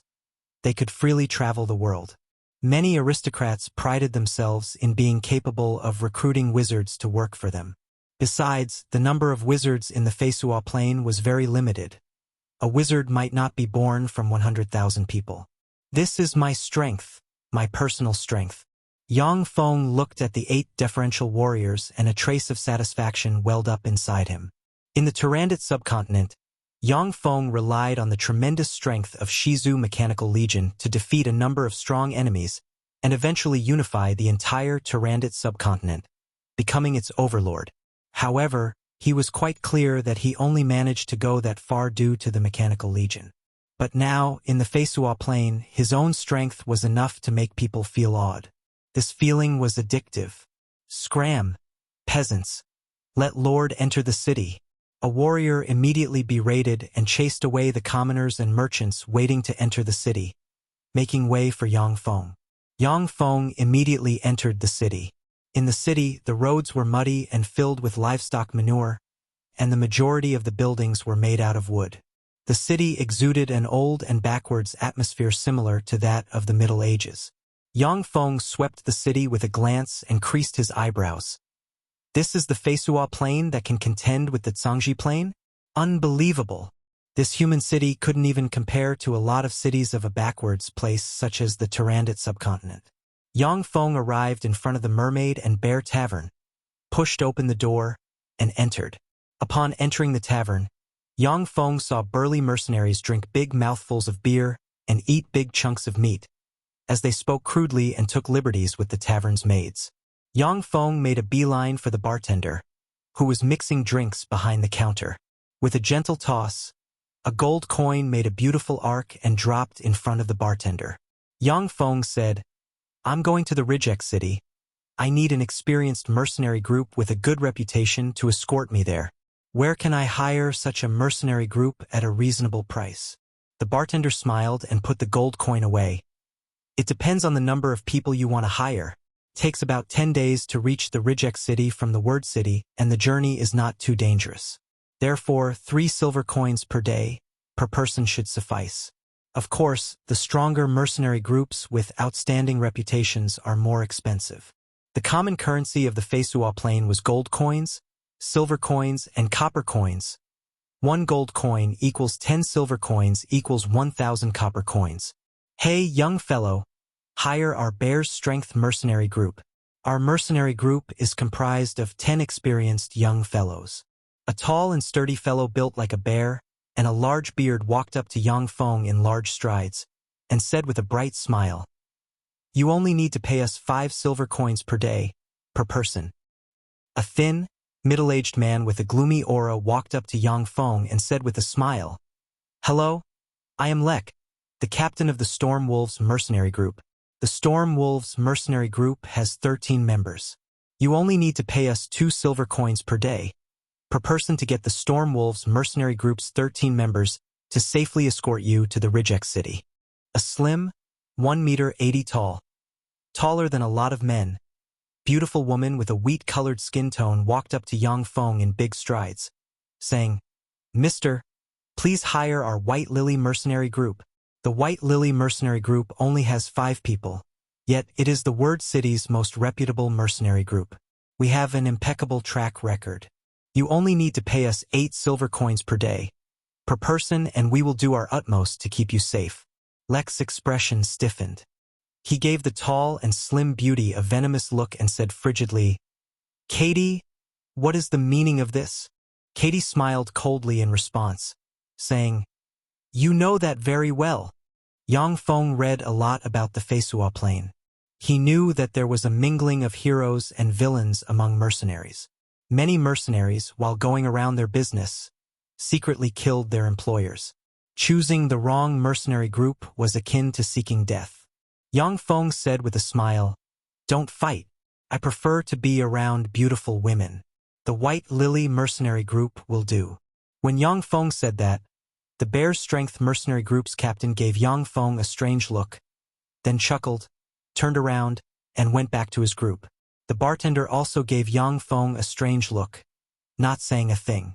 Lek smiled coldly and said meaningfully, "Good, good, good.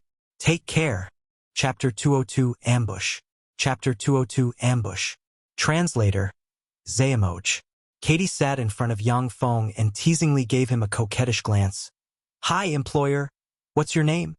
Although Katie's looks and temperament were far inferior than those of beauties like Jessica and Judy, but compared to ordinary girls, she was still considered a beauty. Besides, with her distinctive aura of a mercenary, she was quite attractive. Follow Current TNOVLS on freewebvel.com. Yang Feng smiled and said, "My name is Ian." Katie inquired, "When do you want to go to the Reject City?" "The sooner the better." "Then how about we assemble tomorrow at 9 o'clock in the morning at the West Gate?" "All right." Yang Feng left the tavern after the negotiations concluded. He stayed the night in the Word City. The next day in the morning, Yang Feng came to the West Gate. At the West Gate, Katie and the rest of the White Lily mercenary group were already waiting for him.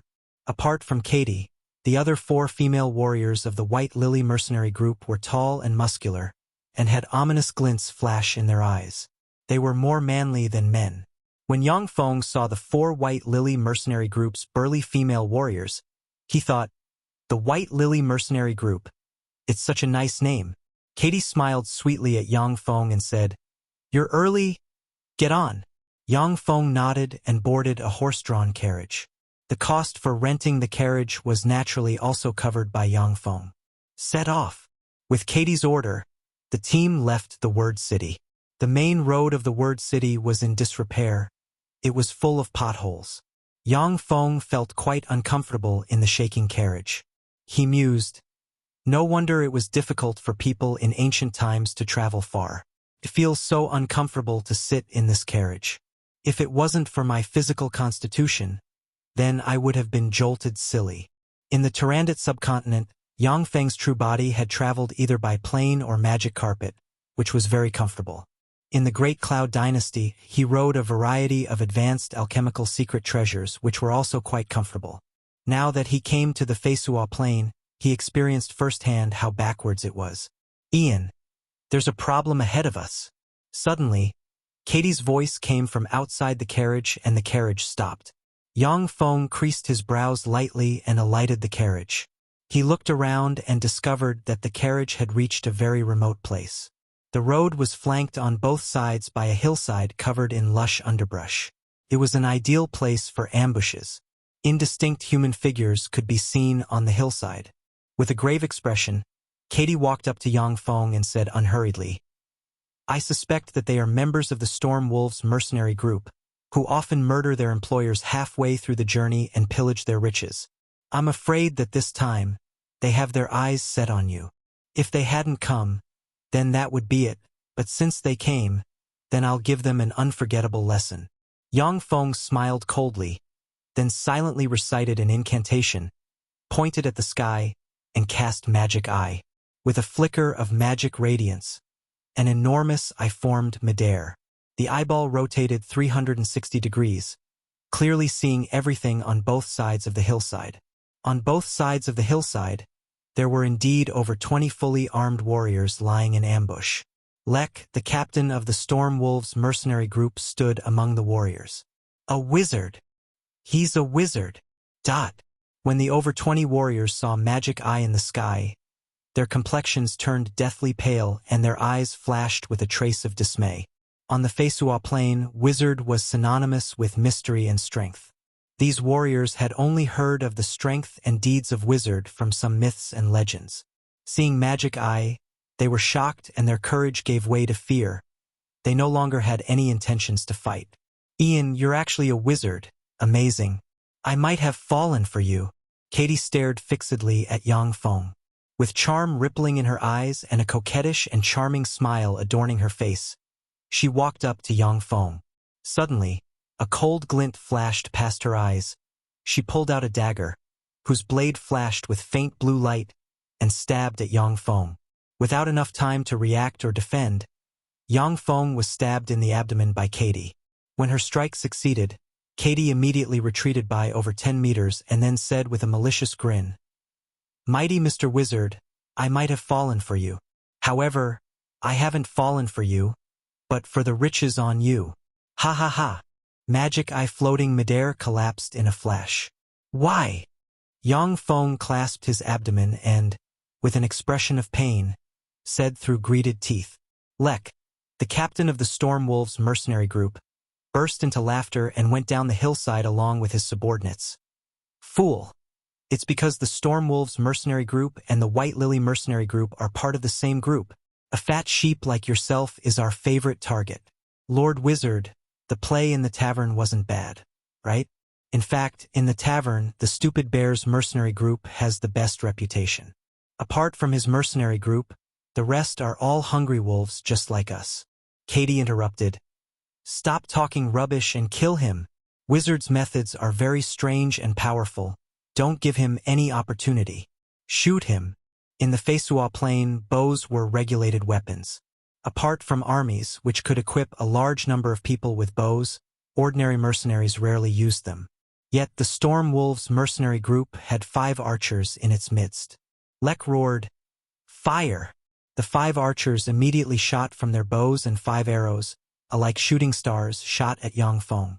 Just as the 5 arrows were about to hit Yang Feng, a powerful warping force field suddenly appeared, then rippled slightly and strangely sent the 5 arrows flying.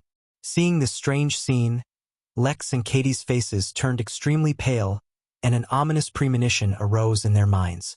"Weren't you stabbed?" said Katie with a trembling voice. Yang Feng stood upright, looked at his torn clothes, and said indifferently, "It's true that I was just a bit careless and was stabbed by you. Unfortunately, the gap between you, an ordinary person, and myself is too great. Besides, you don't even have a legend rank weapon. It's impossible for you to kill me." Underneath his clothes, Yang Feng wore the legend rank secret treasure white elephant armor, the legend rank secret treasure heart of the ocean, and the legend rank secret treasure defense ring holy light. While under the protection of 3 legend rank secret treasures, only if he was sneak attacked by a legend rank assassin holding a legend rank dagger could he be assassinated in an instant. Katie's face was white. Her expression was one of remorse and sorrow, and tears streamed down her cheeks. She knelt on the ground and kowtowed toward Yang Feng. "I'm sorry, he forced me to do it. Lord Wizard. This man forced me to do it. I beg you, spare my life. I didn't want to, but he forced me to do this." Lek's eyes flashed with an ominous glint and he snarled, "Tui! Cheap whore! Everyone, let's attack him together. We have over 20 people. No matter how strong this wizard is, we definitely can kill him with over 20 people." The eyes of the more than 20 mercenaries flashed with an ominous glint, and they pounced at Yang Feng under Lek's lead. Yang Feng smiled indifferently, then casually flicked his hand and dropped a seed onto the ground. With a flicker of magic radiance, the seed grew quickly into over 30 barbed rattans, which lunged at the over 20 mercenaries and bound them firmly. The sharp barbs pierced into the mercenaries' bodies, making them issue anguished cries. Even Lek, the captain of the Storm Wolves mercenary group, was firmly wrapped by the rattans in a single exchange, issuing anguished cries as well. To the side, the faces of Katie and the 4 White Lily mercenary group's manly female warriors were pale white, with a glint of terror flashing in their eyes. This extraordinary strength went far beyond their imagination. It would be a waste to use this precious elixir on you. However, since I have a lack of manpower at the moment, I'm forced to use it on you. Yang Feng took out a large box worth of liquid metal nanorobot elixir and said regretfully. Yang Feng made plenty of preparations before he left for the Feisuo Plane, bringing 30,000 vials of liquid metal nanorobot elixir alone. On the Tyrannid subcontinent, the liquid metal nanorobot elixir was regarded as a high-class wellness product. By injecting a vial of liquid metal nanorobot elixir, one could stay young and could look at their prime right until the day they died of old age. It was very popular with women and was practically in short supply.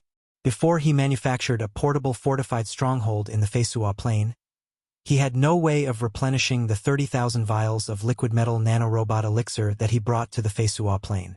Yang Feng said indifferently, "This is a magic elixir. After being injected with it, as long as you think about betraying me, then you'll blow up and die. Now, I'm a magnanimous character. I'll let you choose whether you want to be injected with this elixir or not. I'll give you 10 seconds to consider it." 10. Katie promptly decided, saying, "I'll inject it. No. Please grant me the precious magic elixir. Honorable Lord Wizard." FREOWebnovel.com. The 4 White Lily mercenary group's manly female warriors also knelt on the ground and said deferentially, "Please grant me the precious magic elixir, Honorable Lord Wizard. I'll also inject it. Please, let me inject it. Honorable Lord Wizard. Please grant me the precious magic elixir." The Storm Wolves mercenary group's warriors were no fools, so they also pleaded. In the midst of all the pleading, Yang Feng injected them with the liquid nanorobot elixir one after another. After subduing the 2 mercenary groups, Yang Feng took the carriage and continued towards the Reject City. Chapter 203 The Reject City. Chapter 203 The Reject City. Translator, Xuanhuan. The Reject City was located at the edge of the common border between the Beastman Empire, the Elven Empire, and the Human Morance Empire. It was regarded as a major city of the Morance Empire. The Reject City had a population of nearly 1 million. It was very flourishing. The thing that propped the Reject City's flourishing economy was the extremely sinister slave trade. The Beastman Empire, the Elven Empire, and the Morance Empire fought all year long. The losers would be reduced to slaves and brought to the Reject City by slave merchants. Meanwhile, sinister human slave hunters often appeared in the Beastman Empire and the Elven Empire in order to capture beastmen and elves to be sold. The Reject City was the largest slave trade city in the Morance Empire. The city wall is merely a dozen meters tall. Weak indeed. Yang Feng sighed inside as he looked at the merely dozen meters tall city wall. In the Great Cloud Dynasty, city walls were upwards of 100 meters tall, and there were still warlock towers all over. The defense was extremely strict. Yet the Reject City, the Morance Empire's largest slave trade city, had merely a dozen meters tall city wall. If Yang Feng gave the order, then his mechanical legion could take the Reject City's city wall in a single charge. "Halt! Please show your identity documents." When Yang Feng's party reached the Reject City's gate, several warriors came over. Yang Feng opened his hand and a scorching fireball appeared above it. The complexions of the several warriors changed and they said deferentially, "You're a honorable Lord Wizard. Please excuse our lack of manners. Please come in." A warrior promptly chased away the commoners in front of the gate, making way for Yang Feng and the others to enter the city. Another warrior looked over, then left his post and quickly went into the city. Reject City, inside a luxurious room. A fatty with a pair of small yet shrewd eyes squinted his eyes, asking the warrior, "What? You're saying that a wizard without a magic crest came to the Reject City?" The warrior replied, "That's right, Lord Jim. I saw it personally. With the wizard, there were still over 20 mercenaries. 5 female and 23 male mercenaries to be precise." With a wave of his hand, Jim threw 3 gold coins to the warrior. "Interesting. These 3 gold coins are yours. You can go now." The warrior cheerfully received the 3 gold coins and retreated. "Many thanks, Lord Jim." Jim's eyes narrowed and a glint of shrewdness flashed past them. "A warlock without a magic crest. Is it a wizard who just returned from learning from a secluded wizard? This is an excellent investment target." Without any hesitations, Jim immediately got up, and, unlike what was expected from his fat body, nimbly and vigorously walked outside. The Reject City was much larger than the Word City, and its population was also much larger, with many people coming and going. It looked very prosperous. On the streets, mostly human-looking beastman slaves with all kinds of animal characteristics were commonplace. Beastmen were divided into 2 kinds, humanoid beastmen and pure beastmen. Humanoid beastmen were mostly human-looking beastmen with some beastly features. Pure beastmen, however, were beasts that acted like humans, evolved hands and feet, and possessed an intellect not inferior to humans. On the Feisuo Plane, most beastmen were humanoid beastmen, with only a small portion of beastmen being pure beastmen. Humanoid beastmen were native to the Feisuo Plane, while pure beastmen were originally pets bought over by Zhangji Plane's human warlocks from other planes. The Beastman Empire was dominated by humanoid beastmen, with the pure beastmen not having much authority. On the Tyrannid subcontinent, humanoid beastmen were also known as humanoids. Similar to the genuine beasts that acted like humans, pure beastmen on the Feisuo Plane, humanoid beastmen were a weak race on the Tyrannid subcontinent, as they were pets brought over by ancient warlocks from the Feisuo Plane. Looking at the street filled with humanoid beastmen, Yang Feng felt rather strange. Not long after he entered the Reject City, Yang Feng was greeted by Jim and a dozen guards. Jim wore a refreshing smile on his face, saying, "Hello, distinguished Sir Wizard. I'm Jim, manager of the Reject City branch of the Moon Rose Merchant Group.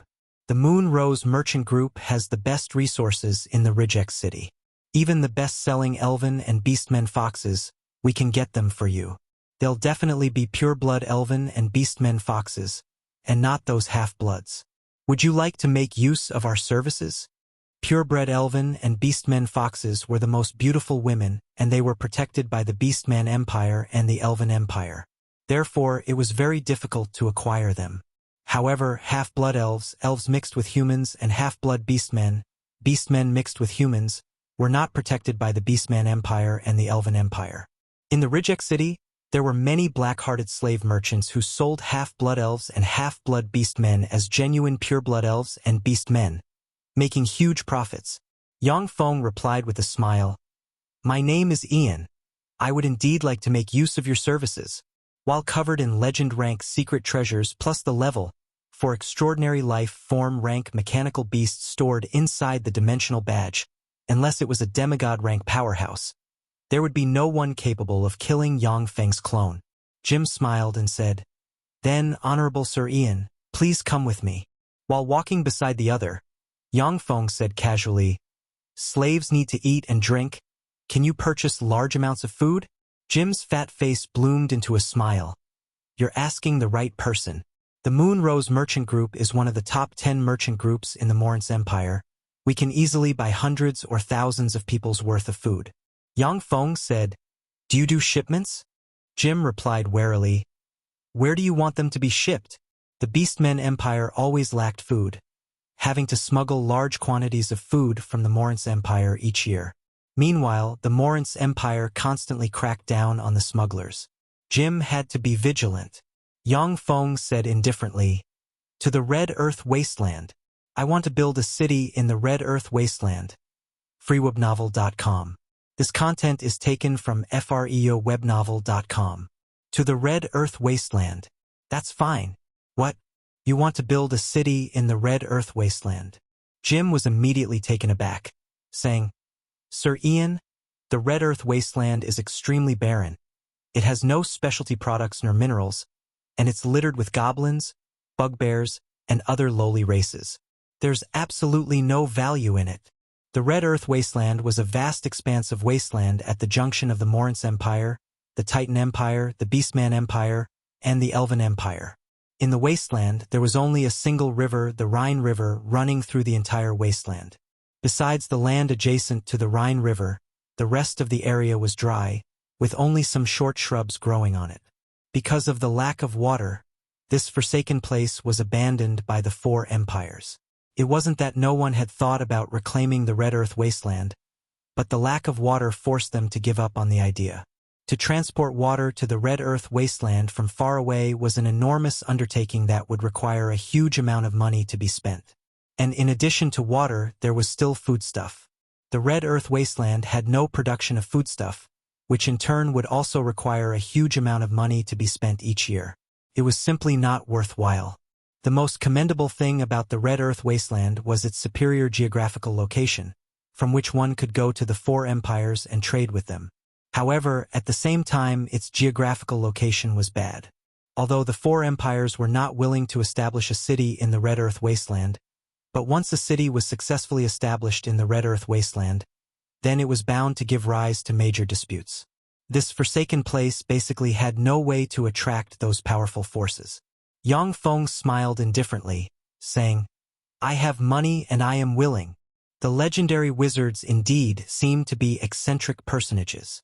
Jim criticized inside, yet on the surface he was even more respectful toward Yang Feng.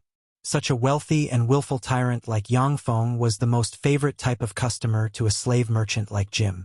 Katie's eyes were bloodshot, feeling remorseful. Had she known that Yang Feng was such a wealthy tyrant, then previously, she would have used her charm and made a pass at him. Jim led Yang Feng to a huge slave market. In the slave market, naked beastmen, half-blood beastmen, half-blood elves, humans, and other races of slaves with wan and sallow faces could be spotted everywhere. A lot of people stood there, commenting on the slaves and picking their favorite ones. Yang Feng creased his brows as he saw this. As someone from Earth, he still felt slightly uncomfortable with such scenes. However, he was quite sensible, and soon put the bit of unwillingness at the back of his mind. Jim said, "Sir Ian, what kind of slaves are you looking for? Beauties, warriors, housekeepers, or talents like scholars and blacksmiths?" Yang Feng replied, "I need warriors, highly obedient and strong warriors." "Very good. I've just received a batch of high-grade goods. I'm sure that you'll love them." Jim said a few words to a subordinate and then, with a smile on his face, led Yang Feng into the slave market. Jim quickly brought Yang Feng to a huge cage. In the cage, there were more than 300 burly, 1.90 m in height humanoids who merely had an oxtail. Jim passionately advertised to Yang Feng, "These 318 individuals are ox-human half-blood beast men. Their origins are impeccable. We got them from slave hunters from the Beastman Empire. There won't be any problems if you buy them. The ox-human half-blood beastmen are honest and obedient. With just a bit of training, these half-blood beastmen can be turned into excellent guards." Chapter 204, Purchasing Slaves. Chapter 204, Purchasing Slaves. Translator, Zayamoj. Yang Feng asked, "How much do you want for them?" Jim replied straightforwardly, 30 gold coins per individual. The 318 individuals are yours for 9,000 gold coins. A burly, over 30 years old ox-human half-blood beastman got up, knelt in front of Yang Feng, and pleaded with tears in his eyes. "Sir, if you want to purchase us, then I beg you to show mercy and also purchase our families. If you purchase our families, then I, Babu, swear on the name of my ancestors, I'm willing to take my people to serve you and fight for you to the death." The 317 ox-human half-blood beastmen came over, knelt on the ground, and kowtowed to Yang Feng, to the point of bleeding from their foreheads. Half-blood beastmen weren't sheltered by gods. As a result, their status was extremely low.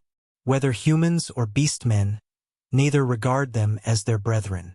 They were wantonly hunted and traded alike commodities. Yang Feng asked, "How much do you want for their entire families?" Jim replied with a smile, Their families are basically comprised of old and weak, women and children. There are also a few good-looking virgins worth a bit of money. If sold separately, they should be able to go for about 2,100 gold coins.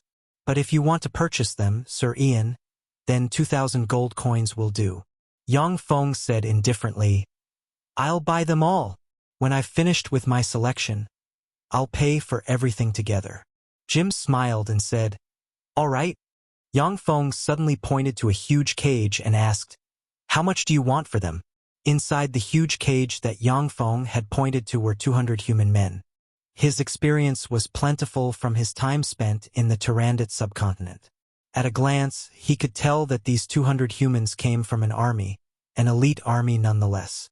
But now, the majority of the 200 humans had dull eyes, were despondent, and had no vigor. Jim scanned the 200 humans with a glance and said, Those are the most elite royal guards of the Abman Principality.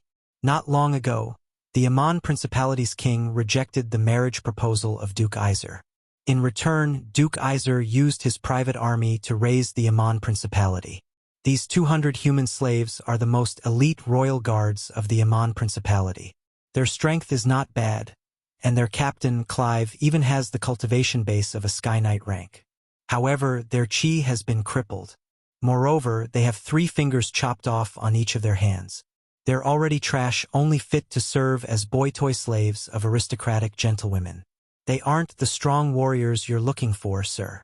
Yang Feng walked up to in front the 200-strong Abman Principality's elite royal guards and said indifferently, My name is Ian, and I'm a wizard. I want to ask you whether you want to live as boy toys or as warriors.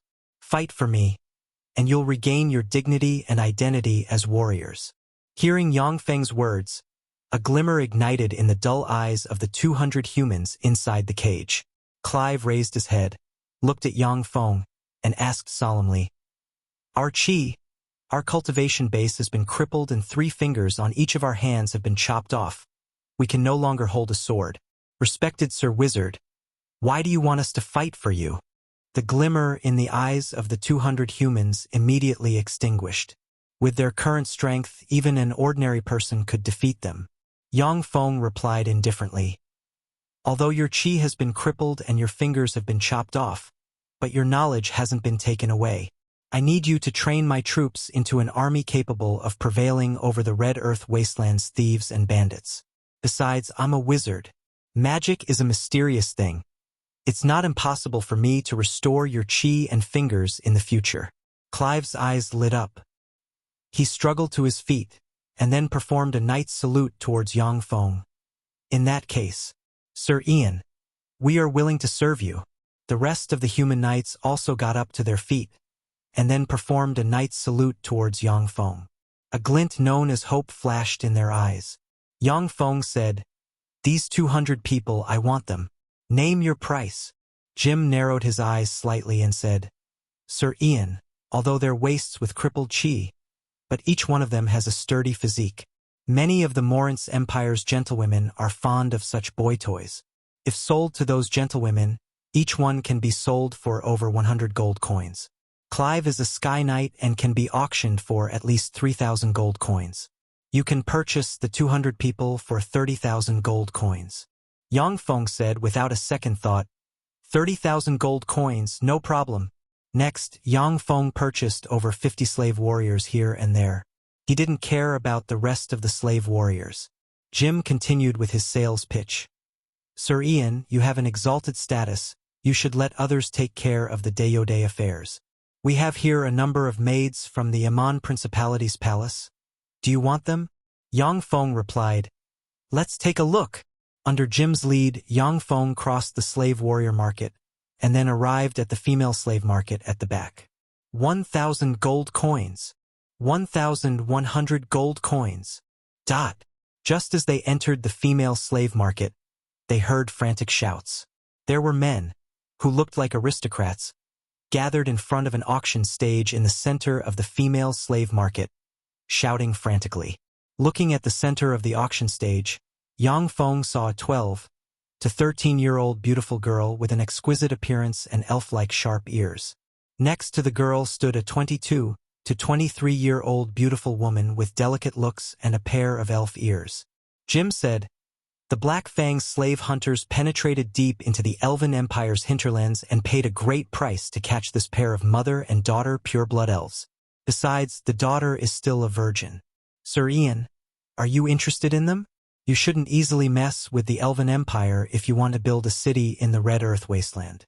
Once the Elven Empire's people find out that you keep female elven slaves, then these sharp ears will never let you off. My greatest weakness is that I'm kind-hearted. There's no way around it." Yang Feng said indifferently, 5,000 gold coins. After hearing the offer of 5,000 gold coins, the feverish aristocrats cooled down somewhat, and then focused their gazes on Yang Feng. 5,000 gold coins was not a small number. It was enough to purchase over 100 robust slaves like the Oxhuman half-blood beastmen. Ordinary half-blood beastman virgins only cost 5 to 10 gold coins.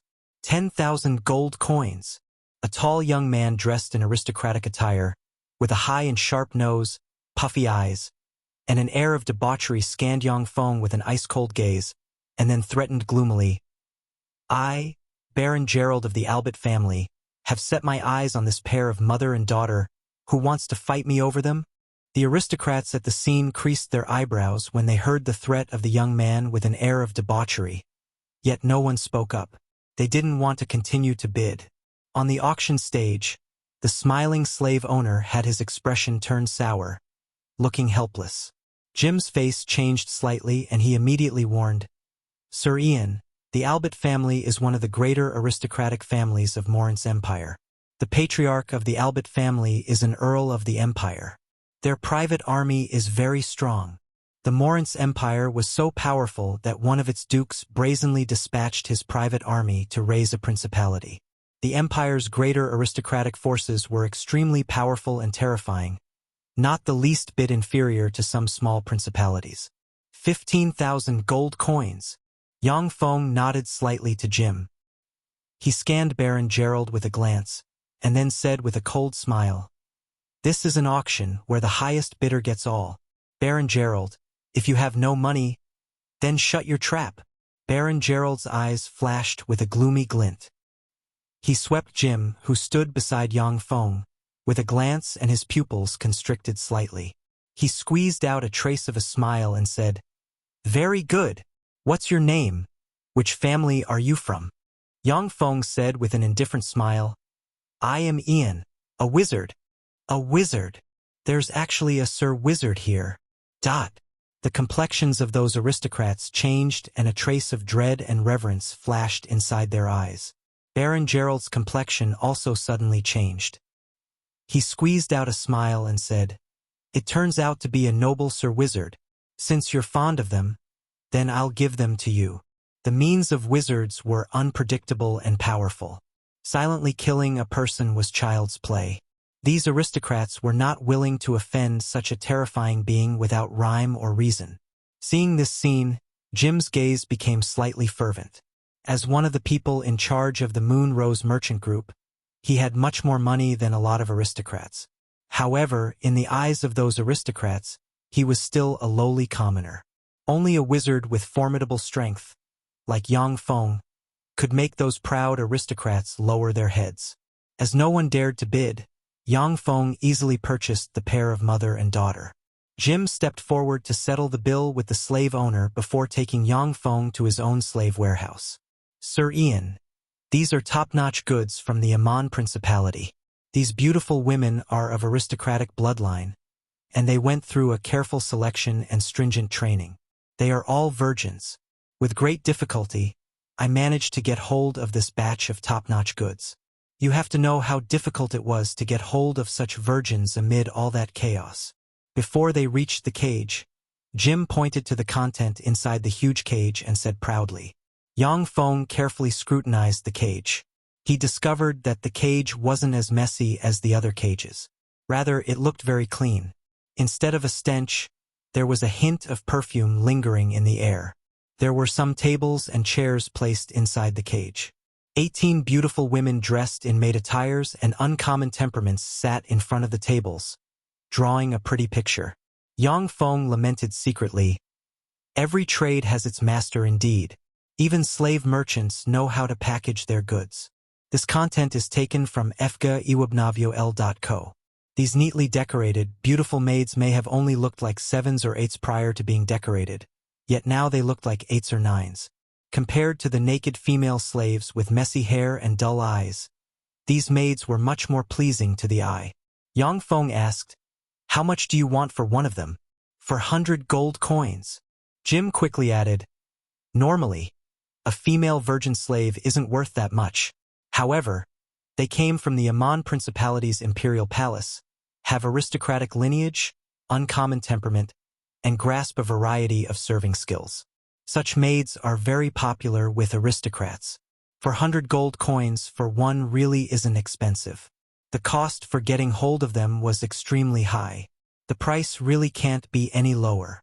A tall and sexy woman with a long knife scar that stretched from the right side of her face to her cherry lips, which were nearly split in two, stood up, bowed in salute to Yang Feng, and said softly, "My lord, I'm Lena, the head maid of these maids. Would you please purchase all of us together? As long as you purchase us, we'll do our best to repay your kindness." Yang Feng looked at the cage and saw that all the maids in the cage looked towards this side with longing expressions, yet none of them butted in. Clearly, Lena had a very high status among these maids. Moreover, these beautiful human slaves were well trained. They were much better than clumsy and unruly women. "All right, I'll buy you all," said Yang Feng straightforwardly. He flipped his hand and a low-grade magic stone appeared in his hand shortly after. "Do you accept this kind of gem?" Jim's eyes flashed with a trace of delight and he said promptly, "This is a magic energy stone. I accept. 500 gold coins per stone, how about it? No, 600 gold coins per stone. The price can be negotiated if you can sell it in large quantities." Magic stones, known as magic energy stones in the Feisuo Plane, were a very rare resource. During the time that Zhangji Plane's human warlocks dominated the Feisuo Plane, they plundered almost all of the Feisuo Plane's magic stones and brought them to the Zhangji Plane, which resulted in the scarcity of magic stones in the Feisuo Plane. The Feisuo Plane's gods, who stood above in the divine countries, could get the higher-ranked magic crystals. As a result, they didn't take any action regarding the lack of magic stones in the Feisuo Plane. The magic energy contained within magic stones was not only beneficial for the warlock cultivation, but was also beneficial for the cultivators of knight, wizard, druid, and many other different cultivation systems. In the Feisuo Plane, they were a very precious cultivation resource. Yang Feng sighed inside. "Planar trade. In one trip, you can profit by tens of thousands of times. No wonder that Zhangji Plane's human warlocks are so keen to explore other planes. In the Great Cloud Dynasty, one low-grade magic stone was priced at 1 silver coin, while in the Feisuo Plane, one low-grade magic stone could be exchanged for at least 600 gold coins. Bringing low-grade magic stones to the Feisuo Plane, and then bringing back gold to the Zhangji Plane in one trip, you could profit by tens of thousands of times. FRIOUBnovel.com. Chapter 205, Mysterious Power. Chapter 205, Mysterious Power. Translator, Xuanhuan. Of course, planar trade was terrifically profitable and at the same time, it was also alarmingly dangerous. A planar passageway leading to another plane not only required magic crystals in the hundreds of millions, but also required a variety of very precious resources. Only formidable Moonlight Warlock rank warlocks and above had the capability to establish a planar passageway. In the era of the human 8 warlocks dynasties, planar passageways ran through countless planes. Through these passageways, troops were transported to suppress a great deal of other planes. After the fall of the 8 great warlock dynasties, all major planes revolted and destroyed the planar passageways leading to the Zhangji Plane from their planes. Once such passageways were discovered, they would face the risk of being destroyed. Therefore, major forces like the demon-fighting sect naturally wouldn't use the planar passageways under their grasp for such petty things like smuggling magic stones. Yang Feng said magnanimously, "Then I'll use magic energy stones to pay the bill. What is the total of magic energy stones that I need to pay?" In order to quickly gain a footing on the Feisuo Plane, Yang Feng brought 2 billions low-grade magic stones and 3 billions gold coins. A mere few magic stones was nothing to him. Jim said in a straightforward manner. Straightforward, Sir Ian. You are really straightforward. Then, let's do it according to an exchange rate of 700 gold coins per magic energy stone. The slaves you want to purchase are worth 72,365 gold coins. Let's round it to 70,000 gold coins. You only need to pay me 100 magic energy stones. Yang Feng smiled indifferently. Without saying a word, he flung his hand and sent a pouch with 100 low-grade magic stones flying towards Jim. In fact, the price of an low-grade magic stone on the Feisuo Plane was generally upwards of 800 gold coins. In some prosperous places, one could even get a price of upwards of 1,000 gold coins from some major forces. The reason why Jim did his best to please Yang Feng was to make money. But Yang Feng naturally didn't care about it. Who would give their best to accommodate you without benefits? His face all smiles, Jim hurriedly grabbed the pouch. In this business, he earned at least 50,000 gold coins. Besides, selling the magic stones would not only earn him a big profit, but would also help him expand his connections by a lot. Every wizard is a mobile treasure trove whose wealth can rival that of a state. This saying is indeed correct. Jim shook the pouch and listened to the magic stones hitting each other, and his fat eyes narrowed. He revealed a gratified smile as he rejoiced at his wise choice. Yang Feng said meaningfully, "Help me prepare 3 months' worth of food for 1,000 people. The slaves also need clothing, armor, and weapons. As long as you do well, I'll use magic energy stones again to pay the bill." Jim's eyes seemed to take the form of magic stones from excitement, and he jumped to say, "Sir Ian, rest assured, I'll certainly help you settle this issue." Jim was indeed a force to be reckoned with in the Reject City. Shortly after, he got a large courtyard for the slaves Yang Feng purchased to stay in. Without playing coy, Yang Feng directly bought the large courtyard capable of housing over 1,000 people for 50 magic stones. The slave trade was booming in the Reject City. Those who purchased slaves also required a place for their slaves to reside. A large courtyard that resembled a prison or a case was the norm. In a spacious room inside the large courtyard, Yang Feng sat on a big chair. In front of him stood 3 people, Babu, Clive, and Lena. Yang Feng opened a box and revealed 3 vials of liquid metal nanorobot elixir, before saying flatly, "I am a wizard. Now it's time to prove your loyalty. In this box, there are 3 vials of magic elixir. Inject them into your bodies. Once I die, you'll follow me into death. In addition, if you harbor any thought of betrayal, this magic elixir will kill you. Pick them up." People were unpredictable. Yang Feng didn't believe that his charisma was so great that these 3 slaves would follow him wholeheartedly. In fact, slaves turning on their masters was a common occurrence in the Morin's Empire. As a result, the price of slaves wasn't as high as one might imagine. "Yes, master." Without hesitation, Lena picked up a vial of liquid metal nanorobot elixir. When her hand touched the liquid metal nanorobot elixir, the vial of elixir rose into the air, pricked her lily-white arm, and injected the elixir into her body. When Babu and Clive saw this scene, they unhesitatingly stepped forward and touched a vial each. The 2 vials also rose into the air, pricked their arms, and injected the elixir into their bodies. "Very good. I'm glad that you made the right choice. Now, it's time for you to witness a miracle." Yang Feng smiled and snapped his fingers. Lena suddenly felt a slight itch along with a number of surges of heat from the scar on her face. As if by an invisible hand, the ugly scar was torn off inch by inch, revealing the white and tender skin below. Without that ugly scar, Lena transformed from an ugly woman that could give others nightmares from a glacé into a first-rate beauty with a sexy body and an uncommon temperament.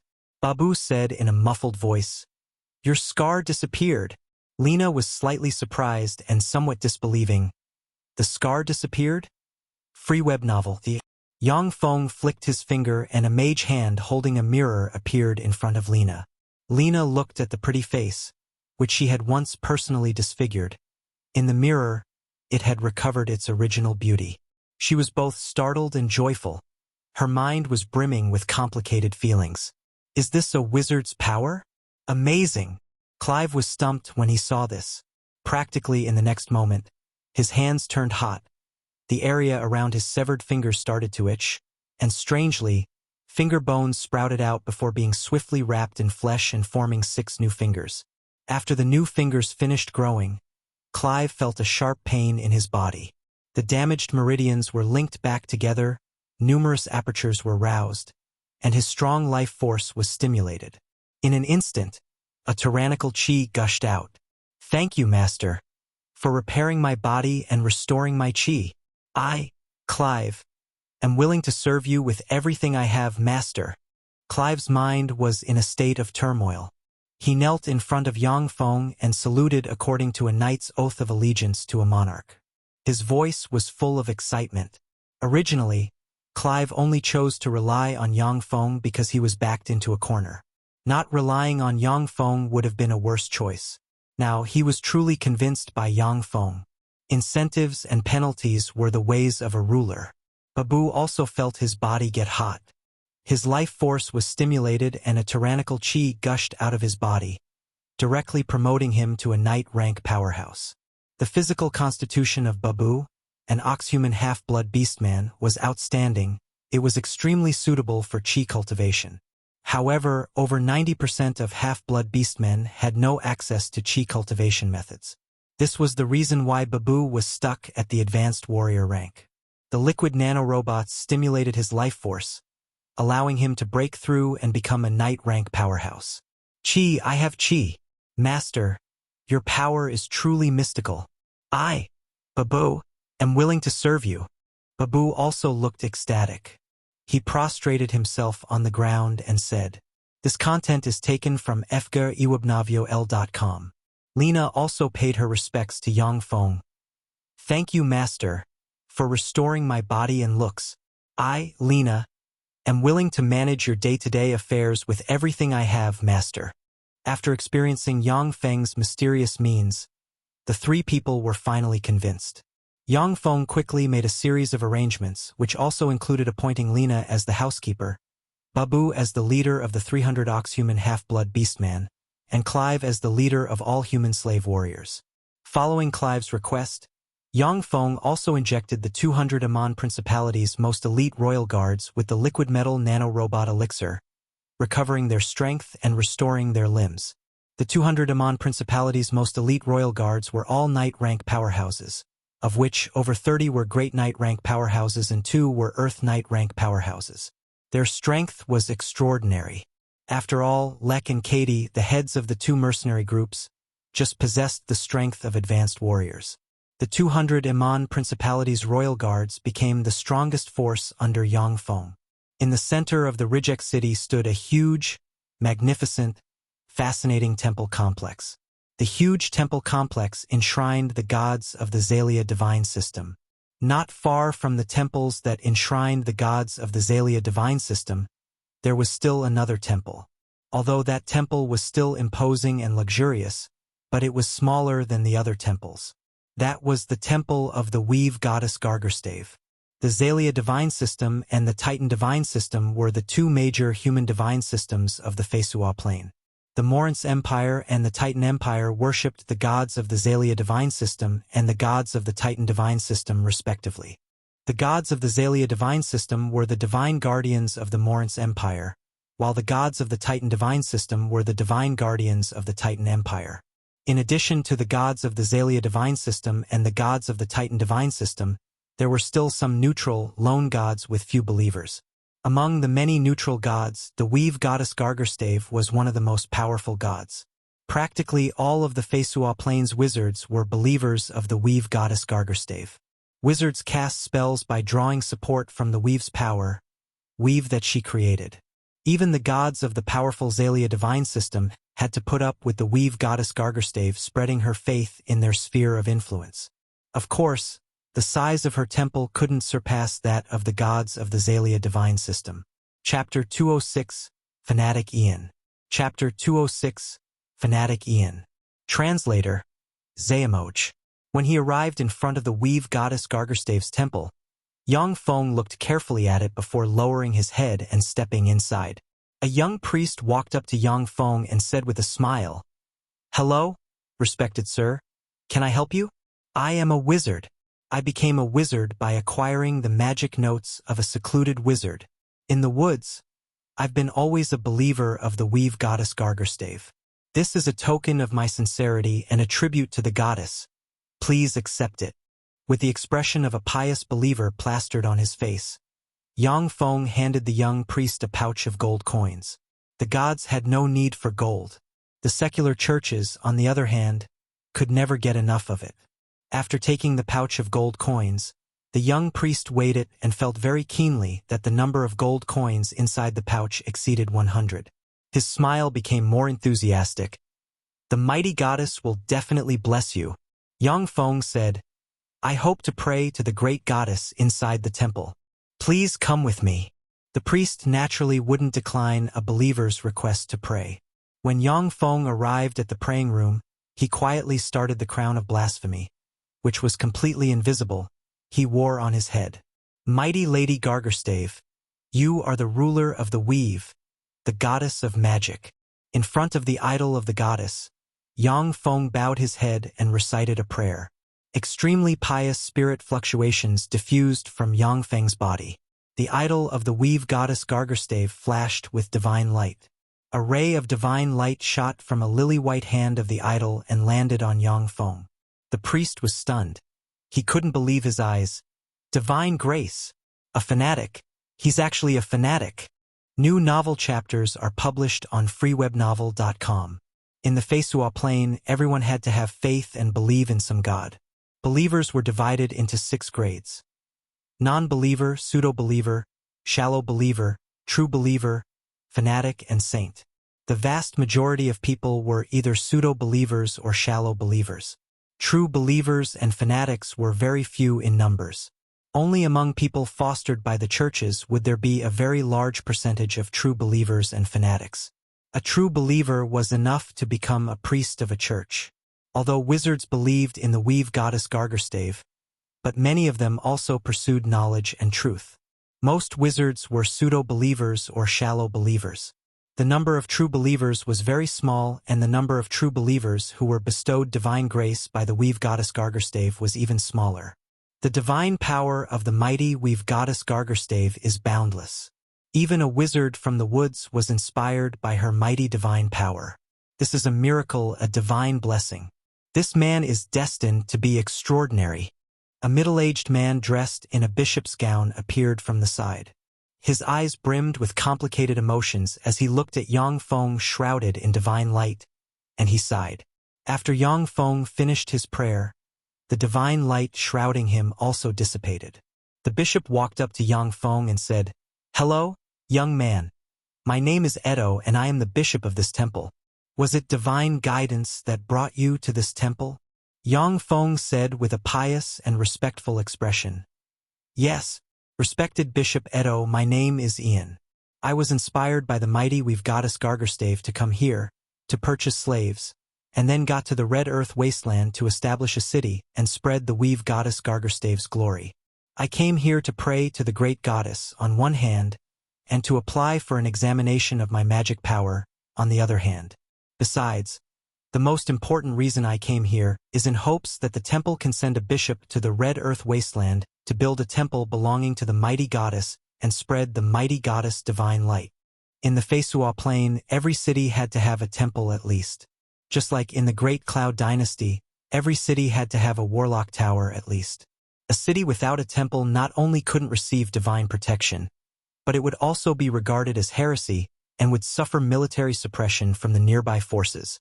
If Yang Feng wanted to build a city in the Red Earth wasteland, then he had to also erect a temple. After careful considerations, he chose the neutral weave goddess Gargerstave. With his wizard identity on the Feisuo Plane, it was normal to be close to the weave goddess Gargerstave. Edo's expression turned awkward upon listening to Yang Feng's request. The Red Earth wasteland was a forsaken land without any resources. That place only had filthy and ugly goblins, bugbears, ogres, and the like. No priest or bishop would go there to preach. Although the weave goddess didn't restrict the race of her believers, however, beastmen, elves, as well as other races capable of grasping magic power had their own gods. Besides, goblins and bugbears who didn't comprehend magic had no preaching value when it came to the weave goddess. Edo said, Ian, from the light of the divine grace that the mighty goddess bestowed upon you, I confirmed that you have the strength of a great wizard. I'll give you the magic crest later. When the young priest heard that, his eyes revealed a trace of envy. On the Feisuo Plane, wizards were divided into Level 1, Level 2, Level 3 Apprentice Wizard, Wizard, Level 1 Warlock, Great Wizard, Level 2 Warlock, Archwizard, Level 3 Warlock, Legend Wizard, Great Warlock, Demigod Wizard, Starry Sky Warlock. A great wizard was already a very powerful existence. The cultivation base of Bishop Edo, a temple of the weave goddess, was only that of a great wizard. The young priest's cultivation base was merely that of an apprentice wizard. Edo suddenly asked, As for the Red Earth Wastelands Temple, Ian, are you willing to join the Weave Church and dedicate yourself to spread the mighty weave goddess Gargerstave's glory? With the expression of a fanatic plastered on his face, Yang Feng said piously, I'm willing to join the Weave Church and dedicate myself to spread the mighty weave goddess Gargerstave's glory. Edo was very satisfied with Yang Feng's performance and didn't suspect a thing. Also, only a fanatic who was only second to a saint would spare no expenses and go to such a desolate place like the Red Earth Wasteland to build a city and preach. Edo said, I'll do a report to the headquarters first.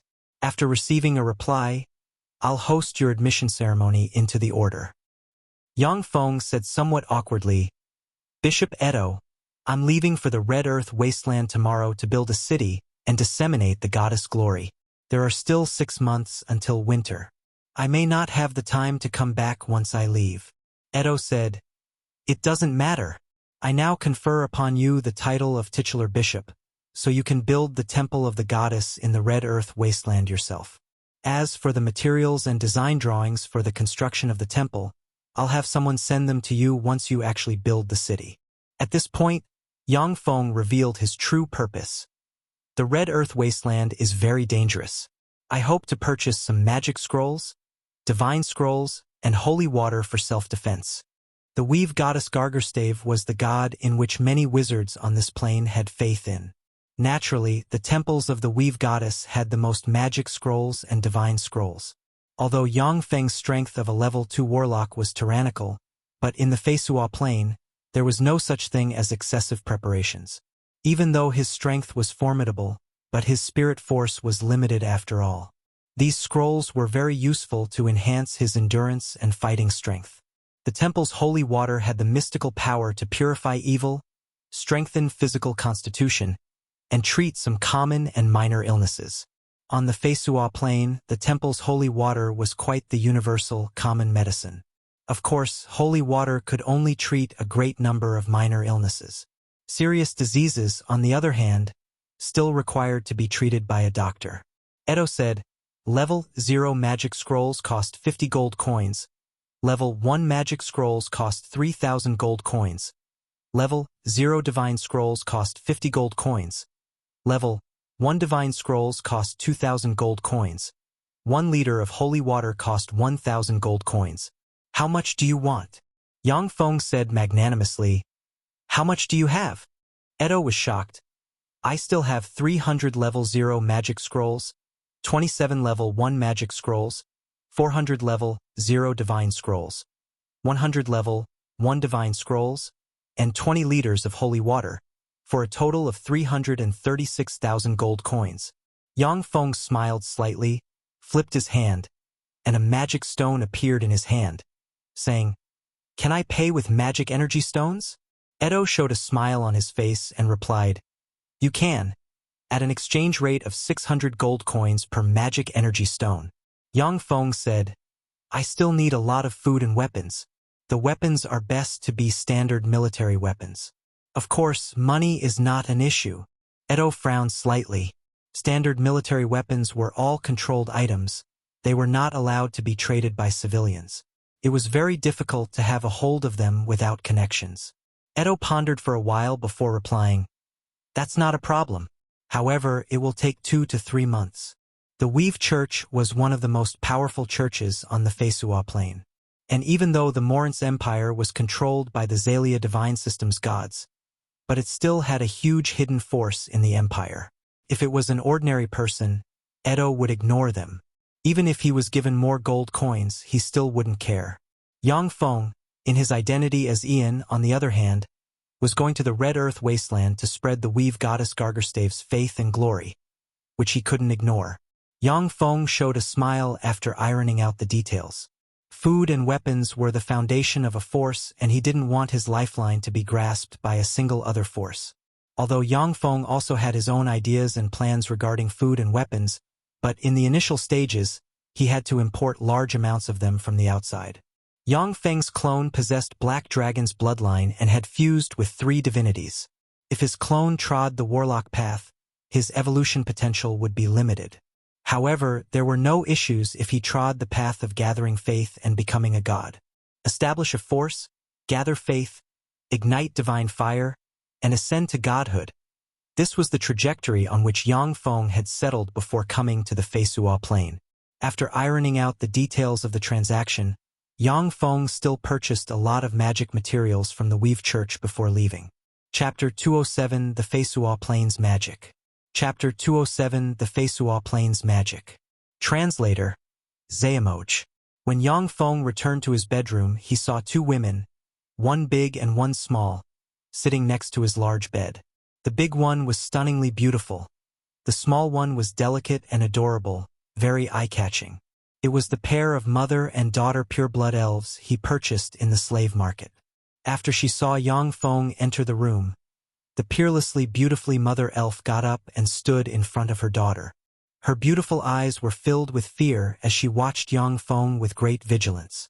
Human aristocrats purchased beautiful female elves for practically the same thing.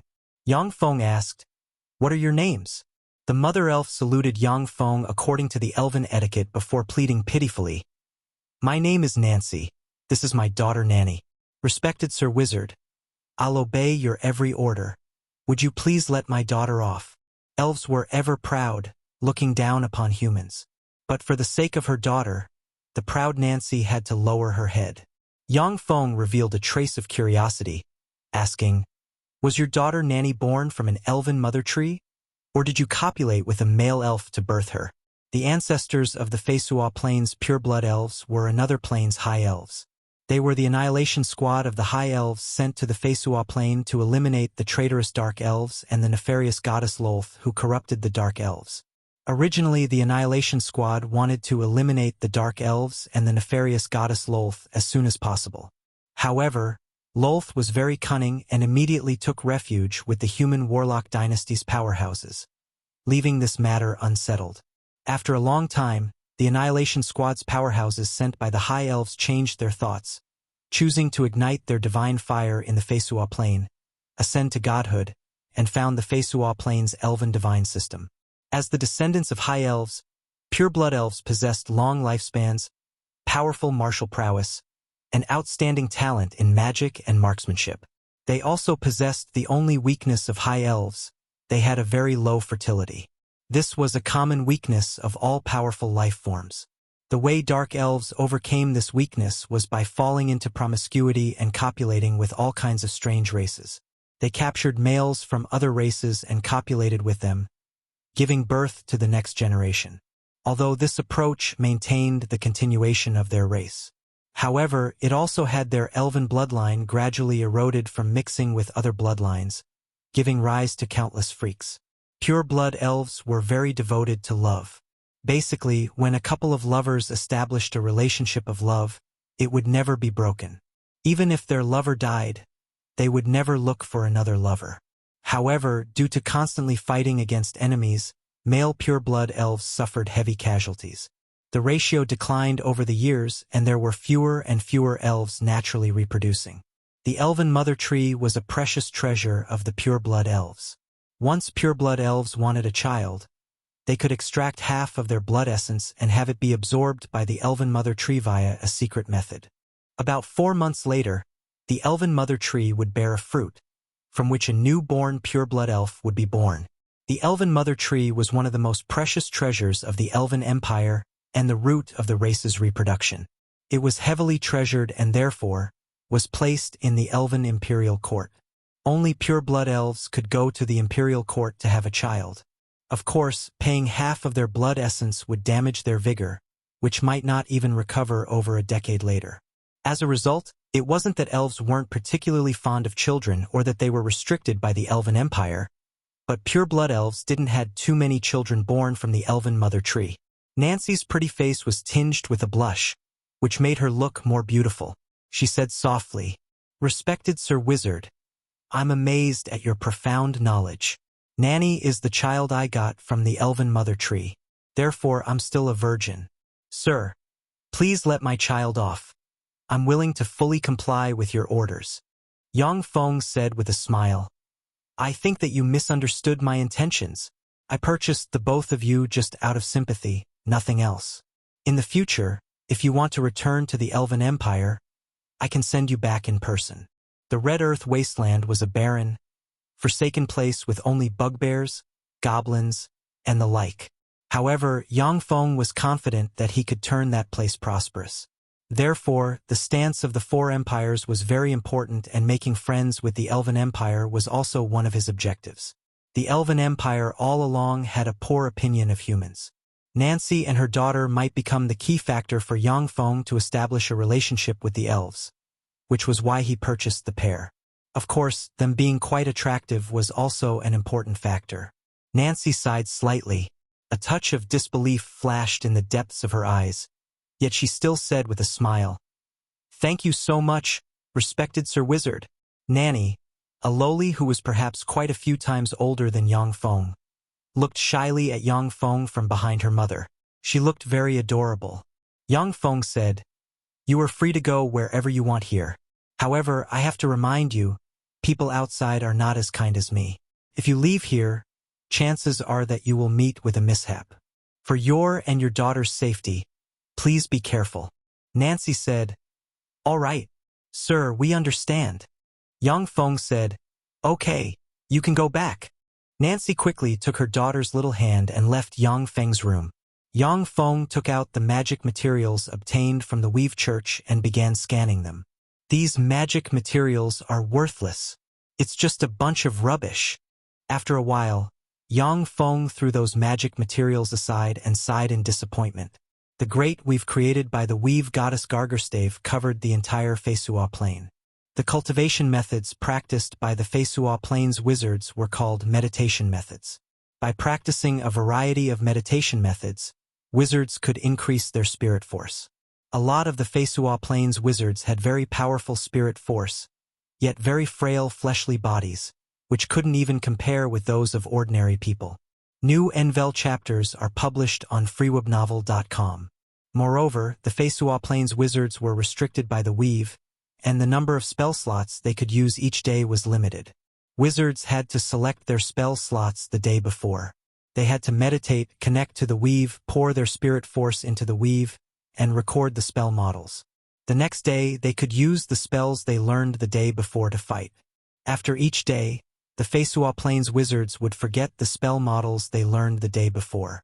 They had to pour their spirit force into the weave each day in order to learn the spell models anew.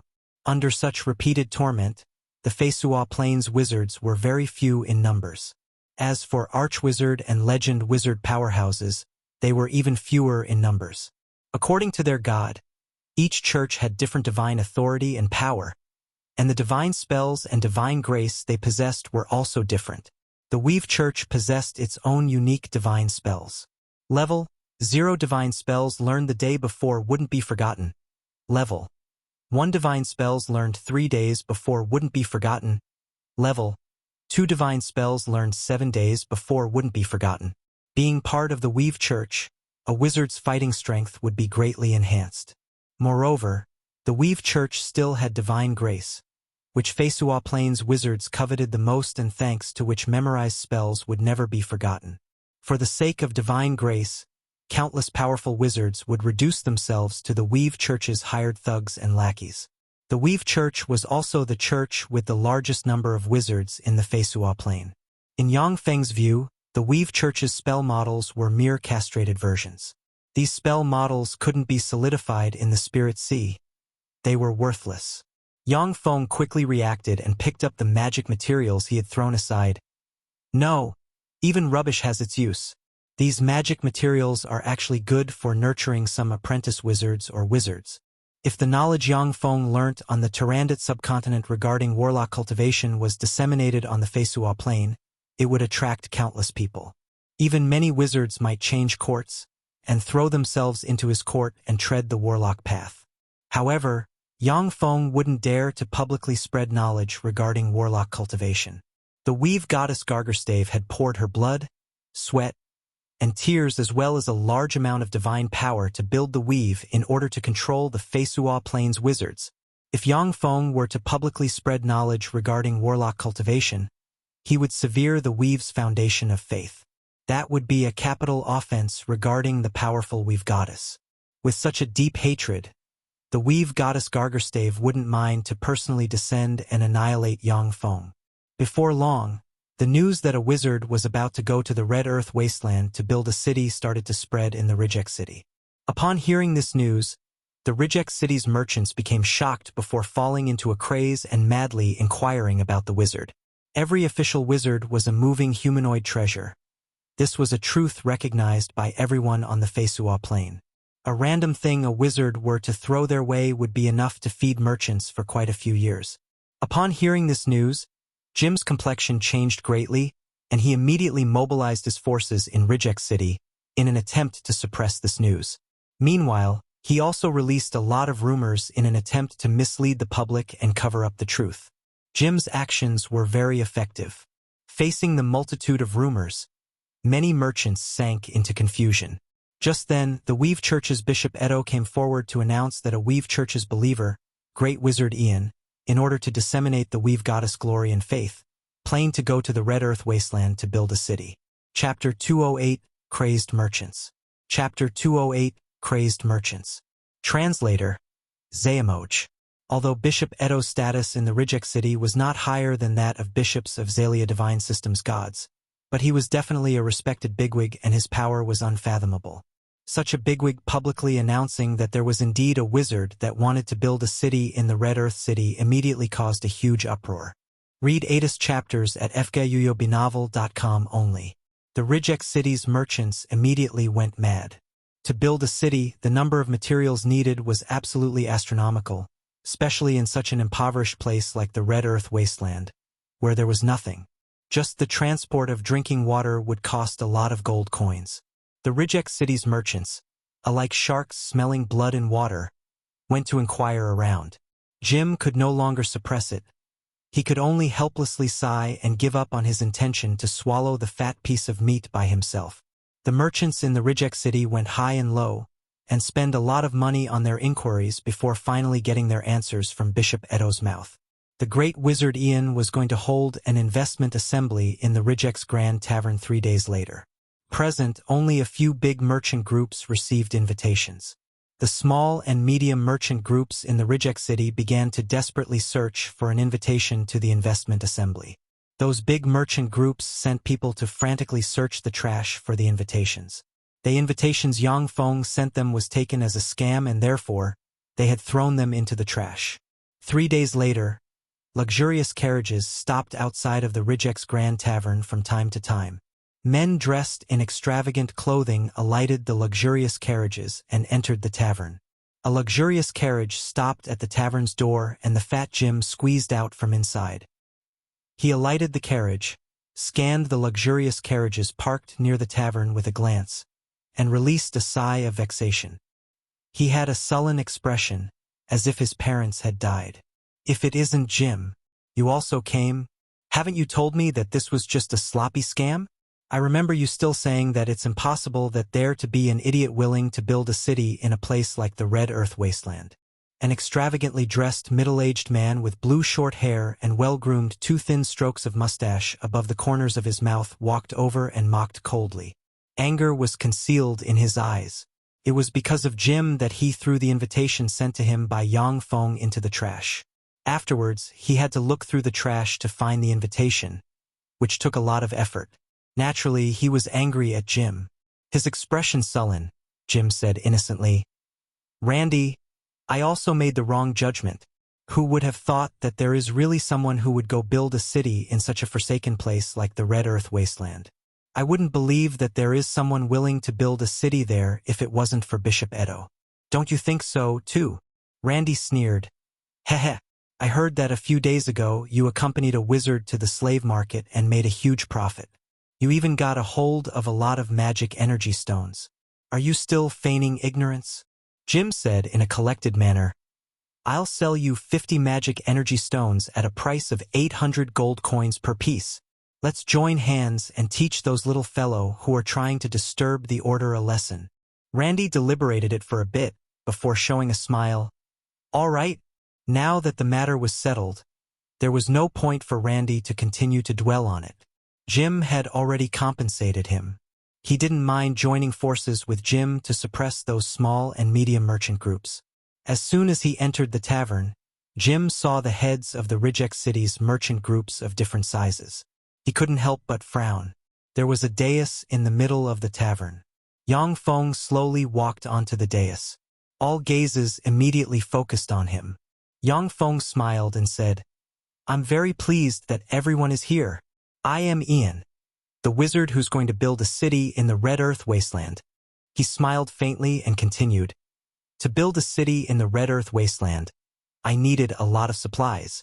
Water, food, weapons, clothes, and all kinds of other supplies. I need them all. I invited everyone here to make a fortune. My bottom line is that everyone is to make a profit of at least 40% to be able to bid. The tavern's assembly room immediately burst into an enthusiastic applause. These heads of merchant groups had bloodshot eyes. This was the first time that they saw such a fat sheep ready for the slaughter. Jim originally planned to bid down and force these heads of merchant groups to withdraw, yet his plan was foiled by Yang Feng throwing out his bait, leaving Jim feverish and his eyes bloodshot. Yang Feng smiled and said, however, what the new city lacks the most is population. I need a lot of slaves, preferably human slaves. Every month, the merchant group that brings me more human slaves will get more shares. Of course, I'm willing to purchase those slaves at a high price. The head of a merchant group said loudly, Sir Ian, I'm willing to present you with 20 female slaves. Every month, I pledge to ship you 100 human slaves. Yang Feng said with a radiant smile, What's your name? That head of a merchant group straightened up and replied loudly, My name is Sam. Yang Feng said with a smile, What do you want to trade? Sam responded, I want to trade clothing. Yang Feng said straightforwardly, All right, as long as the clothing that you provide is up to standard and you can keep up with our demand, then you shall be the one supplying the clothing. Sam said excitedly, Thank you, sir. Yang Feng currently had hundreds of slaves in his possession. Before long, his slaves would likely exceed 1,000 in number. The clothing of these slaves, as well as everyone else in the new city, was a big deal. Moreover, Sam could also earn a huge sum from the 100 slaves. In one trip, Sam would make a huge profit. Yang Feng still said, As a reward, I'll use magic energy stones to pay for your goods. Sam said excitedly, Thank you, sir. Sir Ian, I'm willing to present you with 10 female slaves. Every month, I can ship 80 slaves to your city. Below the dais, the heads of merchant groups went into an uproar, excitedly giving their bids. Jim and Randy were also forced to join in the crazed bidding. Amid the cheers of the heads of merchant groups, Yang Feng signed contracts with them with a priest of the god of contracts as the witness. A contract would go into effect once it was established with the god of contracts as the witness. If the contract was breached, one would suffer divine backlash. Truly capricious. Jim watched the heads of merchant groups scrambling to sign a contract with Yang Feng and heaved a long sigh. His mind was filled with complicated feelings. Originally, Jim still intended to use his power in the Reject City to play some tricks, so that Yang Feng would have to rely more on him. It was best if he could monopolize the trade with the Red Earth Wasteland's new city. Now that these heads of merchant groups scrambled to be of service to Yang Feng and sign a contract with him, it completely shattered Jim's dream. Reject City, in a villa's rear garden. Frio Ubinovel de Cio. Baron Gerald held a glass of red wine in his hand. With a gloomy expression, he slowly rocked the wine in his hand. A handsome man sitting in front of Baron Gerald said with a smile, "Gerald, I heard that Master Ian is going to build a city in the Red Earth Wasteland. He's such a fat sheep. Don't you want to kill him and get revenge for the previous humiliation?" Gerald smiled coldly and said, "Ardace, you don't have to provoke me. He's a great wizard. I don't want to be killed by a great wizard. There are many ways to kill people in magic." Ardace sneered. "Yes, we have no chance at basting a great wizard. In a frontal confrontation, we'll be killed by some strange magic of his. However, although a great wizard's magic is powerful, but the number of spell slots he has to learn spells in a given day is limited. 8 level 2 spells, 24 level 1 spells, 108 level 0 spells. This is the magic that a great wizard can cast in a day. As long as we trade lives for his spells, then just like a tiger with its teeth pulled, he'll collapse at the first blow." Gerald contemplated for a moment before shaking his head, saying, "With his spell slots, it's enough to destroy a 100 people strong army.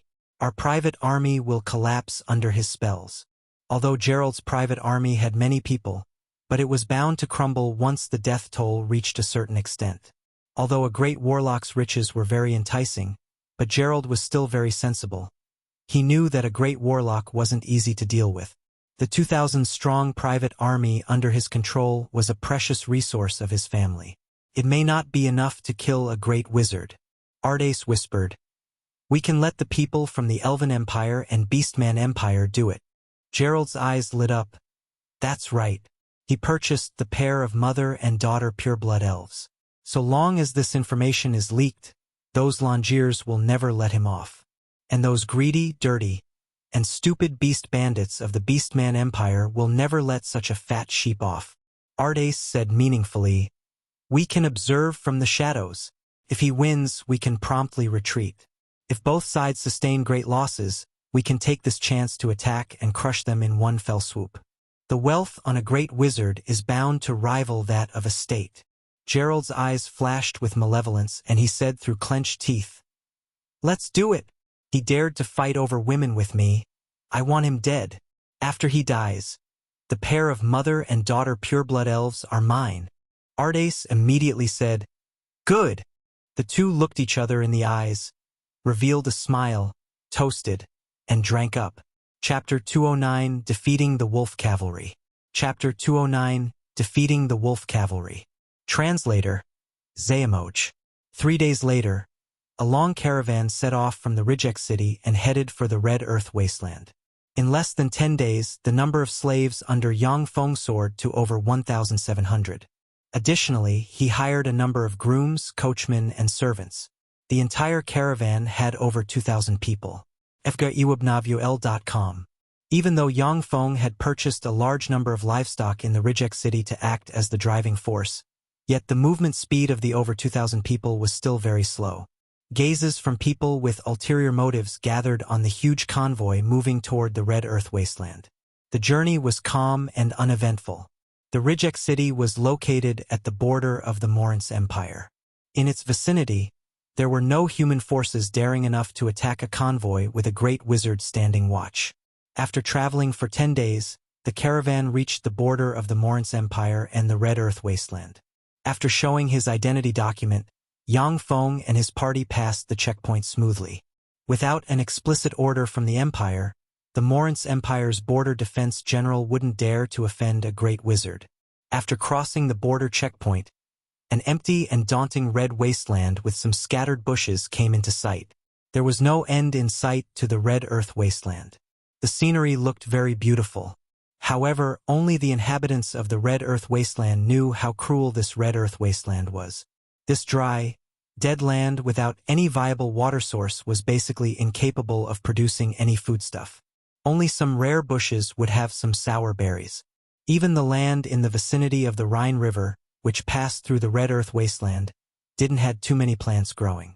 It seemed like this place was cursed by the gods. Clive looked at the desolate Red Earth Wasteland and his eyes flashed a touch of unease.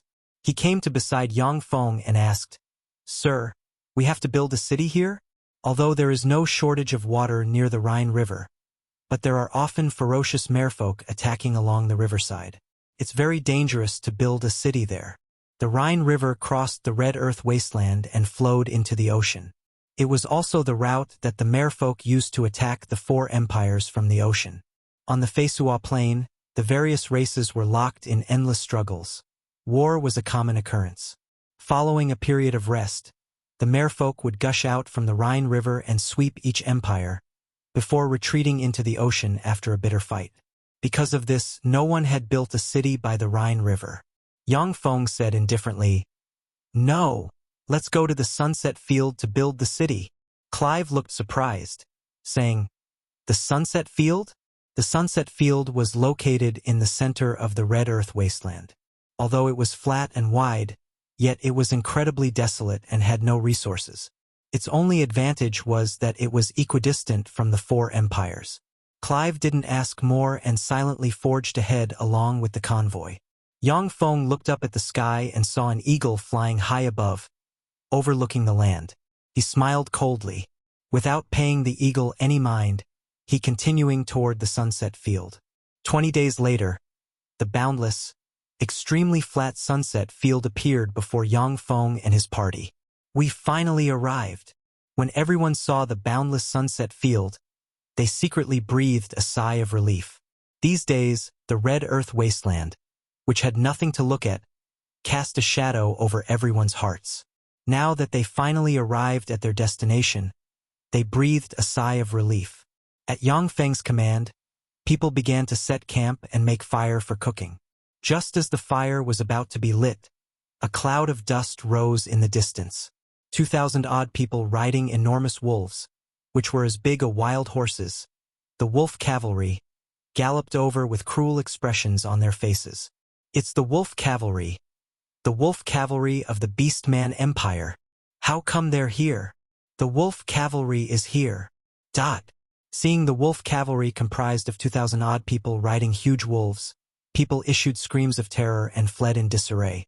"Enter formation!"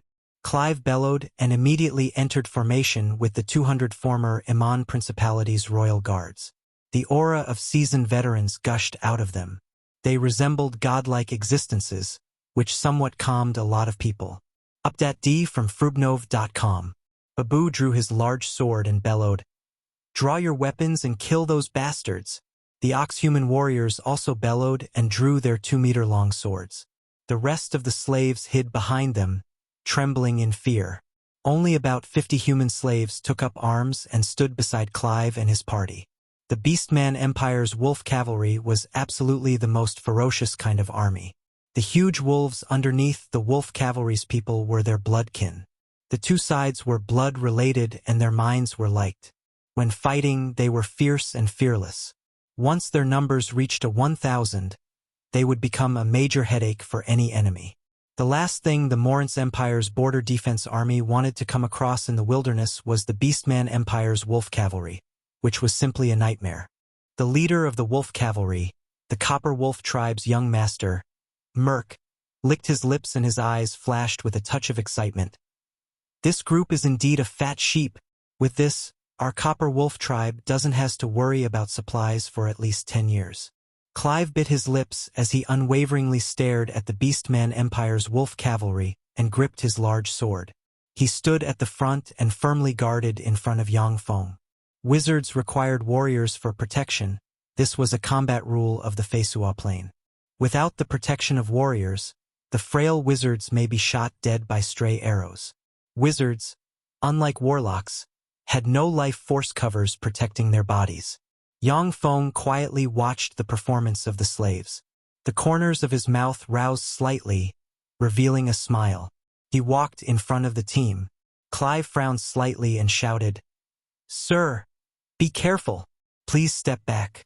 The wolf cavalry will put its hands on you over my dead body. I'll take care of the wolf cavalry myself. I'll let you see my means." Yang Feng smiled confidently and flipped his hand. Over 30 extraordinary plant vampiric rattan seeds appeared in his hand, and he threw them onto the ground. He silently recited an incantation, pointed at the over 30 extraordinary plant vampiric rattan seeds, and a green ray of magic light shot at them. The seeds suddenly frantically squirmed and grew into tens of meters long, strange rattans covered in countless barbs. The rattans madly swatted at the 2,000-strong wolf cavalry. Where the strange rattans passed through, they swatted the wolf cavalry members into mincemeat. The vampiric rattans frantically wrapped around the broken bodies and quickly absorbed their blood. Yang Feng silently recited an incantation, pointed at the vampiric rattans, and a green ray of magic radiance shot at them. The vampiric rattans immediately bloomed with blood-red flowers. The blood-red flowers sprayed large quantities of pink mist at the wolf cavalry members. Upon being hit by the pink mist, the wolf cavalry members swayed and fell into a deep sleep. Yang Feng pointed at the vampiric rattans again. The vampiric rattans, which absorbed large quantities of blood, released seeds. After being illuminated by Yang Feng's magic radiance, the seeds quickly grew into mature vampiric rattans. The tentacle-like, giant rattans covered in barbs pierced at the wolf cavalry members. Faced with the attack from the vampiric rattans, the wolf cavalry suddenly suffered great losses. Over 200 of the wolf cavalry members were devoured by the vampiric rattans. The wolf cavalry members, without halting their steps, slammed into the vampiric rattans and were sucked dry. Merc, the leader of the wolf cavalry, who charged at the frontmost, was the first person to be swatted to death by the vampiric rattans and had his blood sucked dry, leaving the wolf cavalry rudderless. After losing over half of its members to the vampiric rattans, the wolf cavalry finally collapsed and then fled in helter-skelter. The slaves were dumbstruck. They couldn't believe their eyes. With a peculiar glint in her beautiful eyes, Lena said in excitement, "So amazing! Is this the strength of a great warlock? So powerful." Nancy frowned slightly. She was filled with curiosity. How come the magic this human great wizard wields is so similar to the plant magic we elves grasp? The only difference is that the plants he uses are brimming with tyranny and murderousness, and carry a kind of evil aura. The vampiric rattans were killing machines cultivated by the Tyrannid subcontinent's dark elves. They were extremely powerful and wicked. This was the first time rattans revealed their vicious fangs in the Feisuo Plane. "Attack!" Clive ordered and immediately led the 200 Iman Principality's royal guards to rush at the wolf cavalry. Yang Feng still casually cast the level 0 spell web a dozen times. Large, cobweb-like nets appeared out of thin air, dropped on the wolf cavalry members, and stuck to them. Clive led his people in a charge and captured a dozen wolf cavalry members. There were no good warhorses in the Rijek city, and ordinary horses couldn't catch up with the wolf cavalry, which was why Clive only managed to capture a dozen wolf cavalry members. Yang Feng pointed at the vampiric rattans, which wanted to devour the unconscious wolf cavalry members. The rattans turned sluggish, contracted, split into two seeds, and flew back to him. Chapter 210, Establishing a City Overnight, the Miracle City. Chapter 210, Establishing a City Overnight, the Miracle City. Translator, Xuanhuan. The extraordinary plant vampiric rattan seeds had to devour a lot of blood after being stimulated by magic. Once they managed to devour a lot of blood, their use would come to an end, and they could transform and split into two seeds via magic. Otherwise, they would wilt and turn into ash. In the Tyrannid subcontinent's underground world, dark elves would feed many criminals and slaves, who have lost their use, to the vampiric rattans in order to cultivate the terrifying extraordinary plants. After taking control of the Tyrannid subcontinent's dark elves, Yang Feng learned all the methods they wielded. When the people saw Yang Feng wreck the ferocious 2,000-strong Beastmen Empire's wolf cavalry by himself, their eyes flashed with a trace of reverence. Now they had a bit more confidence in their future. In a corner of the red earth wasteland, looking at the sky, Artai's complexion suddenly changed greatly, and he exclaimed, "The Copper Wolf Tribe's wolf cavalry lost." Gerald's eyes flashed with incredulity, saying, "How is that possible? These bandits, the Copper Wolf Tribe, have a 2,000-strong wolf cavalry, which is extremely fierce. In this red earth wasteland, an unknown number of caravans suffered under them. Even if the 2,000-strong wolf cavalry was consumed, it should be able to consume all of his spell slots. How could they be defeated?" What happened? With a complicated expression in his eyes, Ardes gave a long sigh, saying, I also don't know. I only know that the Copper Wolf tribe's wolf cavalry lost. Gerald's eyes were bloodshot. He suggested, his victory over the Copper Wolf tribe's wolf cavalry should have come at a great cost. How about we attack him now? Ardes shook his head and said, very sensible. It's too dangerous. The great wizard was able to defeat the Copper Wolf tribe's wolf cavalry so easily. If we were to attack him, we might not necessarily be his match. The risk is too high. Bastard! Gerald cursed and stomped his feet. A black bird dropped from the sky and landed on Gerald's shoulder. Gerald's eyes lit up and he took a white piece of paper from the black bird. He stared at the white piece of paper for a while before finally revealing a smile. No, I don't think we'll have to go. The stronger Master Ian is, the better. The Elven Empire's people will arrive tomorrow. Ardes also revealed a smile. That's right. The stronger he is, the better. It would be troublesome if he's too weak. When night fell, the entire land was shrouded in darkness. Yang Feng, like a specter, rushed out of the camp and arrived next to the camp. With a wave of his hand, the extraordinary plant iron bamboo seeds flew into the air. A peculiar glint flashed past his eyes and he pressed on his chest.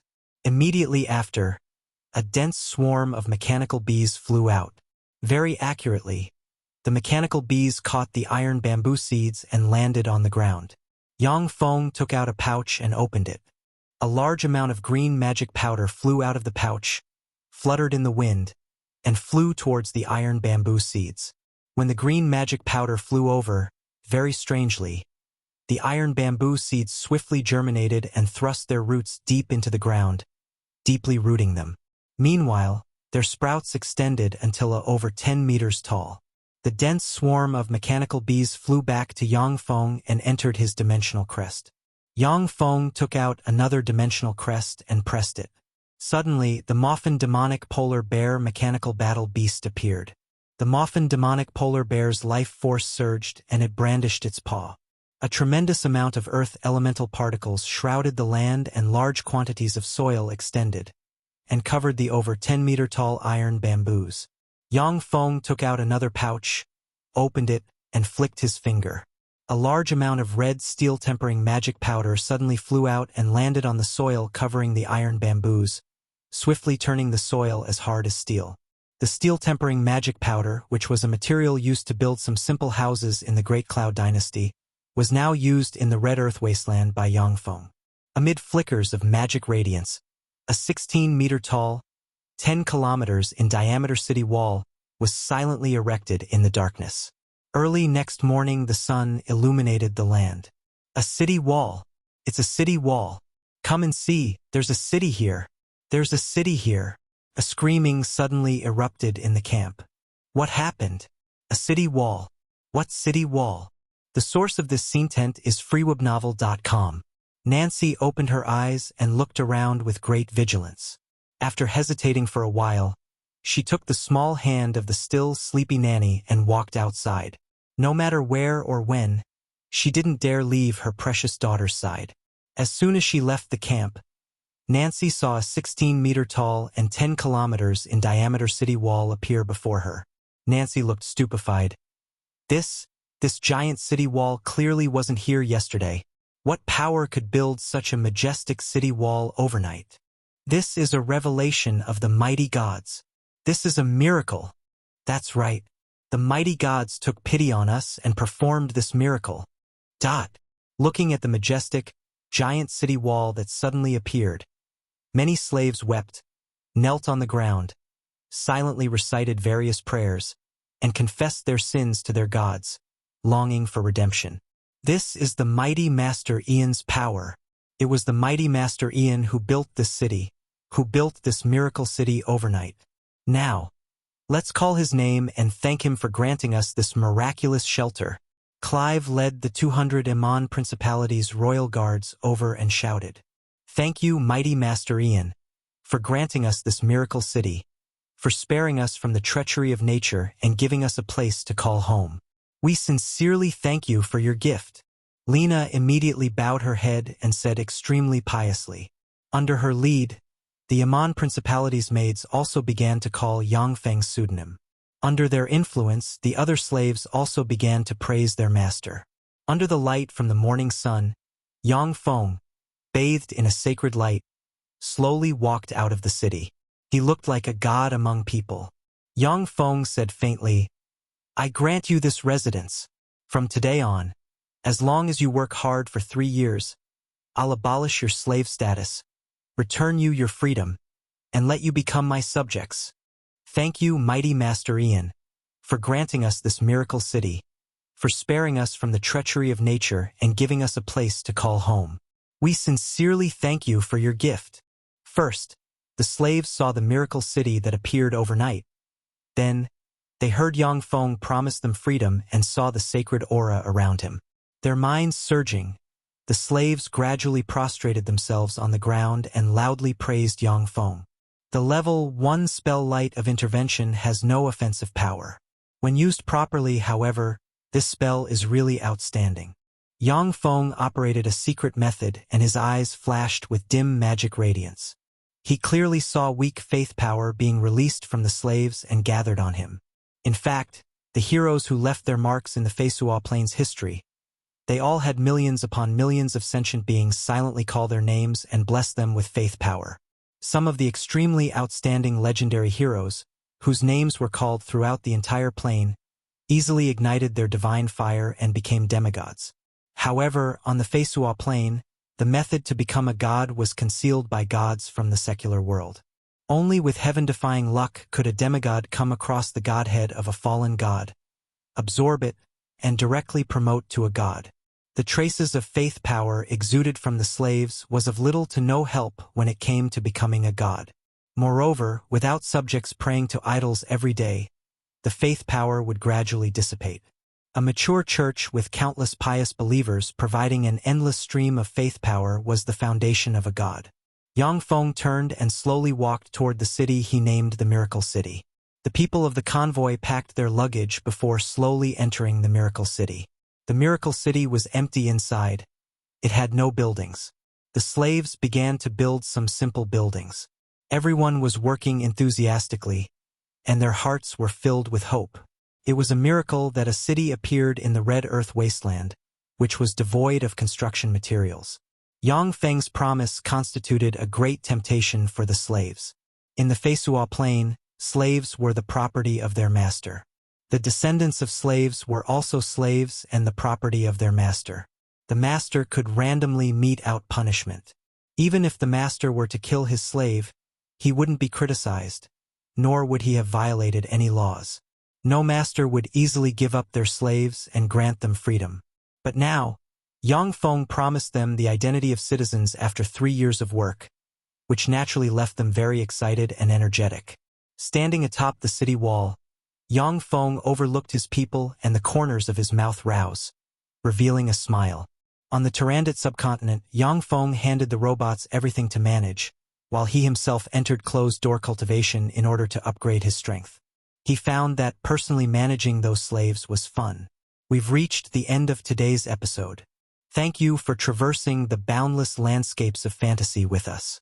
If today's story has sparked joy within you, please remember to hit the like button, share our journey with others, and subscribe to Lord of the Stories for an ever-expanding collection of mystical escapades. Until we meet again to turn the page to a new adventure, hold the tales dear in your heart, and let the embers of magic warmly glow in your spirit. Farewell, intrepid explorers of the narrative unknown.